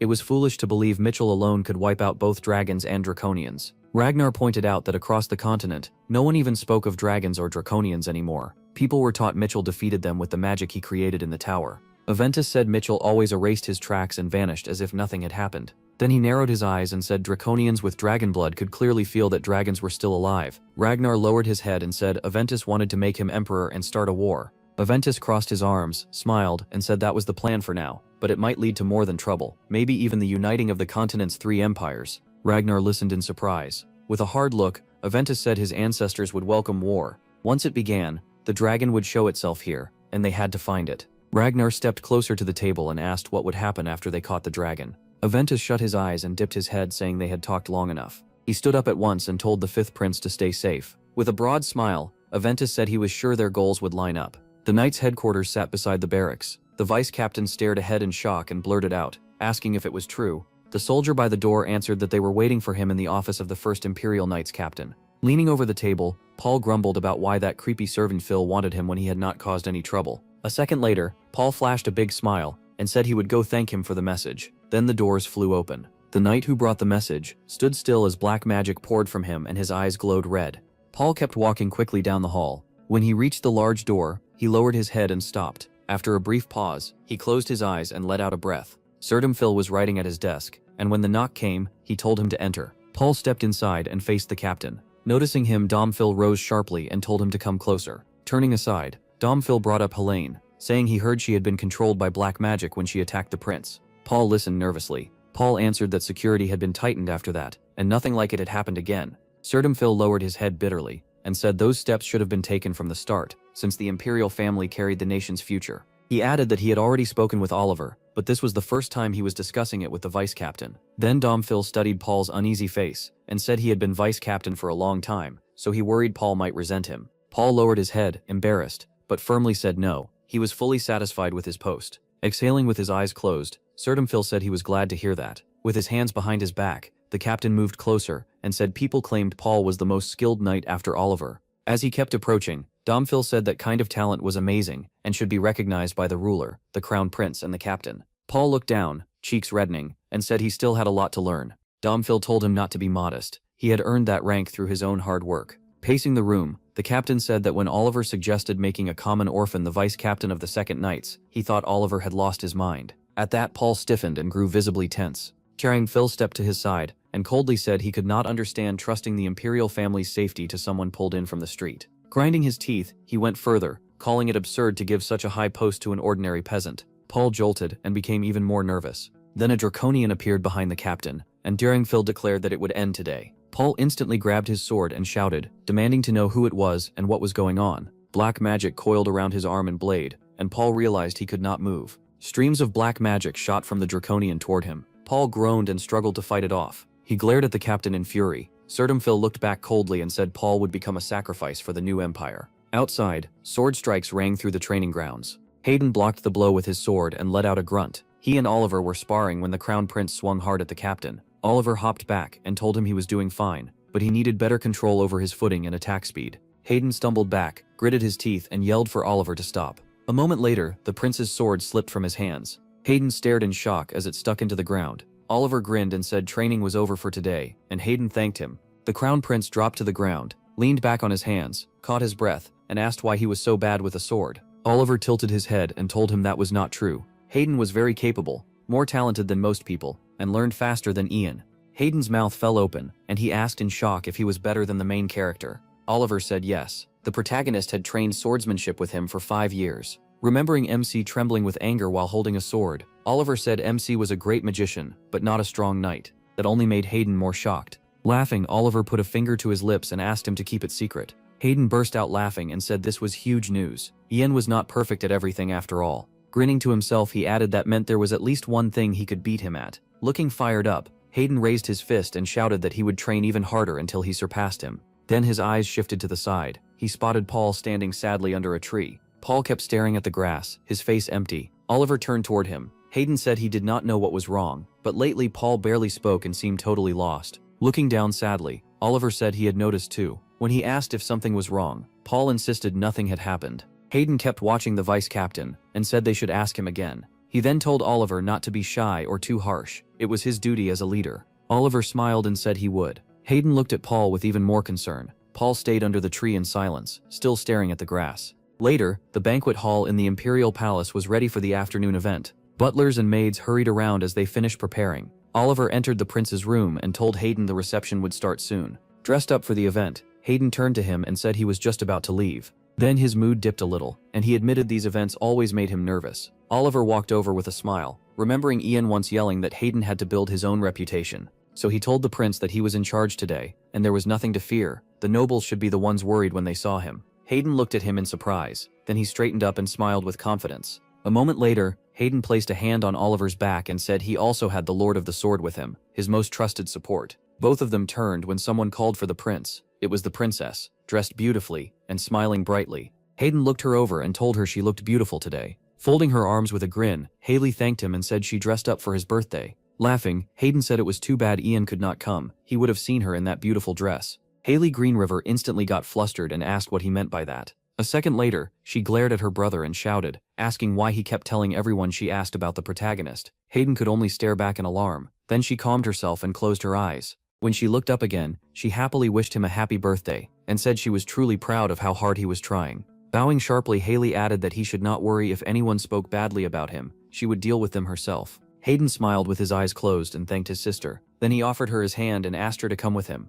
She gently took it with a pleased little sound. The butler called out loudly for everyone to welcome the crown prince and princess. The whole room bowed at once. Hayden and Haley Greenriver slowly stepped in. They paused at the entrance, looked around and smiled. The conductor lifted his baton, and the music started at once. As Hayden and Haley Greenriver faced the crowd, birthday wishes and warm greetings poured in. Hayden gave a small smile, thanked everyone, and said he hoped they would enjoy the reception. Oliver watched the crown prince handle the nobles. Then his smile faded as his eyes locked on something. Emperor Terry suddenly appeared beside the butler and shot him a hard look. Startled, the servant turned and was told to make the announcement already. When the butler promised to do it at once, the emperor gave a satisfied smile. The servant loudly announced Emperor Terry's arrival, and Terry faced the hall. The whole room turned to him in shock. Hayden stared at his father, stunned. He walked up to the emperor and admitted he hadn't expected him. Terry let out a light laugh and said a father should celebrate his son's birthday. Smiling at Hayden, the emperor said he was proud of him. Hearing that, Hayden lit up and smiled back.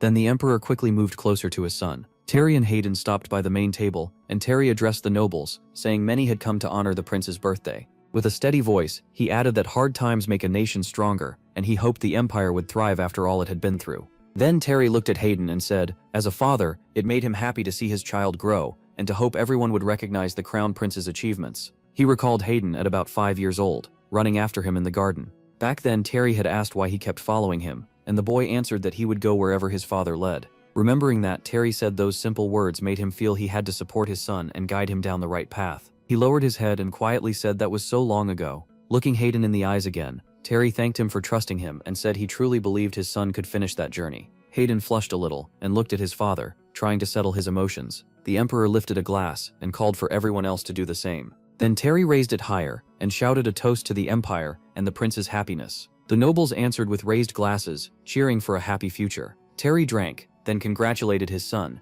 Smiling widely, Hayden lifted his own glass and thanked him. Then Terry suddenly dropped his glass, coughed up blood, and started to collapse as Hayden watched in horror. The crown prince froze, too shocked to move. All around them, the nobles stood frozen in fear, staring with their mouths open. Haley Greenriver gripped her glass and looked at her father in horror. Oliver snapped into action, looked at the prince, and yelled to him. Hayden's glass slipped from his hand, while the emperor kept choking on blood. The emperor's drink spilled across the floor. Later, the night felt heavy and grim. From outside the window, Hayden could be seen sitting alone in his room, staring blankly ahead. He sat on the sofa, his face filled with grief. The crown prince looked drained, lost in thought, his eyes fixed on the floor. A loud knock came, and a voice announced that Oliver, captain of the 2nd Detachment of the Imperial Knights, was asking to see him. Hayden jumped up at once, looked at the door, and told them to let him in immediately. He rushed to the door and found Oliver waiting outside. Backing up slowly, Hayden kept his eyes on him and asked about his father, what happened to him. Oliver lowered his gaze and said they had kept the emperor alive, but his condition was still critical.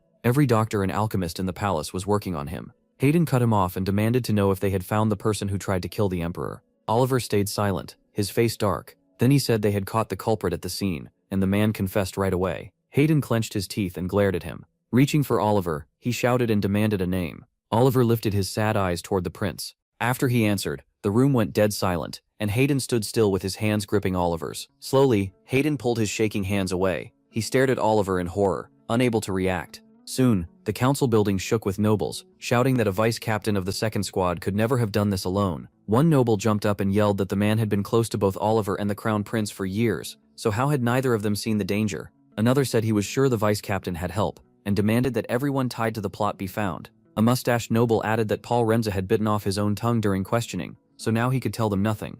Another pointed to the report and said Paul was an orphan from the northern region, near the Coldwood Empire. One noble raised the old palace explosion from 6 years ago. He reminded the room that spies had been uncovered then, the Ivory Tower Mage, a castle maid, and the palace secretary. Then he argued that even if Paul had earned rank and title young, his unclear background meant they could not rule out that he was a Coldwood spy too. One aristocrat pointed out they had found no seal on him, but another shouted that a seal didn't matter now. Someone else said Paul tried to send the emperor away, and still said nothing about his motive or any partners. Another noble insisted they should have checked his past more carefully, and demanded he be stripped of his post and executed for trying to kill the emperor. Ian sat at the head of the table, watching as many nobles agreed. He listened in silence, eyes dropping to the table as he thought. Outside, the sky was dark with clouds. The protagonist turned when someone called his name. A man in a raincoat stepped out from the bushes, and Ian looked at him closely. Oliver pulled back his hood, came nearer, and asked about the vice-captain. MC lowered his head, and said everyone had decided Paul was a Coldwood spy.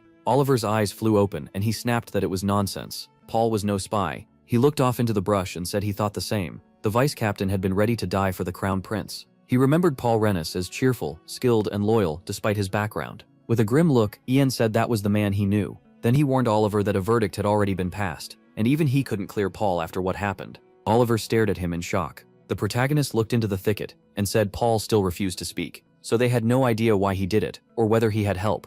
Lowering his head, MC admitted he truly wanted to know why this happened. An awkward silence followed as Ian stood firm. Then he looked at Oliver and asked about Hayden. Oliver said the prince had locked himself in his room, wouldn't eat or drink, and kept blaming himself. He glanced aside and said he understood. Oliver looked down at the grass and added that the protagonist probably already knew the Knights of the Second Detachment had been banned from leaving the capital, and interrogations would begin soon. Oliver clenched his fist, shaking with emotion, and said that as the captain, he couldn't act on his own feelings. He gritted his teeth, shut his eyes, and sweat ran down his face. Keeping his head lowered, Oliver admitted that right now, Ian was the only one he could ask for help. Then he bowed deeply and begged him to uncover the truth. MC looked at him with pity. He said they found no lies in Paul's words and no sign that anyone had tampered with him from the outside. That shocked Oliver. Then the protagonist told him Paul would be locked up tonight, and he planned to visit him there. After that, he said he would come to Oliver's house. Oliver straightened and listened closely. A little tense now, Oliver answered that he understood. Soon, storm clouds rolled in, and the wind picked up. Rain came down hard, hiding the imperial prison behind the downpour. Near the cells, a guard had fallen asleep.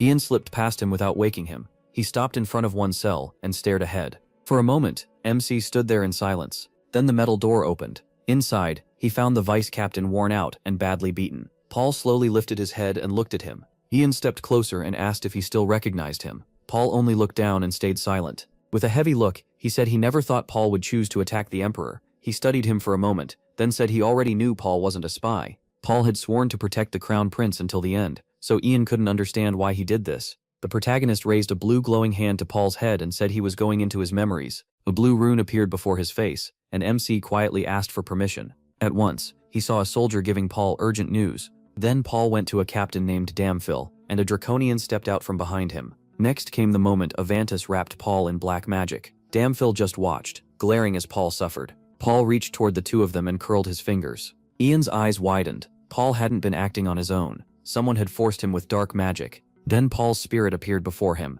and the protagonist realized he had been too trusting. Paul looked at him sadly and warned him to be careful. The worst enemies are the ones closest to you. Ian stared at him in shock, his jaw tightening. Paul smiled with his eyes closed and said he had been waiting for MC, holding on just for this meeting. He spun toward him and shouted for him to wait. He would break the spell now, but Paul suddenly grabbed his hand to stop him. Surprised, the protagonist looked back, and Paul quietly asked how the prince was doing. MC pulled his hand away and said that with these memories, he could clear Paul's name. If they caught the one behind it, he could be proven innocent. Paul lowered his head and answered through clenched teeth that it was impossible. Yan snapped toward him. Paul bowed even lower and said that even then, he still poisoned the Emperor's wine. Furious, he shouted that he couldn't give up now, otherwise everyone would remember him as the Emperor's would-be killer. Paul shook his head hard and said he didn't care. He had sworn to protect the imperial family, so he couldn't just ignore what he had done. The protagonist looked at him sadly, as Paul added that anyone who harms the Emperor also stands against the Crown Prince. Raising his eyes, Paul said this was only the beginning, and probably not the end.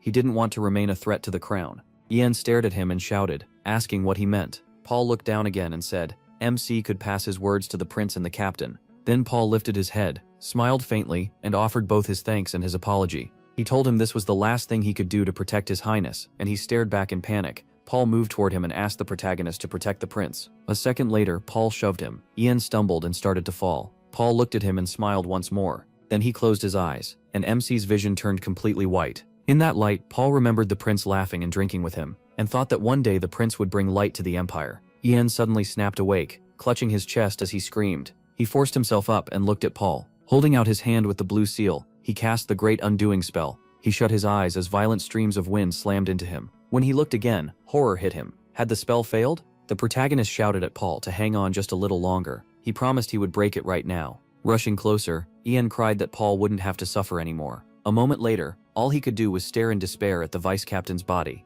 Paul Renz hung limp in his chains, and MC kept looking at him. There was no sign of life left. Ian stood there in silence, trying to steady his breathing. A moment later, he lowered his head and froze, lost in what had just happened. Outside, the storm kept raging. Rain hammered against the windows of Oliver's house. Oliver sat by the fireplace, staring at a candle beside him, hands folded. He stayed there in deep thought. Then a sharp sound made him grab his sword and look over. Cold sweat covered him, until Ian said it was him. Oliver rushed to the door and stared at him. The man stood there soaked through, wearing a sad expression. Once inside, Oliver stepped back and asked if the protagonist had seen Paul and learned anything. The water dripped from Ian's hair as he lowered his head. Then he grimly said that Sir Paul Renz had died in his cell today. Oliver stared at him in horror. For a moment, he said nothing. Fear and hopelessness filled his eyes. Oliver nearly gave way and moved weakly toward the table. He caught himself with one hand on it, then leaned over and held his head while Ian stayed still. A sad silence filled the room. Rubbing his nose, Oliver said they first met in the north, at an orphanage run by the Raywood family. The memory hit him, he and Paul playing together as kids. Paul had always been kind and looked after the others, and Oliver's father quickly noticed his talent with a sword. Since then, the two of them trained together all the time, smiling with swords in hand. Holding his head, Oliver said Paul was his best friend, the one who always supported him and kept moving forward. He didn't deserve to die like that. Ian lowered his gaze and quietly said he had seen Paul's memories before he died. Oliver turned to him at once, clearly shocked. He asked if MC recognized anything, and MC said that a few days ago, Paul had met the captain of the 1st Knightly Detachment, Sir Domphel. He recalled Paul reaching toward the knight and the Draconian, then said someone beside Domphel had used black magic on him. Tense, Oliver asked who that other person was. Ian looked down and said he didn't know. A pale man with long hair. Avantis flashed through his mind with black magic in his hand, and the protagonist realized he hadn't seen him even in his past life. Looking thoughtful, MC said one thing was certain. Damn Phil was tied to this, along with some high-level magician. Oliver anxiously asked how strong he was. He lowered his head and said he had tried cleansing magic on Paul, but it failed. Looking toward the fire, he added that this meant the magician ranked above him. Then he told Oliver he had a guess, but no proof yet. There might be others involved too, so they needed a full investigation. Hearing that, Oliver shouted that if even stronger mages fell under that black magic, the empire could be finished. Ian suddenly reached into his cloak. He pulled out a necklace with a jewel in the center. Oliver looked at it and realized it was the necklace he had given Paul 6 years ago after training. The protagonist studied the glowing pendant and said it once belonged to the Empress. It could clear the mind, but this wasn't that simple. He explained that the necklace held a rare gem called the Dragon's Eye, which could block black magic, even magic above the 8th class. Oliver smiled, amazed, and started to say that if he kept it, then black magic. Ian quickly cut him off, shaking his head. Confused, Oliver stared at him. MC said almost no one still knew this ancient magic. To everyone else, the necklace looked like a normal ornament. Stepping closer, he told Oliver to promise he would keep the next part secret. Oliver agreed. A second later, he finally spoke. Oliver listened in stunned silence, while the protagonist held out the necklace and looked him straight in the eye. Then Oliver's eyes went wide in horror. Paul Renz died in prison. The 5th prince whipped around and glared at Domphil. He looked back at the letter and said he understood everything. Now, Domphil stared back coldly and said he had heard there was a rat in that cell. He added that the prince must have figured out black magic was used on the vice-captain. Ragnar set the paper down and said that was true, and nothing could be done now. Reaching for his tea, the fifth prince said Ian Page still didn't know about the Draconian. Ragnar raised the cup and said MC could only guess for now, and try not to fall under black magic's control. Thinking of Avantis in the dungeon, Ragnar went on. Herbert may be 5th class, and that won't work on him if he's 6th, but Mr. Avantis is far above that, an 8th class mage by human standards. He calmly took a sip and said Avantis still hadn't fully recovered. Even so, he was stronger than the protagonist. The protagonist had probably already realized someone more powerful was involved. Domphil lowered his gaze and asked if the 5th prince was worried Ian would run away. Ragnar gave a short laugh and said MC wasn't that kind of man. He'd come too far to back down. Then the prince said he still couldn't tell what he was really thinking. The protagonist's face came to mind, and Ragnar said that when the protagonist first came to the palace 6 years ago, he stood with the crown prince, but never truly served him. Looking at his reflection, Ragnar said MC was hiding a lot, and likely knew far more about him than anyone guessed. As he pictured him in front of him, Ragnar said it felt like they had known each other for a very long time. Ragnar set the teacup down. Leaning back with a hand at his chin, he said they would just keep watching Ian for now. Morning came at the protagonist's mansion. Omphil handed the butler a letter and told him to send it to Lord Callian Pyrrhic in the east as fast as possible, along with the one for Lord Mogrian. The butler bowed and said a report should arrive soon. He had already sent a messenger he trusted. Ian said he understood. Then he suddenly gave the butler another paper and told him to take it. The old man looked surprised. As the butler checked it, he explained that it was a merchant guild pass. With it he could disguise himself as a trader and leave the capital. The protagonist looked at him and said he hoped the meaning was clear.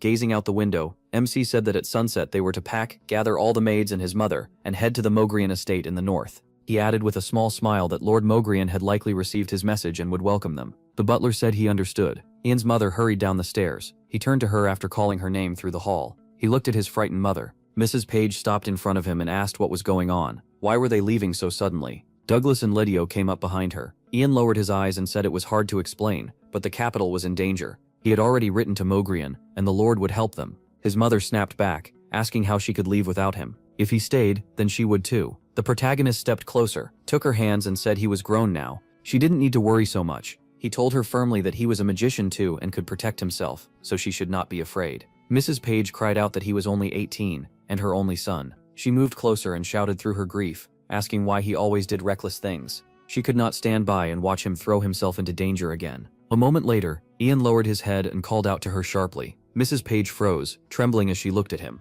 With guilt in his eyes, MC asked her to trust him. Holding her shaking hands, he said that if anything went wrong, she could be hurt. Tears began running down her face. Slowly, Ian let go of her hands. Then he turned to Lydio and said he was trusting him with her safety. He added that even if he later begged to know where his mother was, Liu must not tell him. When the time came, the protagonist said he would send the letter to Lord Mogrian himself. Liu answered that he would do exactly that. Douglas stepped forward, placed a hand on his chest, and said he would stay with MC. MC turned to listen. Douglas smiled and said he didn't know the full story, but Ian would need his right-hand man. He smiled back and thanked him, but warned that this was more dangerous than he thought. It was better for him to leave. Inwardly, the protagonist remembered the alchemist's son from his past life and thought he could not let him fall into their hands. MC walked to the middle of the room. By the desk he faced everyone, and said that once they had all left the estate, he would erase part of his own memory so he wouldn't remember where he had sent them. Looking down, he told them to remember both his orders and their destination, and said he was counting on their help.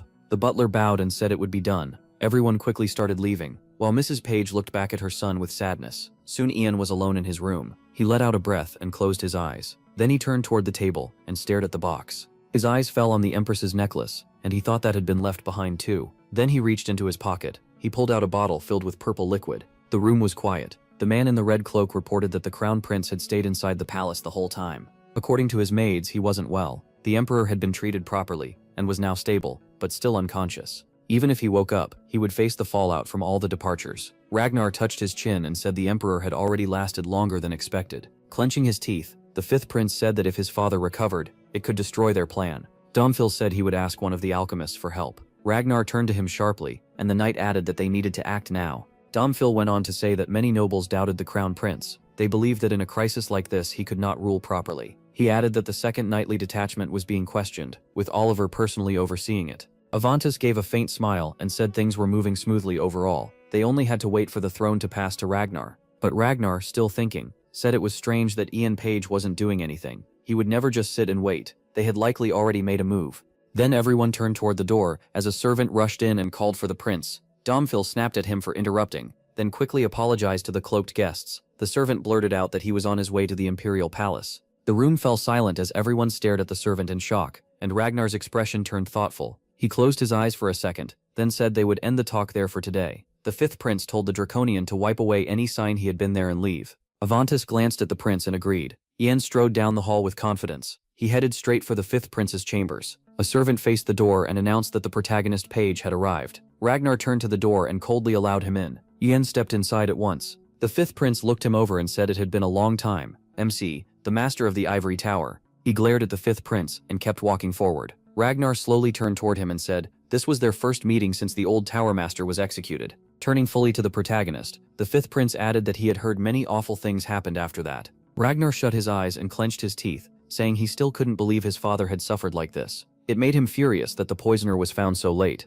Then he opened his eyes and stared at Ian, wondering why he had come at such a hard time. The fifth prince stepped closer, fists tight, and asked what MC wanted. Meeting his gaze, he said he wanted to know what Ragnar was planning. Ragnar watched him and claimed he had no idea what the protagonist meant. Ian moved closer and said Paul Rennis had fallen under dark magic after meeting the captain of the 1st Royal Knight Squad. And at that time, Ragnar had been right there. MC also said he knew the leader of the Order of Dragons was tied to it. That made Ragnar twitch with nerves, especially when he said Ragnar himself had been with them the whole time. Standing right in front of him, the protagonist said it was obvious Ragnar was planning something terrible. Ragnar spread his arms and shook his head, calling it nonsense. MC had no proof. With a faint grin, Ragnar said that if Paul Rennes was under black magic, then he should be looking for the caster. He reached a hand toward Ian and added that this was the first time he had ever heard of that Order of Dragons. Looking away, the fifth prince said the tower watched all his movements. With his father's condition, he had not even left the castle. The protagonist watched his hand and could tell Ragnar was thinking that, as Tower Master, the protagonist should know that better than anyone. MC looked up and said he could use magic to detect lies. As he walked closer, he said Ragnar's words were already clearly false. He knew about the Order of Dragons, and even knew a mage who used dark magic. Ian stopped right in front of him and said Ragnar was the Order's leader. Ragnar met his eyes and asked what conclusion he had reached. The protagonist only stared back in angry silence. Ragnar lowered his head a little and gave a quiet chuckle. Then he looked up with a cruel stare, crossed his arms, and said MC was even dumber than he thought. Leaning in, Ragnar asked what Ian planned to do. Did he think that would scare him into running? The fifth prince eased back a step and asked again if he had any evidence. His gaze dropped as he said the one who poisoned his father was dead. Paul Rennis had already paid for his sins. The protagonist clenched his jaw and said nothing. With a slight grin, Ragnar said it was amazing that MC still came to accuse him after that. He moved in close and told Ian he had lost, but he still had one choice left. Then the fifth prince called for the Draconian. Ravantis appeared from a dark cloud behind him and leaned against a column. The protagonist whipped his head around and stared at him. He saw a smiling white-haired man in a red suit, and something in his memory clicked. Ravantis tilted his head and grinned, saying Ian Page was interesting. Coming here had made their job 100 times easier. A moment later, black magic started curling around MC. Avantis dropped the disguise and returned to his normal form, saying he had worn that cape long enough. He walked up to him, took hold of the cape, smiled, and said he never thought he would see this unforgettable thing again. The protagonist tried to pull the black magic from his throat and realized in horror that this man was the dragon's heir, a Draconian. Avantis then turned to the fifth prince and reminded him he wanted to make the protagonist his pawn. Ragnar replied that Ian would be useful to them. Avantis snapped his fingers and said he understood. Then Avantis snapped again. The black magic wrapped around MC even tighter. Soon his pupils turned red, and his eyes grew darker. His hands started to twitch. Then the black magic pulled away, leaving Ian standing there with his head lowered. Ragnar looked confused and asked if it was done. Avantis calmly said yes. Avantis winced when Ragnar pointed out that nothing seemed different on the outside, then said he was suspicious by nature. Avantis glared at the protagonist and ordered him to kill himself. Horrified, Ragnar shouted for him to wait. At once Ian summoned an ice spear and aimed it at his own head. His grip on the spear tightened. Ragnar panicked and yelled for him to stop. The room went silent. MC held the spear by his neck. Avantis watched closely, and Ragnar forced himself to calm down. He pressed the spear into his neck just enough for blood to run. Ragnar stared in shock and said that was enough. Avantis turned away with his eyes closed and said they could use Ian however they wanted. Now, dark magic formed under Avantis's feet, as he said he was going to rest. After Avantis vanished, Ragnar looked away from the protagonist. The fifth prince then fixed him with a cruel stare and stayed silent. Ian stood still, eyes lowered, looking grim. When Ragnar called him, MC turned sharply. Then the fifth prince asked who his true master was. He suddenly dropped to one knee and froze. He bowed his head, placed a hand on his chest, and answered that his master was the Empire's highest son, the fifth prince, Ragnar Greenriver. The prince stared at him in shock.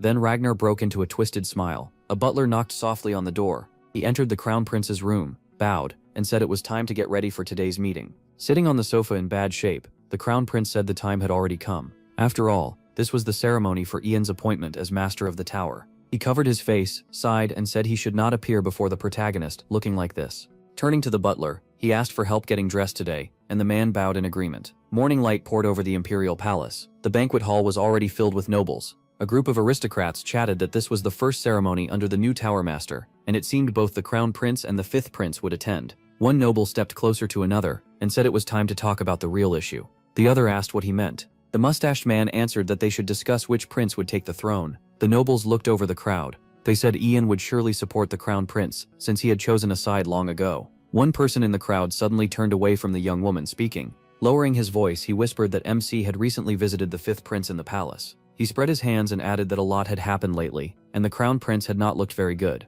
Then he suggested Ian might have changed his mind. At that moment, the prince entered the banquet hall. The crown prince looked ahead and froze in surprise. He spotted him, called out to him, and he turned at once. The crown prince hurried over and said it had been a long time, asking how the protagonist had been. Stopping in front of him, he lowered his gaze and sadly said too much time had passed since their last meeting, and he hated that things had turned out this way. Ian looked at him coldly and said nothing. The prince slowly reached a hand toward MC's stomach and started to say that, if MC didn't mind, after the reception. At that moment he slapped the prince's hand away, cutting him off. The prince just stared in shock. The prince dropped his head and went still. Then he looked up again, horror all over his face. When the crown prince studied Ian, all he saw was anger and darkness. The protagonist gave a formal bow, put a hand to his chest and apologized. After the ceremony, he said he already had other matters to handle. The prince rubbed the back of his head and forced a small smile, saying he understood. Then he quietly suggested they speak somewhere else later. Before anything else could happen, MC spun around when someone called for him.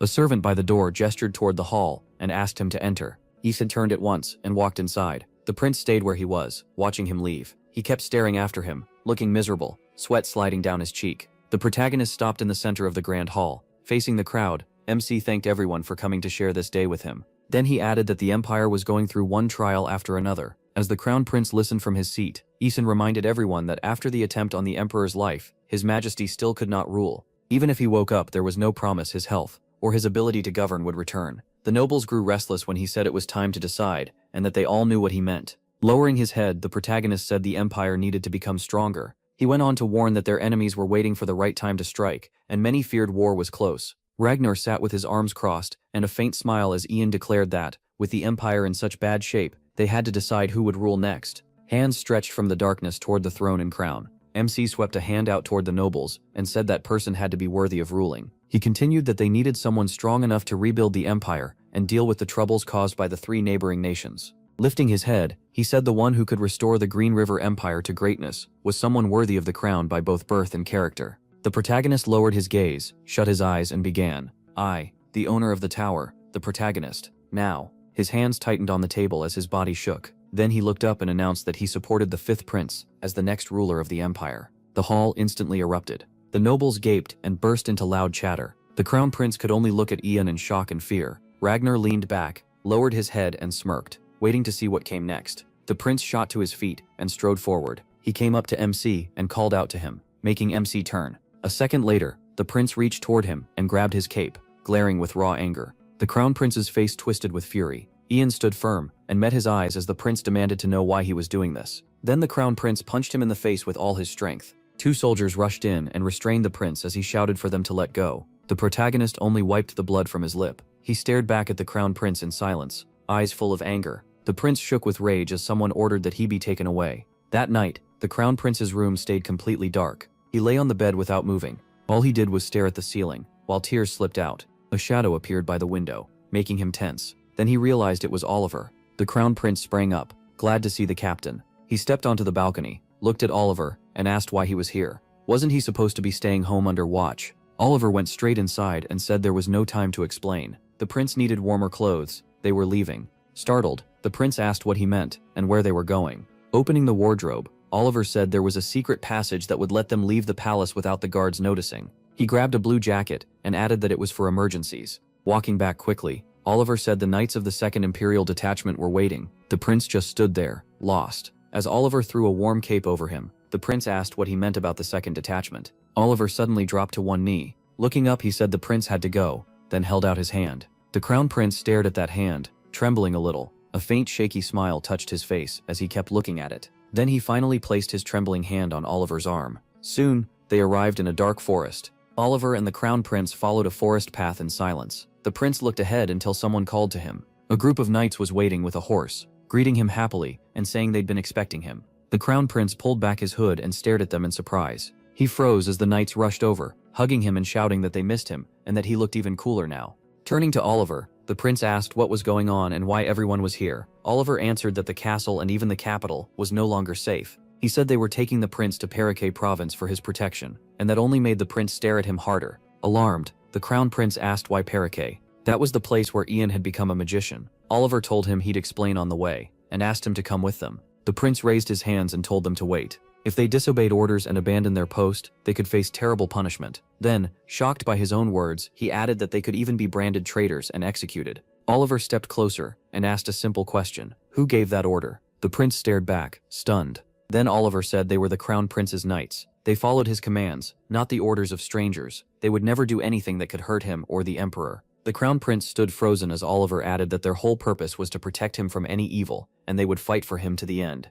At once the entire squad knelt and placed their hands on their chests. The prince watched in open shock while Oliver asked him to let them prove their loyalty. He tried to answer, but tears filled his eyes first. Covering his face with one hand, the prince finally agreed. When he lowered his hand, his eyes were wet. He told Oliver they had better explain everything clearly. Oliver placed a hand over his heart and smiled. Later, the fifth prince's mansion sat under the afternoon sun. Damphil paced the room quickly. He hurried to the table where Ragnar sat, with Ian beside him, and said they had a problem. Ragnar set down his papers and asked what happened. Damphil reported that the crown prince vanished at dawn, and the second imperial detachment disappeared with him. Ragnar's gaze dropped as he asked whether they knew where the group had gone. Damphil straightened up and said they were heading east. If Ragnar wanted, they could send men after them. Ragnar turned away and said that wouldn't be necessary. They were going to Paraque province. A map of the area formed in Ragnar's mind, and he noted that the road there was dangerous and packed with monsters. With Oliver and the second detachment, they could get through it. Replacing fighters like that, though, would not be easy.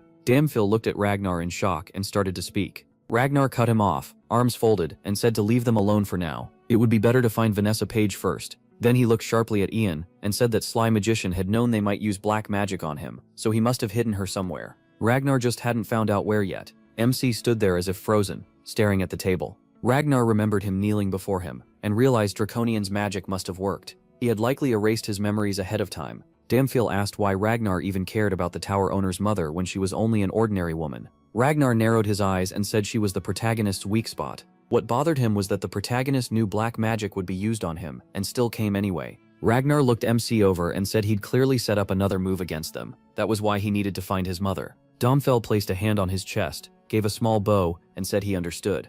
Then the soldier left, and the room went quiet. Ragnar glanced at him and let out a faint chuckle. He studied him, still uneasy. Everything was going too well. What was the protagonist planning? By evening, they had reached the province of Paraque near the hill. Oliver walked up to the crown prince on the balcony, and quietly said they had arrived. Paraque came over and asked if everything was all right. The crown prince gave a small smile, and said he was fine. He apologized for coming so suddenly, and said he wouldn't forget this kindness. Lord Paraque smiled back and said the honor was his. Then his face turned serious. He admitted he was shocked when he got Ian's letter. Looking at the prince, he said what happened to the emperor was horrible, and hoped he would recover soon. The crown prince lowered his head without a word. Lord Paraque and his servant bowed and said that at MC's request, they would help them now, and the prince's safety would be their top priority. With that, the lord left, while the crown prince and Oliver watched him go. The prince smiled faintly and said Paraque seemed like a truly good man, loyal and kind. Then he asked if Oliver was related to him. Oliver smiled and said he was a distant uncle who taught him swordsmanship when he was young. The crown prince lowered his head and realized Ian had planned every last detail. A moment later, his face darkened. He called Oliver over and asked if black magic had really been used on him. Caught off guard, Oliver asked him to repeat that. The prince smirked and looked away, saying there was only one other option, that the protagonist had truly gone over to the fifth prince's side. Ragnar's smiling face came to mind, and the prince admitted to himself that Ragnar had always been better than him at everything. Had Ian seen that and chosen him instead? Oliver lowered his gaze, gave a slight smile, and said that was impossible. The crown prince turned sharply toward him, upset. Meeting his eyes, Oliver said that 6 years ago during training, MC had told him something important. He remembered a younger him saying he would never join the fifth prince. Oliver smiled and told the prince to trust him. He was sure this was all part of the protagonist's plan. Rain pounded outside the window. Oliver stared at Ian in shock and asked him to say that again. MC looked at the wall and said that when he met the fifth prince, Ragnar would cast black magic on him. The crown prince would try to stop him, so Oliver must not tell him. Oliver tensed up and shouted that it was too dangerous. He might never get back out. He dropped his gaze and said Ragnar wouldn't kill him right away. Alive, he was far more useful. He placed a hand on his chest and explained that as a sixth circle magician and master of the tower, he had power in politics and diplomacy. Ragnar would definitely want to use that. Yeon looked down sadly and said he never wanted to fall under Ragnar's control again, but this was the only way to learn his plan and stop him. Oliver caught that word again. Standing across from the captain, the protagonist added that if he ended up betraying the crown prince, Oliver had to send him to the lord in Callian Pyrrhic. He would warn the lord ahead of time by letter. Oliver touched his chin and said they'd need a magician strong enough to cast a spell on MC, but there was no one in the capital at that level, or no one they could trust. He gave a slight smile and said there was one person Ragnar would never suspect, a magician, both powerful and deeply loyal. The princess sat quietly, looking off to the side. Emperor Terry lay weak and thin in bed. Sitting beside him, she said Ian had gone over to the fifth prince, so her brother had to leave the palace. Lowering her head, she added that Ragnar was already getting ready to seize the throne and bring down the crown prince. Then she squeezed her eyes shut and began to cry in silence. Tears fell onto her hands as she asked what she was supposed to do. Her sobs grew heavier, and she asked who she could trust now. She remembered Ian sitting before her, and wondered if his words had all been a lie. Wiping her face, she admitted, it hurt to say, but even now, she still wanted to trust him. Sliding down a little in her chair, she told her father he needed to wake up. Then a sharp knock came at the door. She quickly wiped away the last of her tears, heard Kevin's voice, and let him in. Stepping out to meet him, she folded her hands and asked what had happened. Kevin shifted nervously and mumbled for a moment. Then he looked at her and asked if they could speak somewhere private. The two of them headed off alone. In an empty room, Kevin glanced around to make sure no one else was there. After that, he pulled out a small box and told her to take it. The princess stared at it and asked what it was. Holding it out farther, Kevin looked her in the eye and said the owner of the tower had asked him a few days ago to deliver it to her. She took the box and, stunned, asked if he meant Ian. Kevin quickly crouched a little and put a finger to his lips. Looking around, he warned her to keep it secret. Then Kevin bowed slightly, hand to chest, and said he would leave. He hurried down the corridor, and the princess watched him go with the box in her hands. Left alone, she stood still in the hallway, gripping the box. Looking down at it, she noticed gold particles coming from inside. She sat at a table and carefully began to open it. Inside were a vial of purple liquid, a necklace from the imperial family, and a letter. She slowly opened the letter and started to read. At the top, she saw it was written for her. In his office, Ian had written that he knew this would shock her. If she was reading it now, black magic had already been cast on him. He went on to say he was writing because he needed her help. Remembering Emperor Terry coughing blood, the protagonist explained that Paul Renz, captain of the 2nd Knightly Detachment, had also been controlled by black magic when he attacked the Emperor. He wrote that the people behind this called themselves the Dragon Association, led by an extremely powerful magician. Thinking of Ragnar, Ian added that the 5th prince had joined them to steal the throne. They had to prove both Ragnar and the sect were guilty, or he would become their puppet. His pen moved faster across the page. He wrote that the Emperor had given him the pendant in the box. MC explained that the gold pendant with the blue stone held spells above the 8th grade, strong enough to remove black magic. She would need to place it on him to break the spell. He also included an elixir made from Landura flowers. After reading that part, the princess picked up the vial and examined it closely. Her hand started to shake when she read that it destroys mana in the body, making it deadly for magicians. Horrified, she finished the letter and read that if the necklace failed, she had to use the elixir to kill him. Heavy footsteps echoed through the corridor. The princess looked up and saw Ragnar approaching, with him right behind him. She noted she hadn't seen him in a long time. She faced Ragnar and asked if he was going to see their father. Ragnar gave a small smile and said yes, he was his father too. Since he was no longer under arrest, he should act like a proper son. The girl lowered her eyes and said she understood. Then she shot Ian a cold look, saying she hadn't seen the owner of the tower in a long time either, and asked if he was well. The protagonist only bowed, his face empty. She stared at him, growing uneasy. Then the princess turned to Ragnar and asked if she could speak with MC for a moment. Ragnar didn't seem suspicious and gave permission. He called to him and said that once he was done here, he should return to the palace where he'd be waiting. Then Ragnar walked off, leaving the two of them behind. The princess looked at Ian and told him to follow her. They entered a large room.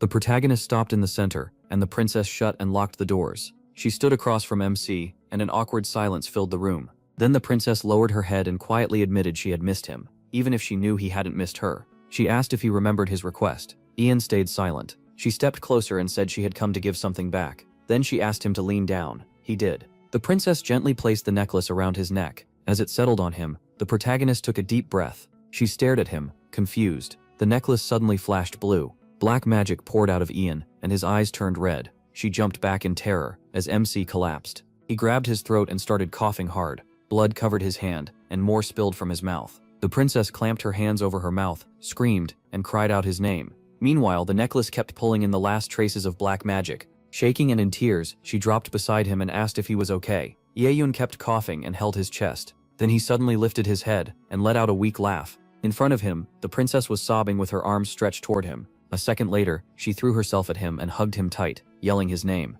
Ian froze, stunned and totally confused, crying even harder. She clung to him and asked how he could write something like that. Did he really expect her to kill him? That was when he remembered the bottle and understood what she meant. He pulled her back, looked straight into her eyes and said he trusted her with his life. With a wide smile, the protagonist closed his eyes and said it was a good thing the black magic was gone. He hadn't really expected the pendant to work, and that left her staring at him in shock. Then her face twisted with anger, and she shouted at him for doing something so reckless and counting on her like that. Looking away, Ian answered that sometimes the stupid choice is the right one.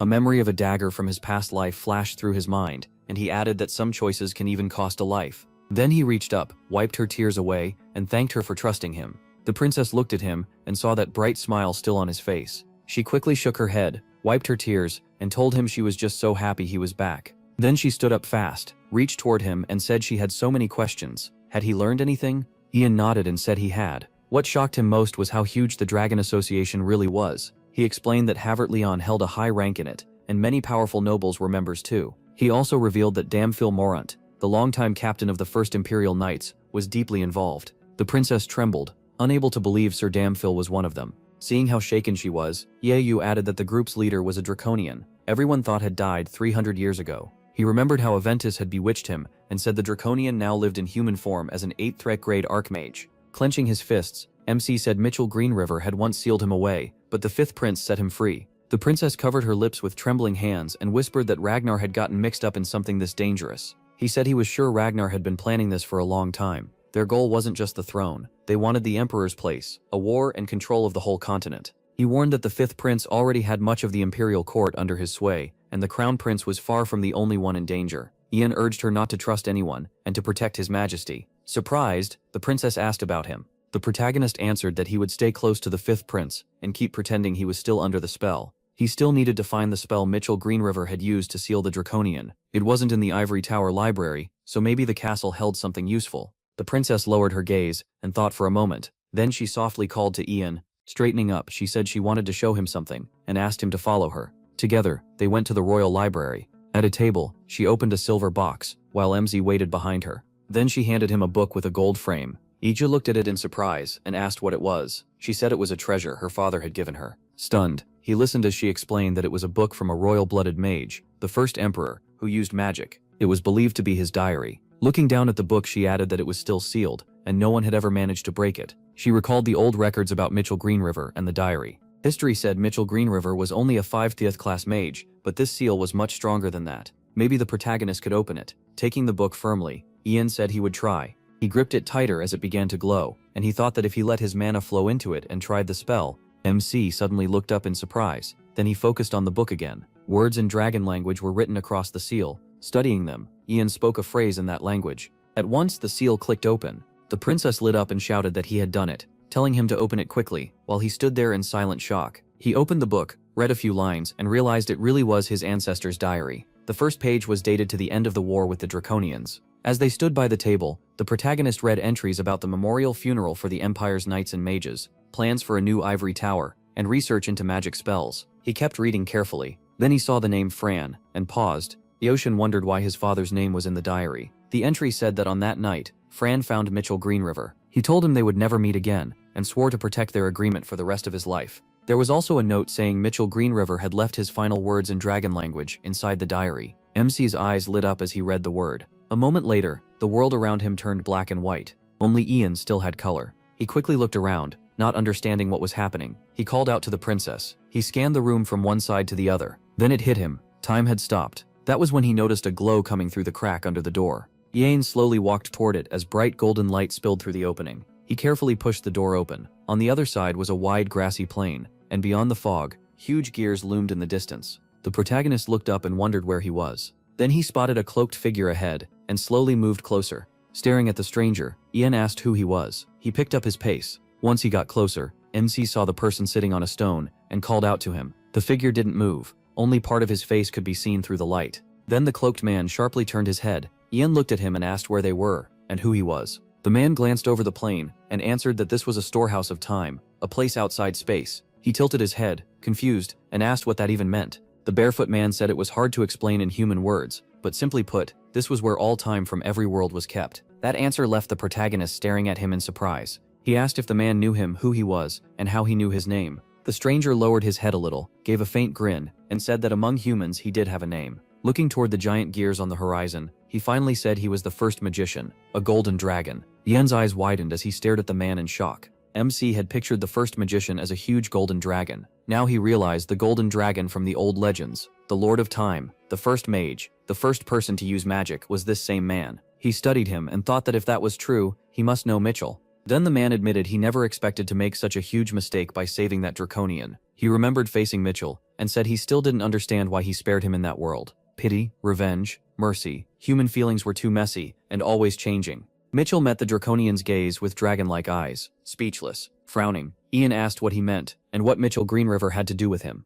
The golden dragon smiled and said the connection was close. He was the one who gave Mitchell the power to beat the draconians. The protagonist steadied himself and said that if this was all true, then he had one question. Why didn't you do it yourself? Why give that power to someone else? The first magician lowered his head and said people had suffered from black magic for a very long time. He recalled the draconians under the dragon banner and explained that dragon power was meant to make others submit, and black magic was created to control that power. He thought of countless people suffering under it, then said the draconians' black magic was too unstable and too dangerous. It ruined souls, broke the world's balance, and kept causing the same disaster again and again. Remembering those tormented souls, he said that even after seeing all that pain, he still couldn't step in. Dragons were forbidden from interfering in human affairs. That law was set when the world began. Still, he didn't want to do nothing, because the chaos had started with dragon power, so he broke that rule and stepped into human history. Ian stared at him and said he gave humans magic so they could fight black magic. The first magician remembered giving Mitchell a glowing golden sphere, but said magic alone wasn't enough.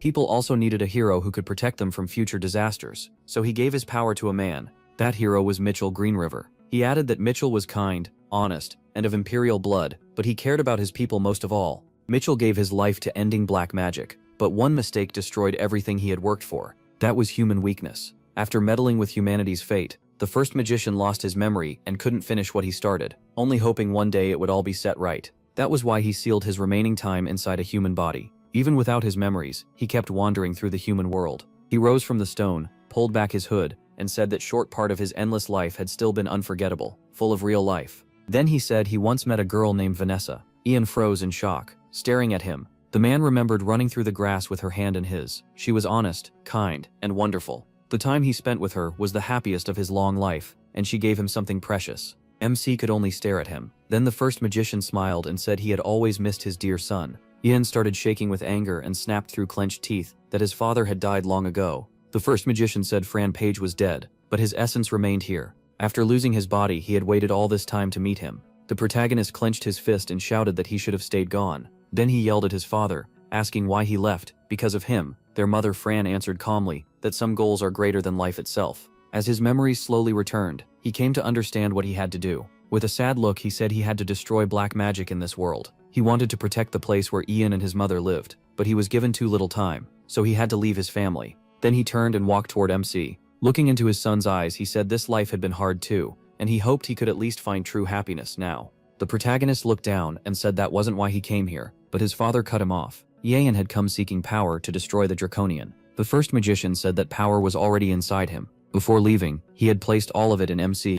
He asked again in shock, and his father confirmed it. Then the protagonist remembered using magic to go back in time. He had been told only an archmage could understand and use dragon speech, so he fell into thought, then looked up in surprise. If this was true, then when had he started understanding dragon speech so easily? The man slowly stepped closer as golden energy spread beneath his feet, and said Ian needed to awaken that power. He held out his hand and said first, he wanted to test it. A bright golden light flared behind MC, and he looked at his father in shock. The first magician said he wanted to show him the life he truly wanted, even if he didn't know it yet. Ian suddenly woke beside a tree, resting on a pillow under a blanket. He looked around at the tree, confused. Then he slowly sat up, wondering where he was. Just a second ago, he had been talking to his father. When he looked ahead, he saw the princess in the clearing, with a little girl beside her. Haley Greenriver turned to him in surprise. She walked over and asked if he was finally awake. Annoyed, she pulled the paper off his head and said they finally found time to go out and enjoy themselves as a family, and he chose to nap. Yayan stared at her, stunned. Haley asked if he'd been pushing himself too hard after being busy for days, and said she'd scold her brother for making him work so much. Still confused, the protagonist addressed her by her title. She lowered her head and started to laugh, then laughed even harder. Covering her mouth, Haley asked what was wrong with him. Was he still half asleep? Then she stopped, looked ahead and said she hadn't heard that in a long time. Ian asked what she meant. Haley suddenly called to a girl named Ukana, shouting that her dad was awake and she should go hug her dad. The little girl had been playing among the flowers. She slowly turned her head, then spun around fully, lit up with joy, and shouted, "Dad!" She ran straight at him with her arms wide open, and Ian cried out in shock. His daughter slammed into him and wrapped herself around his legs. MC froze and looked down at her, staring at the girl. He asked what was happening. Haley, hands behind her back, looked him in the eyes and asked why he was just standing there. He should hug her. He slowly crouched and reached for his happy daughter. She tucked one hand under her arm as he suddenly lifted her up, holding her tight in shock. The little girl wrapped her arms around his neck and happily laid her head on his shoulder. Tears began to run down Ian's face. He held his daughter while Haley stood beside them, smiling. Then the golden fog faded, and the protagonist returned to the present. With tears still in his eyes, he looked at his empty hands in shock. He kept staring at them. His father stood beside him, watching, and asked what he had seen. Ian only MC stared at his hands, shaking. Then he quietly said he saw a child, a little girl with his same hair and eyes. He even introduced her, smiling as he said her name. Then he remembered lifting her up. Her weight, her warmth, her voice, even her scent when he hugged her, it all filled him with warmth. That memory hit him again, and after recalling how tightly he held her, he asked what it all meant. From shut his eyes, lowered his head, and calmly answered, "It was love." He stepped toward his stunned son, and said that simple word held an enormous power. Looking at Ian, Fran explained that love makes people devote themselves, fight to protect others, and find the courage to keep living. It makes them want the greatest thing of all, a normal life. He stared at his father, and quietly asked, "A normal life?" He pictured himself with his wife and daughter under that tree, and said a life that peaceful and beautiful felt too much for someone like him to even hope for. Then he looked at his father and asked if that was really his future. Fran replied that maybe it was, or maybe not. With a wide grin, Fran said it all depended on the path Ian chose. A moment later, he looked up and said it was probably time to send him back. The first magician walked up to the protagonist and said he would now awaken the dragon power sleeping inside him. Placing a hand on MC's head, he smiled and asked him to use that power to finish what he couldn't. A bright golden light flared from his head, and he looked at his father with shock and affection. His eyes turned gold, and memories from his father began rising inside his mind. A huge golden dragon appeared behind Fran, and he told Ian he would always be there. The protagonist leaned back as he heard his father say he would love him forever. Fran looked at his son with a bright, gentle smile. MC slowly began to close his eyes. In his mind, he saw his father embracing his mother. Then Ian jolted and reappeared beside the book. He grabbed his chest and groaned, making the princess panic as she asked if he was all right. He froze with tears in his eyes, wondering why his chest felt like it was burning. He quickly wiped the tears away and muttered that it was nothing. Something just got in his eye. Haley looked at him nervously. A moment later, the protagonist fixed his eyes on the book. The page was blank. Every word written in dragon language was gone. Ian turned to Haley and asked if she remembered what had been written there. She said no, then looked at the page in surprise when she saw it was empty. MC lowered his gaze to the book and said he understood. Now, Haley quickly asked if he had found a way to defeat the Draconian, and he said he probably had. At once, she beamed, grabbed his hand and shouted that it was wonderful. Ian looked away in silence, his cheeks turning red. He turned back to her and looked at her seriously. Then he said he would finish the fight with the fifth prince, and asked her to stay by his majesty's side. Haley lowered her eyes and asked if there was anything she could do. The protagonist smiled and told her to focus on protecting his majesty. He would handle the rest and come back. She gripped his hand tightly, shut her eyes and said he had to return. Her grip tightened even more, and Ian promised that he would. Then he strode down the corridor with firm, quick steps. The ivory tower archmage ran after him, reaching out and yelling for him to think this through. MC stopped, and the man shouted that even after the war and unification, small conflicts would keep breaking out. The Empire still needed its 8th grade hero. Coming closer, the archmage added that there was still plenty of work left at the tower, and Ian was thinking of throwing it all away. He halted again and clenched his fists when the man said that his majesty would never let him leave. He turned around in anger and said that permission didn't matter. He was leaving the capital anyway. He had already arranged for Sir Ronan to become the next owner of the ivory tower. The archmage stopped and shouted the protagonist's name. MC faced him fully and said the man before him wasn't an 8th grade hero. He was just a monster, After that, the Archmage said nothing more, and Ian kept walking toward the Emperor. Soon, the hall doors began to open. He bowed deeply with his hands together and was told to enter. Ragnar sat on the throne, reading the letter the protagonist had sent. Without looking away from it, Ragnar asked why he was suddenly trying to leave. Ian kept his eyes on the floor, as Ragnar said that if he needed rest, he could take a month or even a year, whatever he wanted. Ragnar added that no one knew better than him how much MC had done for the Empire, and he would make sure the MC got the break he deserved. As he folded the letter away, Ragnar said he could assign someone else as head of the tower for now. Since he had recommended Ronan, he would make him temporary head. Then Ragnar tore up the letter and said he'd gather capable people to share the burden until the protagonist was ready to return with peace of mind. MC didn't move at all. He only stared through his hair at the torn letter. Slowly, he began to raise his head. Ragnar watched him and called his name. Instead, Ian dropped to his knees, bowed his head, covered his eyes, and said he would not return. He went on to say that his existence would not help the future of the United Empire. If he stayed, he would only create doubt and more conflict. So he wanted to resign from every post, return to his hometown, stop using magic, and spend the rest of his life repenting as if he were already dead. Hearing that, Ragnar shouted that he would never allow it. The fifth prince rose from the throne and declared that repentance was for the defeated. Frowning, Ragnar said Ian had contributed more than anyone to the Empire's growth. Shouldn't he be proud of that?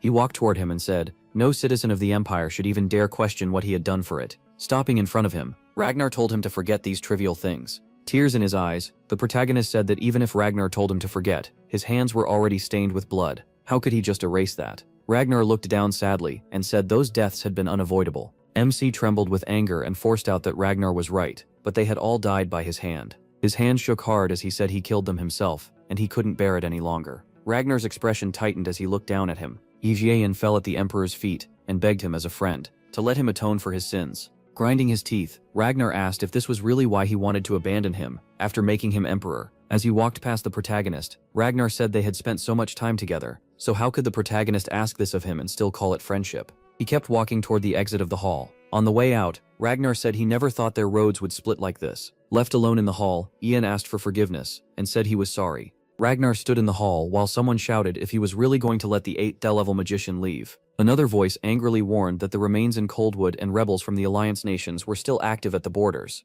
If people learned MC had left during such unstable times, the Empire's power would surely look weaker. Then another noble shouted that they also had to consider the chance that he might join the rebels. If he changed sides, it would only be a matter of time before he moved for the throne. With his back still to the crowd, Ragnar heard someone yell that some commoners already worshipped the protagonist as a war hero. If he was that dangerous, then he should be put on the throne. Ragnar stood frozen as angry voices shouted that if Ian wouldn't stand with them, he should die. He jolted awake and grabbed his chest. Then he leaned back, breathing hard. The fifth prince slowly fixed his hair. He turned and asked if someone was outside. A butler appeared at the door and said yes. Ragnar ordered him to bring the Imperial alchemist, Douglas Hammond. Douglas glanced at the candles by the bed and asked about the medicine Ragnar was taking. He then asked if the Emperor still couldn't sleep.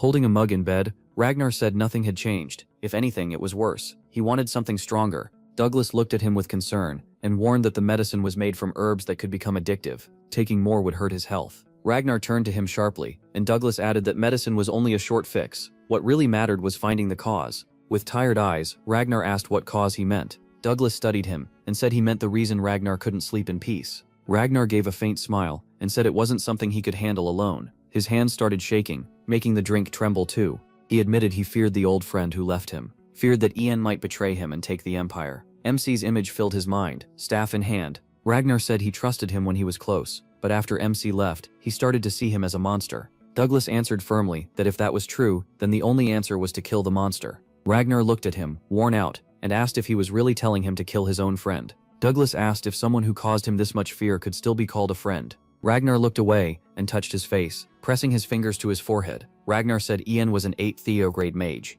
Even the whole tower couldn't kill him. So what was he supposed to do? Douglas closed his eyes for a moment and said there was one way. Ragnar suddenly looked up in shock. Douglas met his gaze and said he had a poison that could kill him. The protagonist's house sat quiet in the snowy night. A fire crackled in the hearth. Ian rested in a chair by the fire, reading. Then a knock came at the door, and he looked up. He took off his glasses and wondered who would come so late. MC stepped outside, with his eyes half closed, and asked who it was, not noticing at first that Ragnar was there. A second later, he opened his eyes wide and stared. Ragnar was smiling at him. He said it had been a long time and asked if he could come in. Ian looked at him carefully and asked why he was here. Ragnar lowered his head with a small smirk and said that even if he had resigned and left, they could still meet sometimes. Then he pulled out a bottle and reminded the protagonist that they were friends. MC smiled, welcomed him inside, and said he was always welcome here. A candle and a stack of books rested by the fireplace. Once Ragnar sat down, Ian looked at the drink in his hand and pointed out that he didn't even like alcohol, so why bring it? Ragnar poured the wine and said a drink now and then wasn't so bad.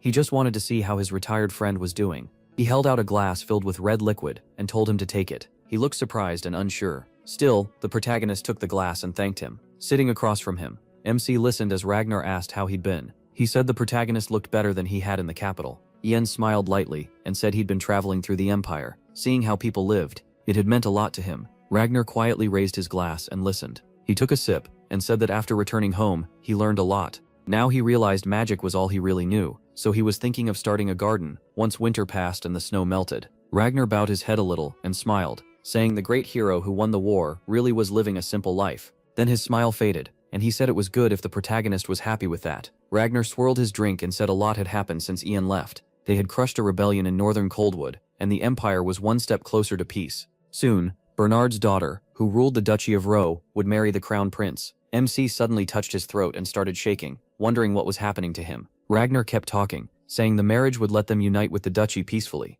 Lowering his head with a faint smile, Ragnar said it felt strange watching the crown prince marry when he still seemed like a child to him. Then he looked ahead and said he finally understood, a little, how his father must have felt. He trembled as he tried to stand. Ragnar kept speaking, saying things at Ivory Tower weren't as good as when he led it, but now they were trying to steady it with help from the imperial family, and repairs from the war were moving ahead too. Ian collapsed to the floor, clutching his side, and tried to call out to his majesty. Still smiling, Ragnar said that once everything was settled peacefully, the United Empire would reach its full strength. Then he set his glass down.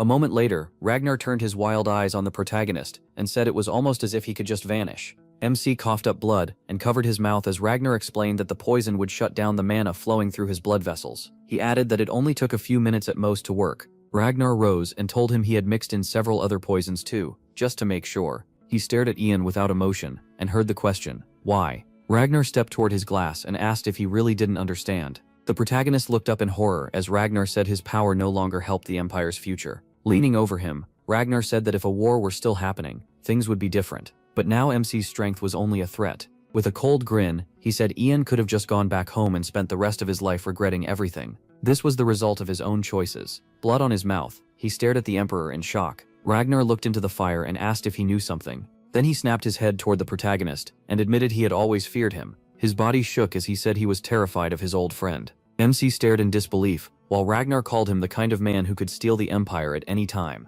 an 8th grade magician. Horrified, Ian asked how Ragnar could call him a monster. Tears filled his eyes when Ragnar answered that he had once been his friend. Ragnar bent down, looked him in the eyes, and begged him never to forgive him. Then he straightened and turned away while the protagonist watched in horror. The door began to open. Ragnar stepped outside and ordered the soldier beside him to burn the house. The knight bowed. Soon flames swallowed the house. Ragnar walked toward the carriage. Ian's home was now fully ablaze. Ragnar didn't look back. Then, after a moment, he did turn around. He stared at the burning house in fear. Another knight approached, saluted, and told the Emperor to enter the carriage. They would handle the rest. When the knight looked up, he froze in horror. Ragnar had suddenly started sobbing as he stared at the house. He watched the roof catch fire. As he looked over the burning home, he thought that it had to end this way. It was a dull ending. Then Ragnar smiled and kept watching. At last he turned and headed for the carriage. Knights ringed the house with torches while Ragnar quickly climbed inside. By morning, the 5th prince's house was bright with sunlight. Ian walked down the hall with confidence. Ragnar sat at a table going over documents, and when MC entered, he looked glad to see him.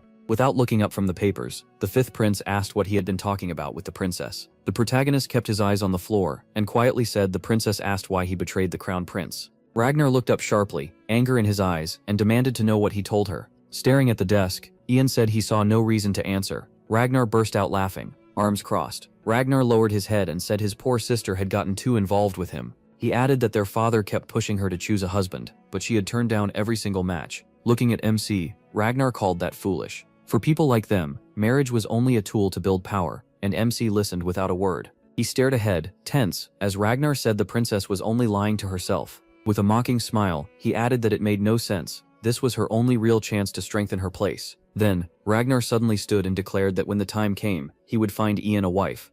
Pacing the room, he said that very soon he would become a far better emperor than his father, the first one to unite all 3 countries. He went on, saying he would turn Green River into the perfect place to live, while the protagonist stood still and silent. Ragnar stepped closer, looked him in the eye, and said it would happen for sure. He placed both hands on MC's shoulders and said MC would help him do it. Smiling, Ragnar told him that he belonged to him now and would never regret it. He said nothing. Then the protagonist finally spoke, and Ragnar's eyes widened. As he slowly took Ragnar's hands off him, MC said he had already seen the greatness of a united Green River Empire. He remembered Ragnar greeting a huge crowd from a balcony, and added that under the rule of the great emperor, Ragnar raised a brow, then stared at him in shock and asked how he knew that. Lowering his head and covering his eyes, Ian said his life's purpose was to make it all come true for Ragnar and the Empire. He smiled at the prince, and said he had found his purpose in this life. But before he could finish, Ragnar stepped back in alarm, and asked if the spell had really broken. The protagonist turned aside and eyes half closed, said he was sorry, but in the past, present, and future, Ragnar was shaking with excitement,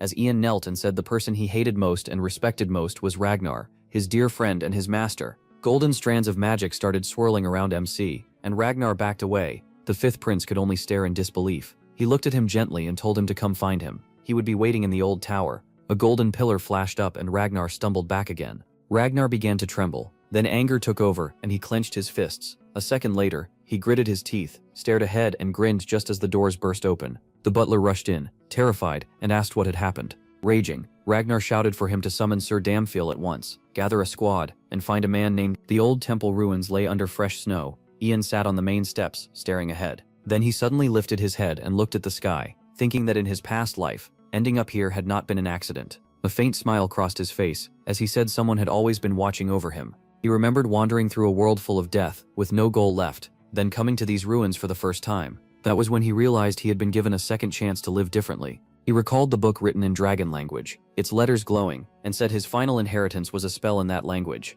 Ian looked up sharply and said he finally understood where he knew him from. Then his gaze dropped again to the golden particles gathered near his hands, and he realized he now understood how to use the power left to him. Hearing hooves, the protagonist raised his head and looked over with a hard stare. A squad of knights had arrived, led by Ragnar. Ragnar glared at him. Yahello rose, lifted a hand and greeted the prince loudly. Ragnar looked up and called for the Draconian, then turned to a man named Avantis, and said they needed to kill MC. Avantis lowered his head and said it should have been much easier. He had only made things harder, and as a 6th grade mage, he should have been easy to deal with. Then Avantis looked up at the protagonist and said there was just one problem. Ragnar turned at once and asked what it was. Uneasy, Avantis said he could feel the power of the golden dragon very close by. Ian stood tall, calmly facing the squad. Ragnar kept staring at him in silence. MC slowly stepped down from the stairs and walked toward the prince. Holding out his hand with a broad smile, Ian called Ragnar over. Ragnar narrowed his eyes and sneered, saying he didn't remember giving him permission to use his name.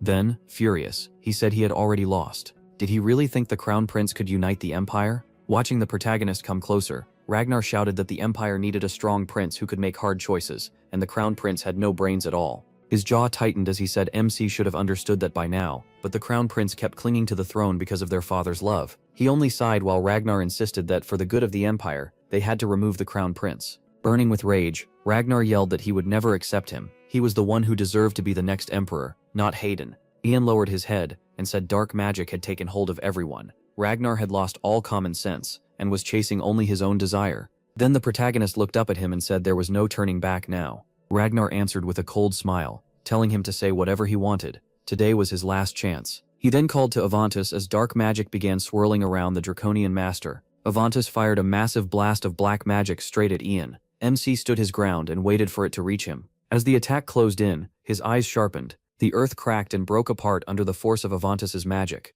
Avantis thought people called him smart, but this proved otherwise. Starting this fight while knowing who stood behind it was foolish. Then his confidence vanished. He saw the protagonist raise his hand and block the strike. Ian glared at him with glowing golden eyes, and Avantis could only wonder how. Snarling, the Draconian summoned a giant pillar of fire. MC didn't move as the flames twisted before him. He just kept staring at Avantis, perfectly calm. Avantis answered with huge ice spears, thinking there was no way Ian could match him. He was a Draconian who had trained for centuries. He calmly waited for the spears to hit, and did not move, only watching them approach. Then every spear stopped right in front of him. Avantis stepped back in horror, unable to understand why his magic wasn't working, and that wasn't even the end of it. The protagonist held one arm out before the frozen spears, while Avantis realized the golden dragon's power was coming from him. Ian slowly moved his palm, and the spears started to crack. They shattered into pieces, and Avantis wondered why that power was coming from MC. Trying to stay calm, the Draconian asked who he really was. The protagonist said he pitied him. He had wiped out the dragons to steal their power, and in the end, he lost both that power and his family. Ian remembered Mitchell Greenriver standing before the dungeon circle, where the last Draconian had been trapped, and said Mitchell Greenriver had chosen the perfect punishment for him. Looking straight at Avantis, MC called it emptiness. He pictured the Draconian sitting alone in that dungeon and named it clearly hatred, anger, sadness, and helplessness, with no way out. With a slight smile, he said it was impressive that he had survived like that. Avantis snapped and shouted at him to shut up, clenching his fists as dark magic gathered again. Spreading his wings, the Draconian roared that he would make Ian suffer even more. Golden energy began to shine from the protagonist's body. Golden light burst from MC's body. He told Avantis that, before the end, he'd show him the power he wanted so badly. Avantis stared at him in pure fear. Then he finally understood what that power was. Ian raised one finger as golden dust swirled around him, then coldly ordered the last Draconian to kill himself. Avantis could only stare, completely lost. Then his body moved on its own, driving a huge spike into his chest. Ragnar watched in horror as Avantis dropped. The Draconian sank to his knees, black magic spilling out of him. Looking at Ian's calm face, he asked where that power came from. He gave him no answer, just a quiet, pitying look. In the darkness, the blood-stained book floated as its pages slowly turned to the end. The protagonist said he still remembered his first meeting with the fifth prince. He didn't know if it had been fate or careful planning, but that moment changed everything for him. Ian walked down the hall with Leon, who said meeting Ragnar was a great honor. Still uneasy, MC followed as Leon explained that Ragnar rarely met people like this. Since he saw real talent in MC, he might even help with his research. Leon gave him a careful look and reminded him to mind his manners and speak respectfully. Then he added, eyes half closed, that he might be meeting the future emperor, and that made him pay even closer attention. The two stopped in front of a massive dark door. Inside, Ragnar heard that the owner of the ivory tower wished to see him and told them to come in. The doors swung open. Ian and Leon entered the hall and moved toward the fifth prince. Ragnar greeted them warmly, welcoming both the tower's master and its magician. The protagonist looked up in surprise and froze. With a faint grin, Ragnar said he'd already heard about him, that MC had amazed everyone at the academy.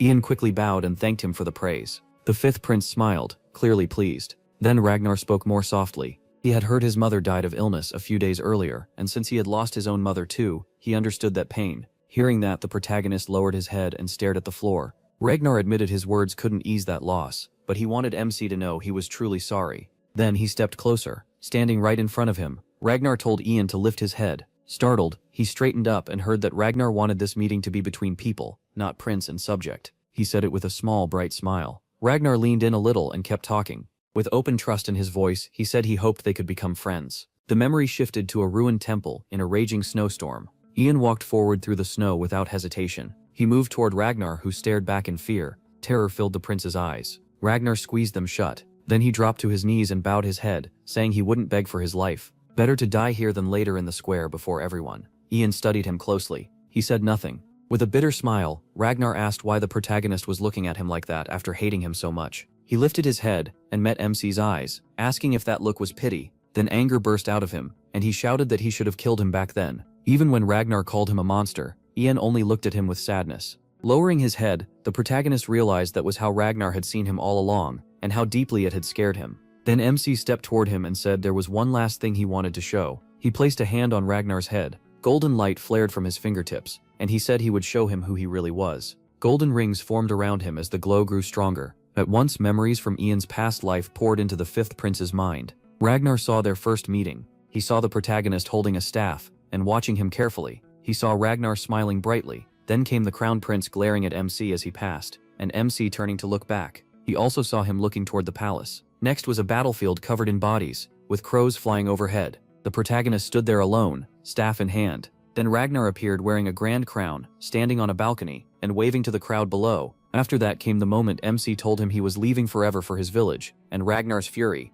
He showed Ragnar abandoning him at the very moment he needed him most. Last came Ian's home in the snow-filled dark, and Ragnar standing over the poisoned him with an angry stare. In that memory, Ragnar glared at him. Then he leaned down and told the protagonist never to forgive him. That final image lingered. When it ended, Ragnar looked up in shock, mouth hanging open as he stared at Ian. MC pulled his hand away, and the fifth prince dropped to the ground, stunned. He sat frozen, lost in thought, eyes fixed ahead. After a while, Ragnar looked up with a faint grin and began to speak, but he answered by summoning an ice spear, glaring at him. Then came the sound of killing. Ragnar collapsed unconscious into his own blood at Ian's feet. The protagonist stood over the dead fifth prince for a moment, looking relieved. Then he raised his head and looked into the sky. Thinking back on the palace, MC said that after the Draconian and the 5th prince died, the Empire began investigating the dragon cult, and everyone tied to it. First, Ser Damphil, captain of the 1st Imperial Knights, was executed. After him came the 5th prince's allies who had tried to start a coup. Ian said that thanks to the princess's care,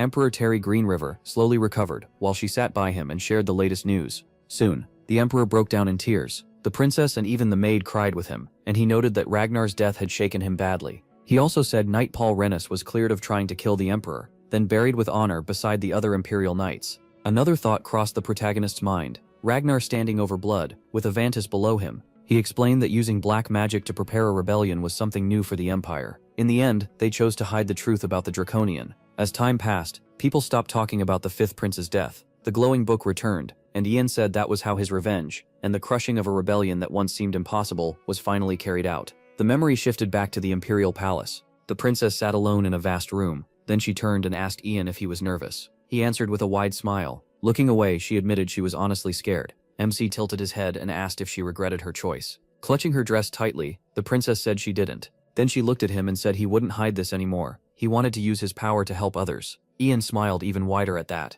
He knelt beside her, met her eyes, and told her not to worry. Everything would be fine. Suddenly, the door opened with a loud sound. A servant stepped in, bowed and called for the tower's owner and the princess to enter. They were brought into a large courtroom where 3 judges waited. The princess slowly walked forward. At the stand, she lowered her eyes in guilt as a man announced the trial of Princess Hailey Greenriver for secretly learning and using magic. Ian sat among the judges, watching her closely. Then he closed his eyes for a moment and said he wanted to speak before the trial started. He rose from his seat and stepped aside. Standing next to Hailey, he told the judges that because of his connection to the princess, he couldn't stay fair, so he would step away from the case, and asked Ronan and Dakid to take his place, leaving Hailey staring in shock. Everyone in the hall started whispering in shock. The gray-haired judge stared at him and shouted, asking what he meant. Ian placed a hand on his chest and said he was one of the people who taught the princess magic. One of the judges told him to explain. Looking aside, the protagonist said he learned about her power 6 years ago when he accidentally saw her practicing. He recalled that moment and explained he kept quiet, because her reason for hiding it made sense to him.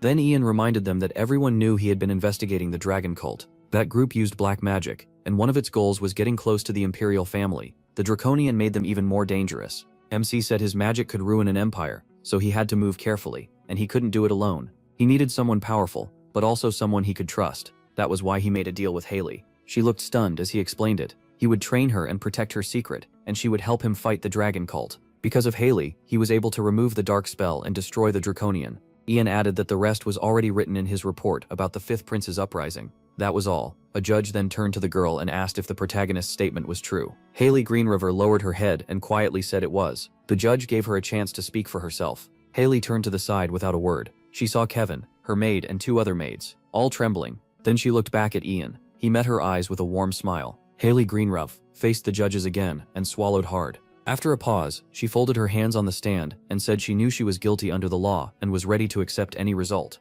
She went on, loud and steady, saying she did not want special treatment for being royal and would accept whatever punishment the Ivory Tower and the Empire decided. Then, with her head lowered, she asked them to spare Kevin and the maids who knew her secret. They had only obeyed her orders. Kevin and the maids stared at her in horror. Hailey lifted her head and firmly asked every mage in the Ivory Tower to punish only her. Then someone shouted that the princess was innocent. Ian and Hailey Greenriver both turned in surprise. Even the judges looked stunned. The crowd froze, mouths open. Emperor Terry Greenriver stepped into the aisle and hurried toward them. MC asked how he was feeling, and Terry answered that he wasn't bad, not bad enough to die yet. Standing before the judges, Terry declared to the mages of the tower that the princess was innocent because she had acted on his orders. He said he had asked Kevin to watch over her, and ordered them to hide her magic because he wanted her to stay a princess, not become a mage. It was his decision that forced her to hide her powers from the tower. Terry admitted it all came from his love for her, and from his own careless choices. After that, he asked the judges to blame only him and let Hailey become a true mage. The judges looked at one another in silence.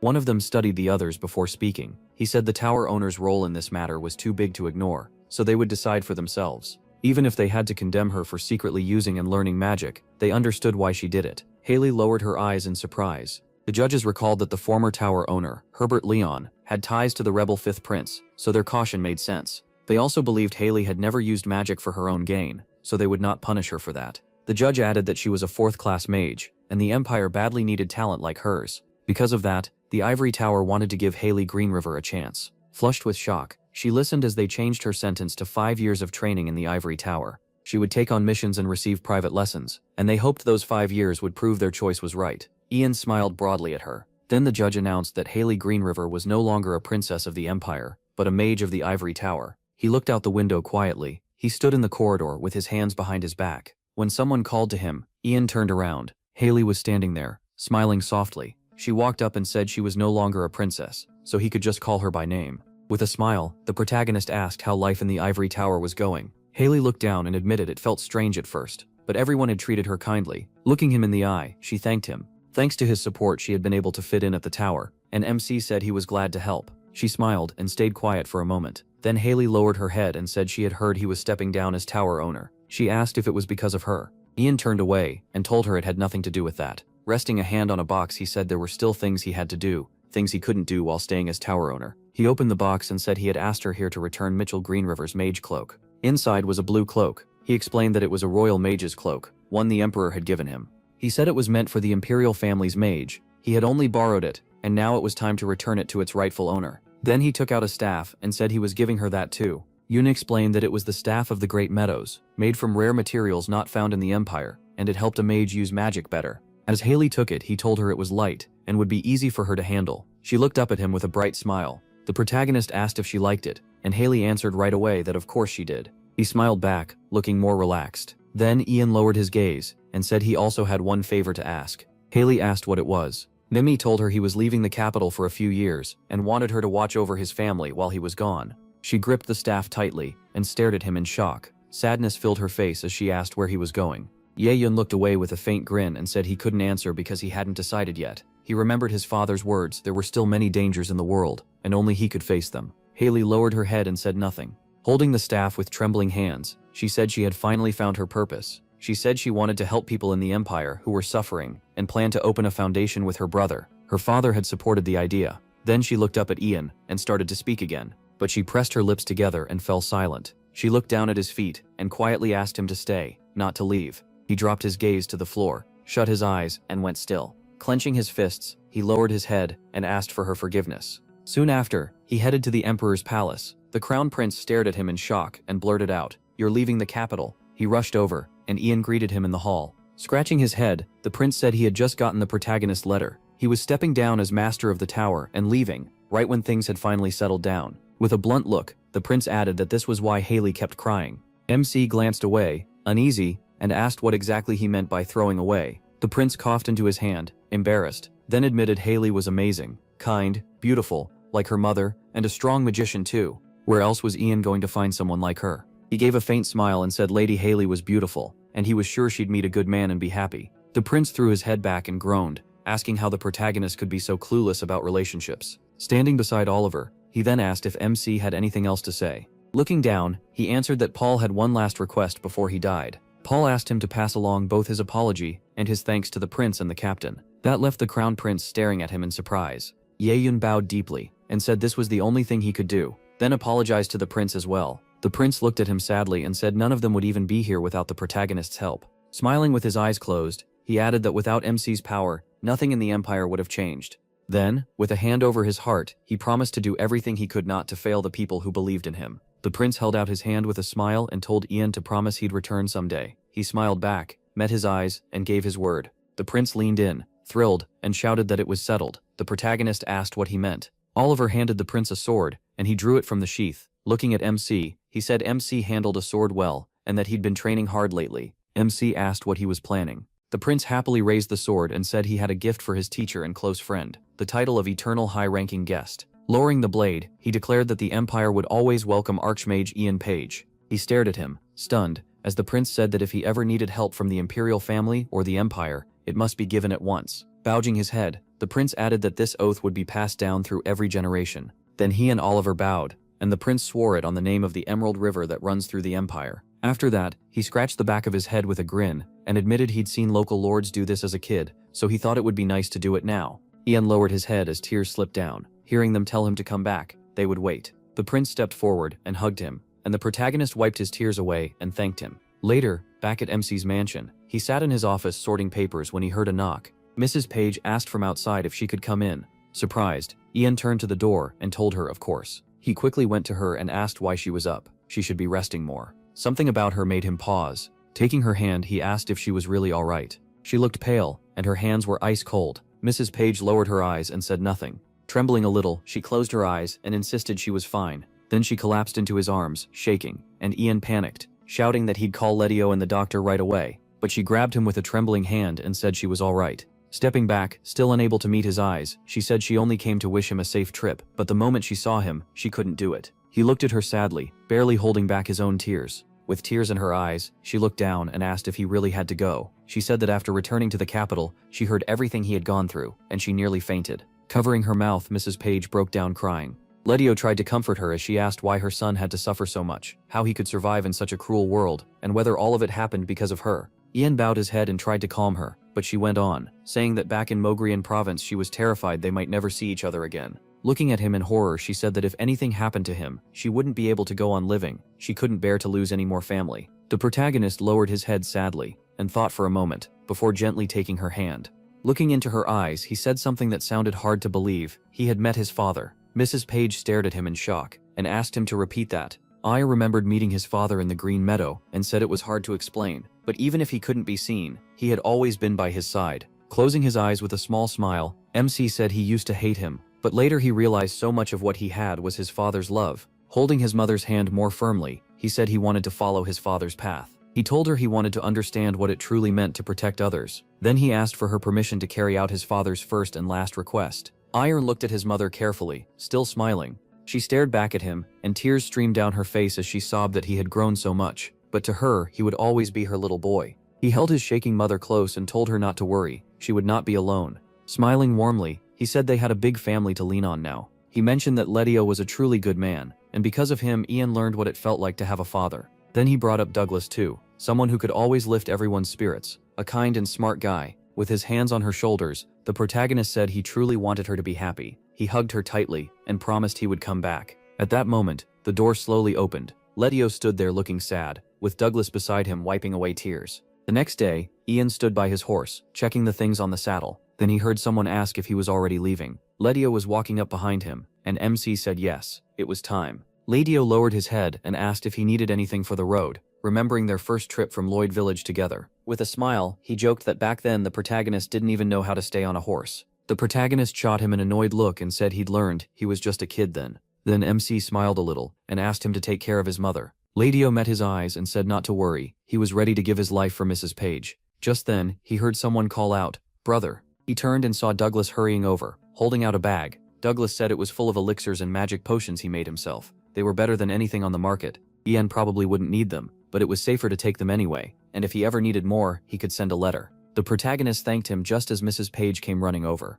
She rushed up with Letio behind her, and called out to her son. Then she pulled out a large bundle and said it was food for later. Mrs. Page gave him a small smile, and told him to stay healthy and write often. Ian smiled back and promised he would, then told her to take care of herself too. He took the reins, glanced at everyone gathered to see him off, and said it was time to leave. The horse started forward at a slow pace. Missy moved on with steady steps beside it, but after a few steps he slowed. Then he suddenly looked back. His eyes rested on the mansion, and he thought of it as the home he could always come back to. He kept looking over his shoulder, smiling as he saw the alchemist Douglas, his mother, and the servants. His family was there waiting for him. Ian's smile grew wider. Then he turned away and kept going. Douglas wrote his letter and asked how the captain was doing. He went on to say 8 years had passed since he left. In that time, a lot had changed. Douglas graduated top of his class from the Imperial Academy of Alchemy, and finally created the medicine he had worked on since childhood. In the letter, he added that he'd been recognized for it, and now worked as a court alchemist. His father got the same offer but turned it down. Douglas joked that Letio claimed it was too much pressure, though he was sure the real reason was that he didn't want to leave Ian's mother.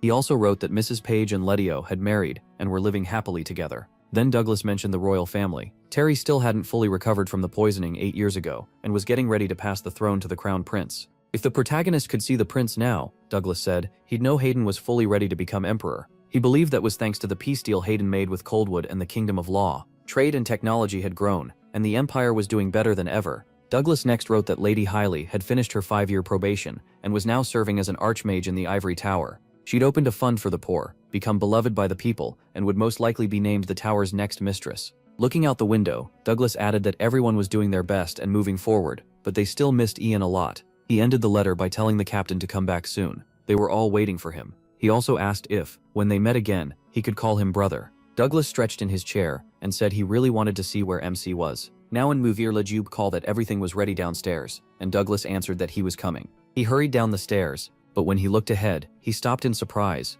Seeing Mrs. Page all dressed up, he said she looked amazing today. She smiled and thanked him. Then looking at the scroll, she asked if she could really go. Lejube gave a sly smile and reminded her that the new emperor had personally invited her. Douglas added that they had even prepared a fine carriage. Mrs. Page laughed softly and agreed. They really had. At that same time, Ian's grand mansion stood waiting for him. Everything seemed calm and bright. Elsewhere, Oliver sat by Paul's grave with his head lowered and eyes shut. A knight behind him quietly said it was time, and Oliver agreed. He rose to his feet and started walking, then turned back once more. Oliver looked over his shoulder at the grave of the knight named Paul. With a faint smile, he said they'd shared good times together and promised he'd return. Until then, Paul should rest in peace. Meanwhile, the ivory tower stood shining in the afternoon light. A girl with glasses opened the door and asked if Lady Hailey was ready. Hailey smiled brightly and said she was on her way. Hailey glanced at the staff on the wall and reached for it. Then she grabbed it, hurried to the door, and said they could finally go to her brother's coronation. The imperial palace had been dressed up more than ever, with crowds filling the grounds.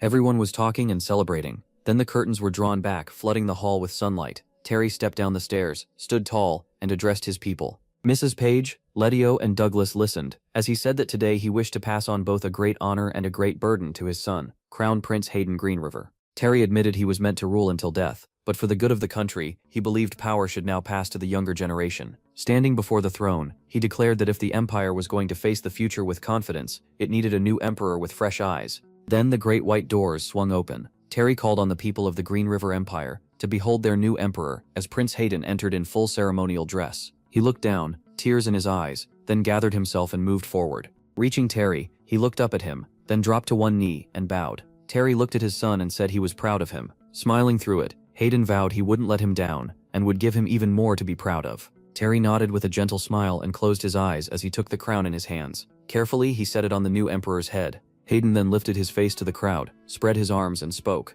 Turning to the audience with a broad smile, he declared that from this moment on, the Green River Empire had a new emperor. The hall erupted in cheers and applause, and later Hayden stood on the balcony before the celebrating crowd. He raised his hands and used magic to send flower petals drifting over everyone below. Then Hayden looked up and noticed someone across from him on another balcony. His eyes widened when he realized who it was. Nearby, Haley caught one of the petals, felt the magic in it, and quickly looked up in surprise. Leon gave a small smile and called out his congratulations to the new emperor. Hayden stared at him in shock, then broke into a huge smile. With shining eyes, the new emperor happily greeted Ian. A little later, in the ballroom, Hayden threw his arms wide and shouted through tears that he was really here. He grabbed and shook him, saying how badly he'd missed him and how much he'd wanted to see him again. The protagonist looked at his friend and joked that he hadn't changed a bit. Then he placed a hand on his chest, bowed and congratulated him on the coronation. Mrs. Page cried out in shock when she saw Ian, while Letio and Douglas were left speechless. She rushed over and hugged him, asking why he hadn't told her he was coming back and how he'd been.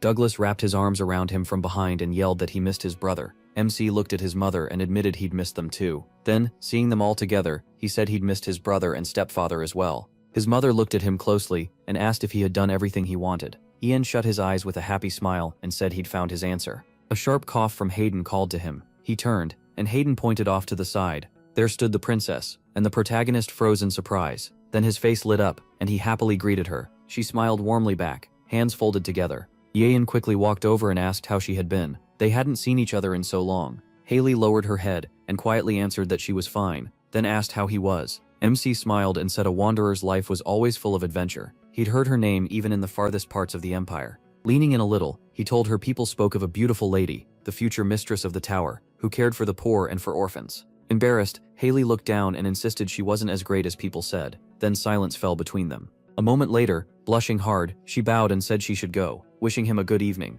Ian could only stand there, confused. Haley hurried away, leaving him staring after her. He watched her go in quiet sadness. Hayden then leaned in with a teasing look and asked why he seemed so down. The protagonist forced a smile and said it was nothing like that. Then Hayden pointed out that Haley Greenriver still wasn't engaged. Hayden rolled his eyes and said plenty of people had tried to win her over, but she always said she was waiting for someone. Ian lowered his head when Hayden asked who she could have been waiting on for 8 years. Hayden stepped closer and told him it wasn't just his sister waiting for him anymore. They also had a lot to do. Then he grinned and asked if MC would stay by his side. He placed a hand on his chest, smiled at Hayden and said of course. Later the afternoon sun lit up the ivory tower. Haley Greenriver quietly picked flowers in the garden, regretting that she hadn't talked to him longer. She remembered the way he left and thought he probably didn't remember anymore. Then she recalled how he had apologized to her. Still holding the flowers, she kept staring down, her cheeks turning pink. A quick shake of her head snapped her out of it. She told herself not to expect anything. He had only just come back and was already buried in work, so why would he spend time with her? Then Ian suddenly spoke from behind, saying there she was. Startled, Haley jerked back and he gave her a small smile, telling her he hadn't meant to frighten her. Haley slowly stood, blushing, and asked why he was here. The protagonist said he had met the Ivory Tower mages, and they told him she was in the garden. A little embarrassed, she looked at him and asked if that was the only reason. Ian glanced around and said the garden was beautiful, nothing like it had been in his time. Haley looked down and explained that after becoming mistress of the tower, she wanted the mages to have a place where they could relax, so they finally started taking care of it. MC smiled and said that was a great idea. Then he asked if she would mind showing him around, and her face lit up as she happily agreed. The two walked side by side through the garden, talking comfortably. He mentioned that the Randiora flower was rare in the Empire, so he was shocked to see it treated like a weed in Coldwood. He even shared that one family had gotten into serious trouble because of it. While Haley listened closely, a little later, Ian told her about the Luo Kingdom, where he had gone to see a golden lake. At first it looked ordinary, but at sunset the whole thing turned to his gold. He remembered standing there, knowing he would never forget that moment. Haley looked down and quietly said his journey sounded really interesting. Then she smiled and said she couldn't even imagine how amazing that lake must be. She hoped she could see it herself one day, and the protagonist watched her closely. His expression slowly turned sad as he looked at her. Ye-yun faced forward and parted his lips, ready to speak. Then he turned to her, held out his hand, and said he'd take her anywhere, if she would take his hand. Haley stared at his outstretched hand. In MC's mind flashed all the places he had been, the Golden Lake, the Spirit Forest, the Blazing Desert, the Endless Sea, and then he pictured Haley in every one of them. No matter where he went, she was always on his mind. Lowering his gaze, he admitted he kept wondering how she would react if she saw those places too. The feeling in him only kept growing stronger. He shut his eyes and finally understood what that feeling was. Haley stared in shock as he told her that once his work was done, the first thing he wanted was to come back to her. Then he dropped to one knee. Ian reached out his hand, looked up at her, and asked her to become his wife. With love in his eyes, he asked her to let him spend the rest of his life with her. Haley froze, too stunned to speak. Her whole face went red as she looked down at his hand. When she asked if he was going to leave again, Ian answered that he would always be there. After hearing that, her face turned completely red. A second later, tears poured down as she looked at him. He opened his arms, suddenly worried, and called out to her. Looking at her gently, he heard her say she had missed him so much. She had waited for him for a very long time. Then, through a bright smile, she agreed to be his wife. She placed her hand in his and asked him to stay with her forever, while Ian softly held it and looked at her with love. And that's where this story ends. If you made it this far, please subscribe and leave a comment.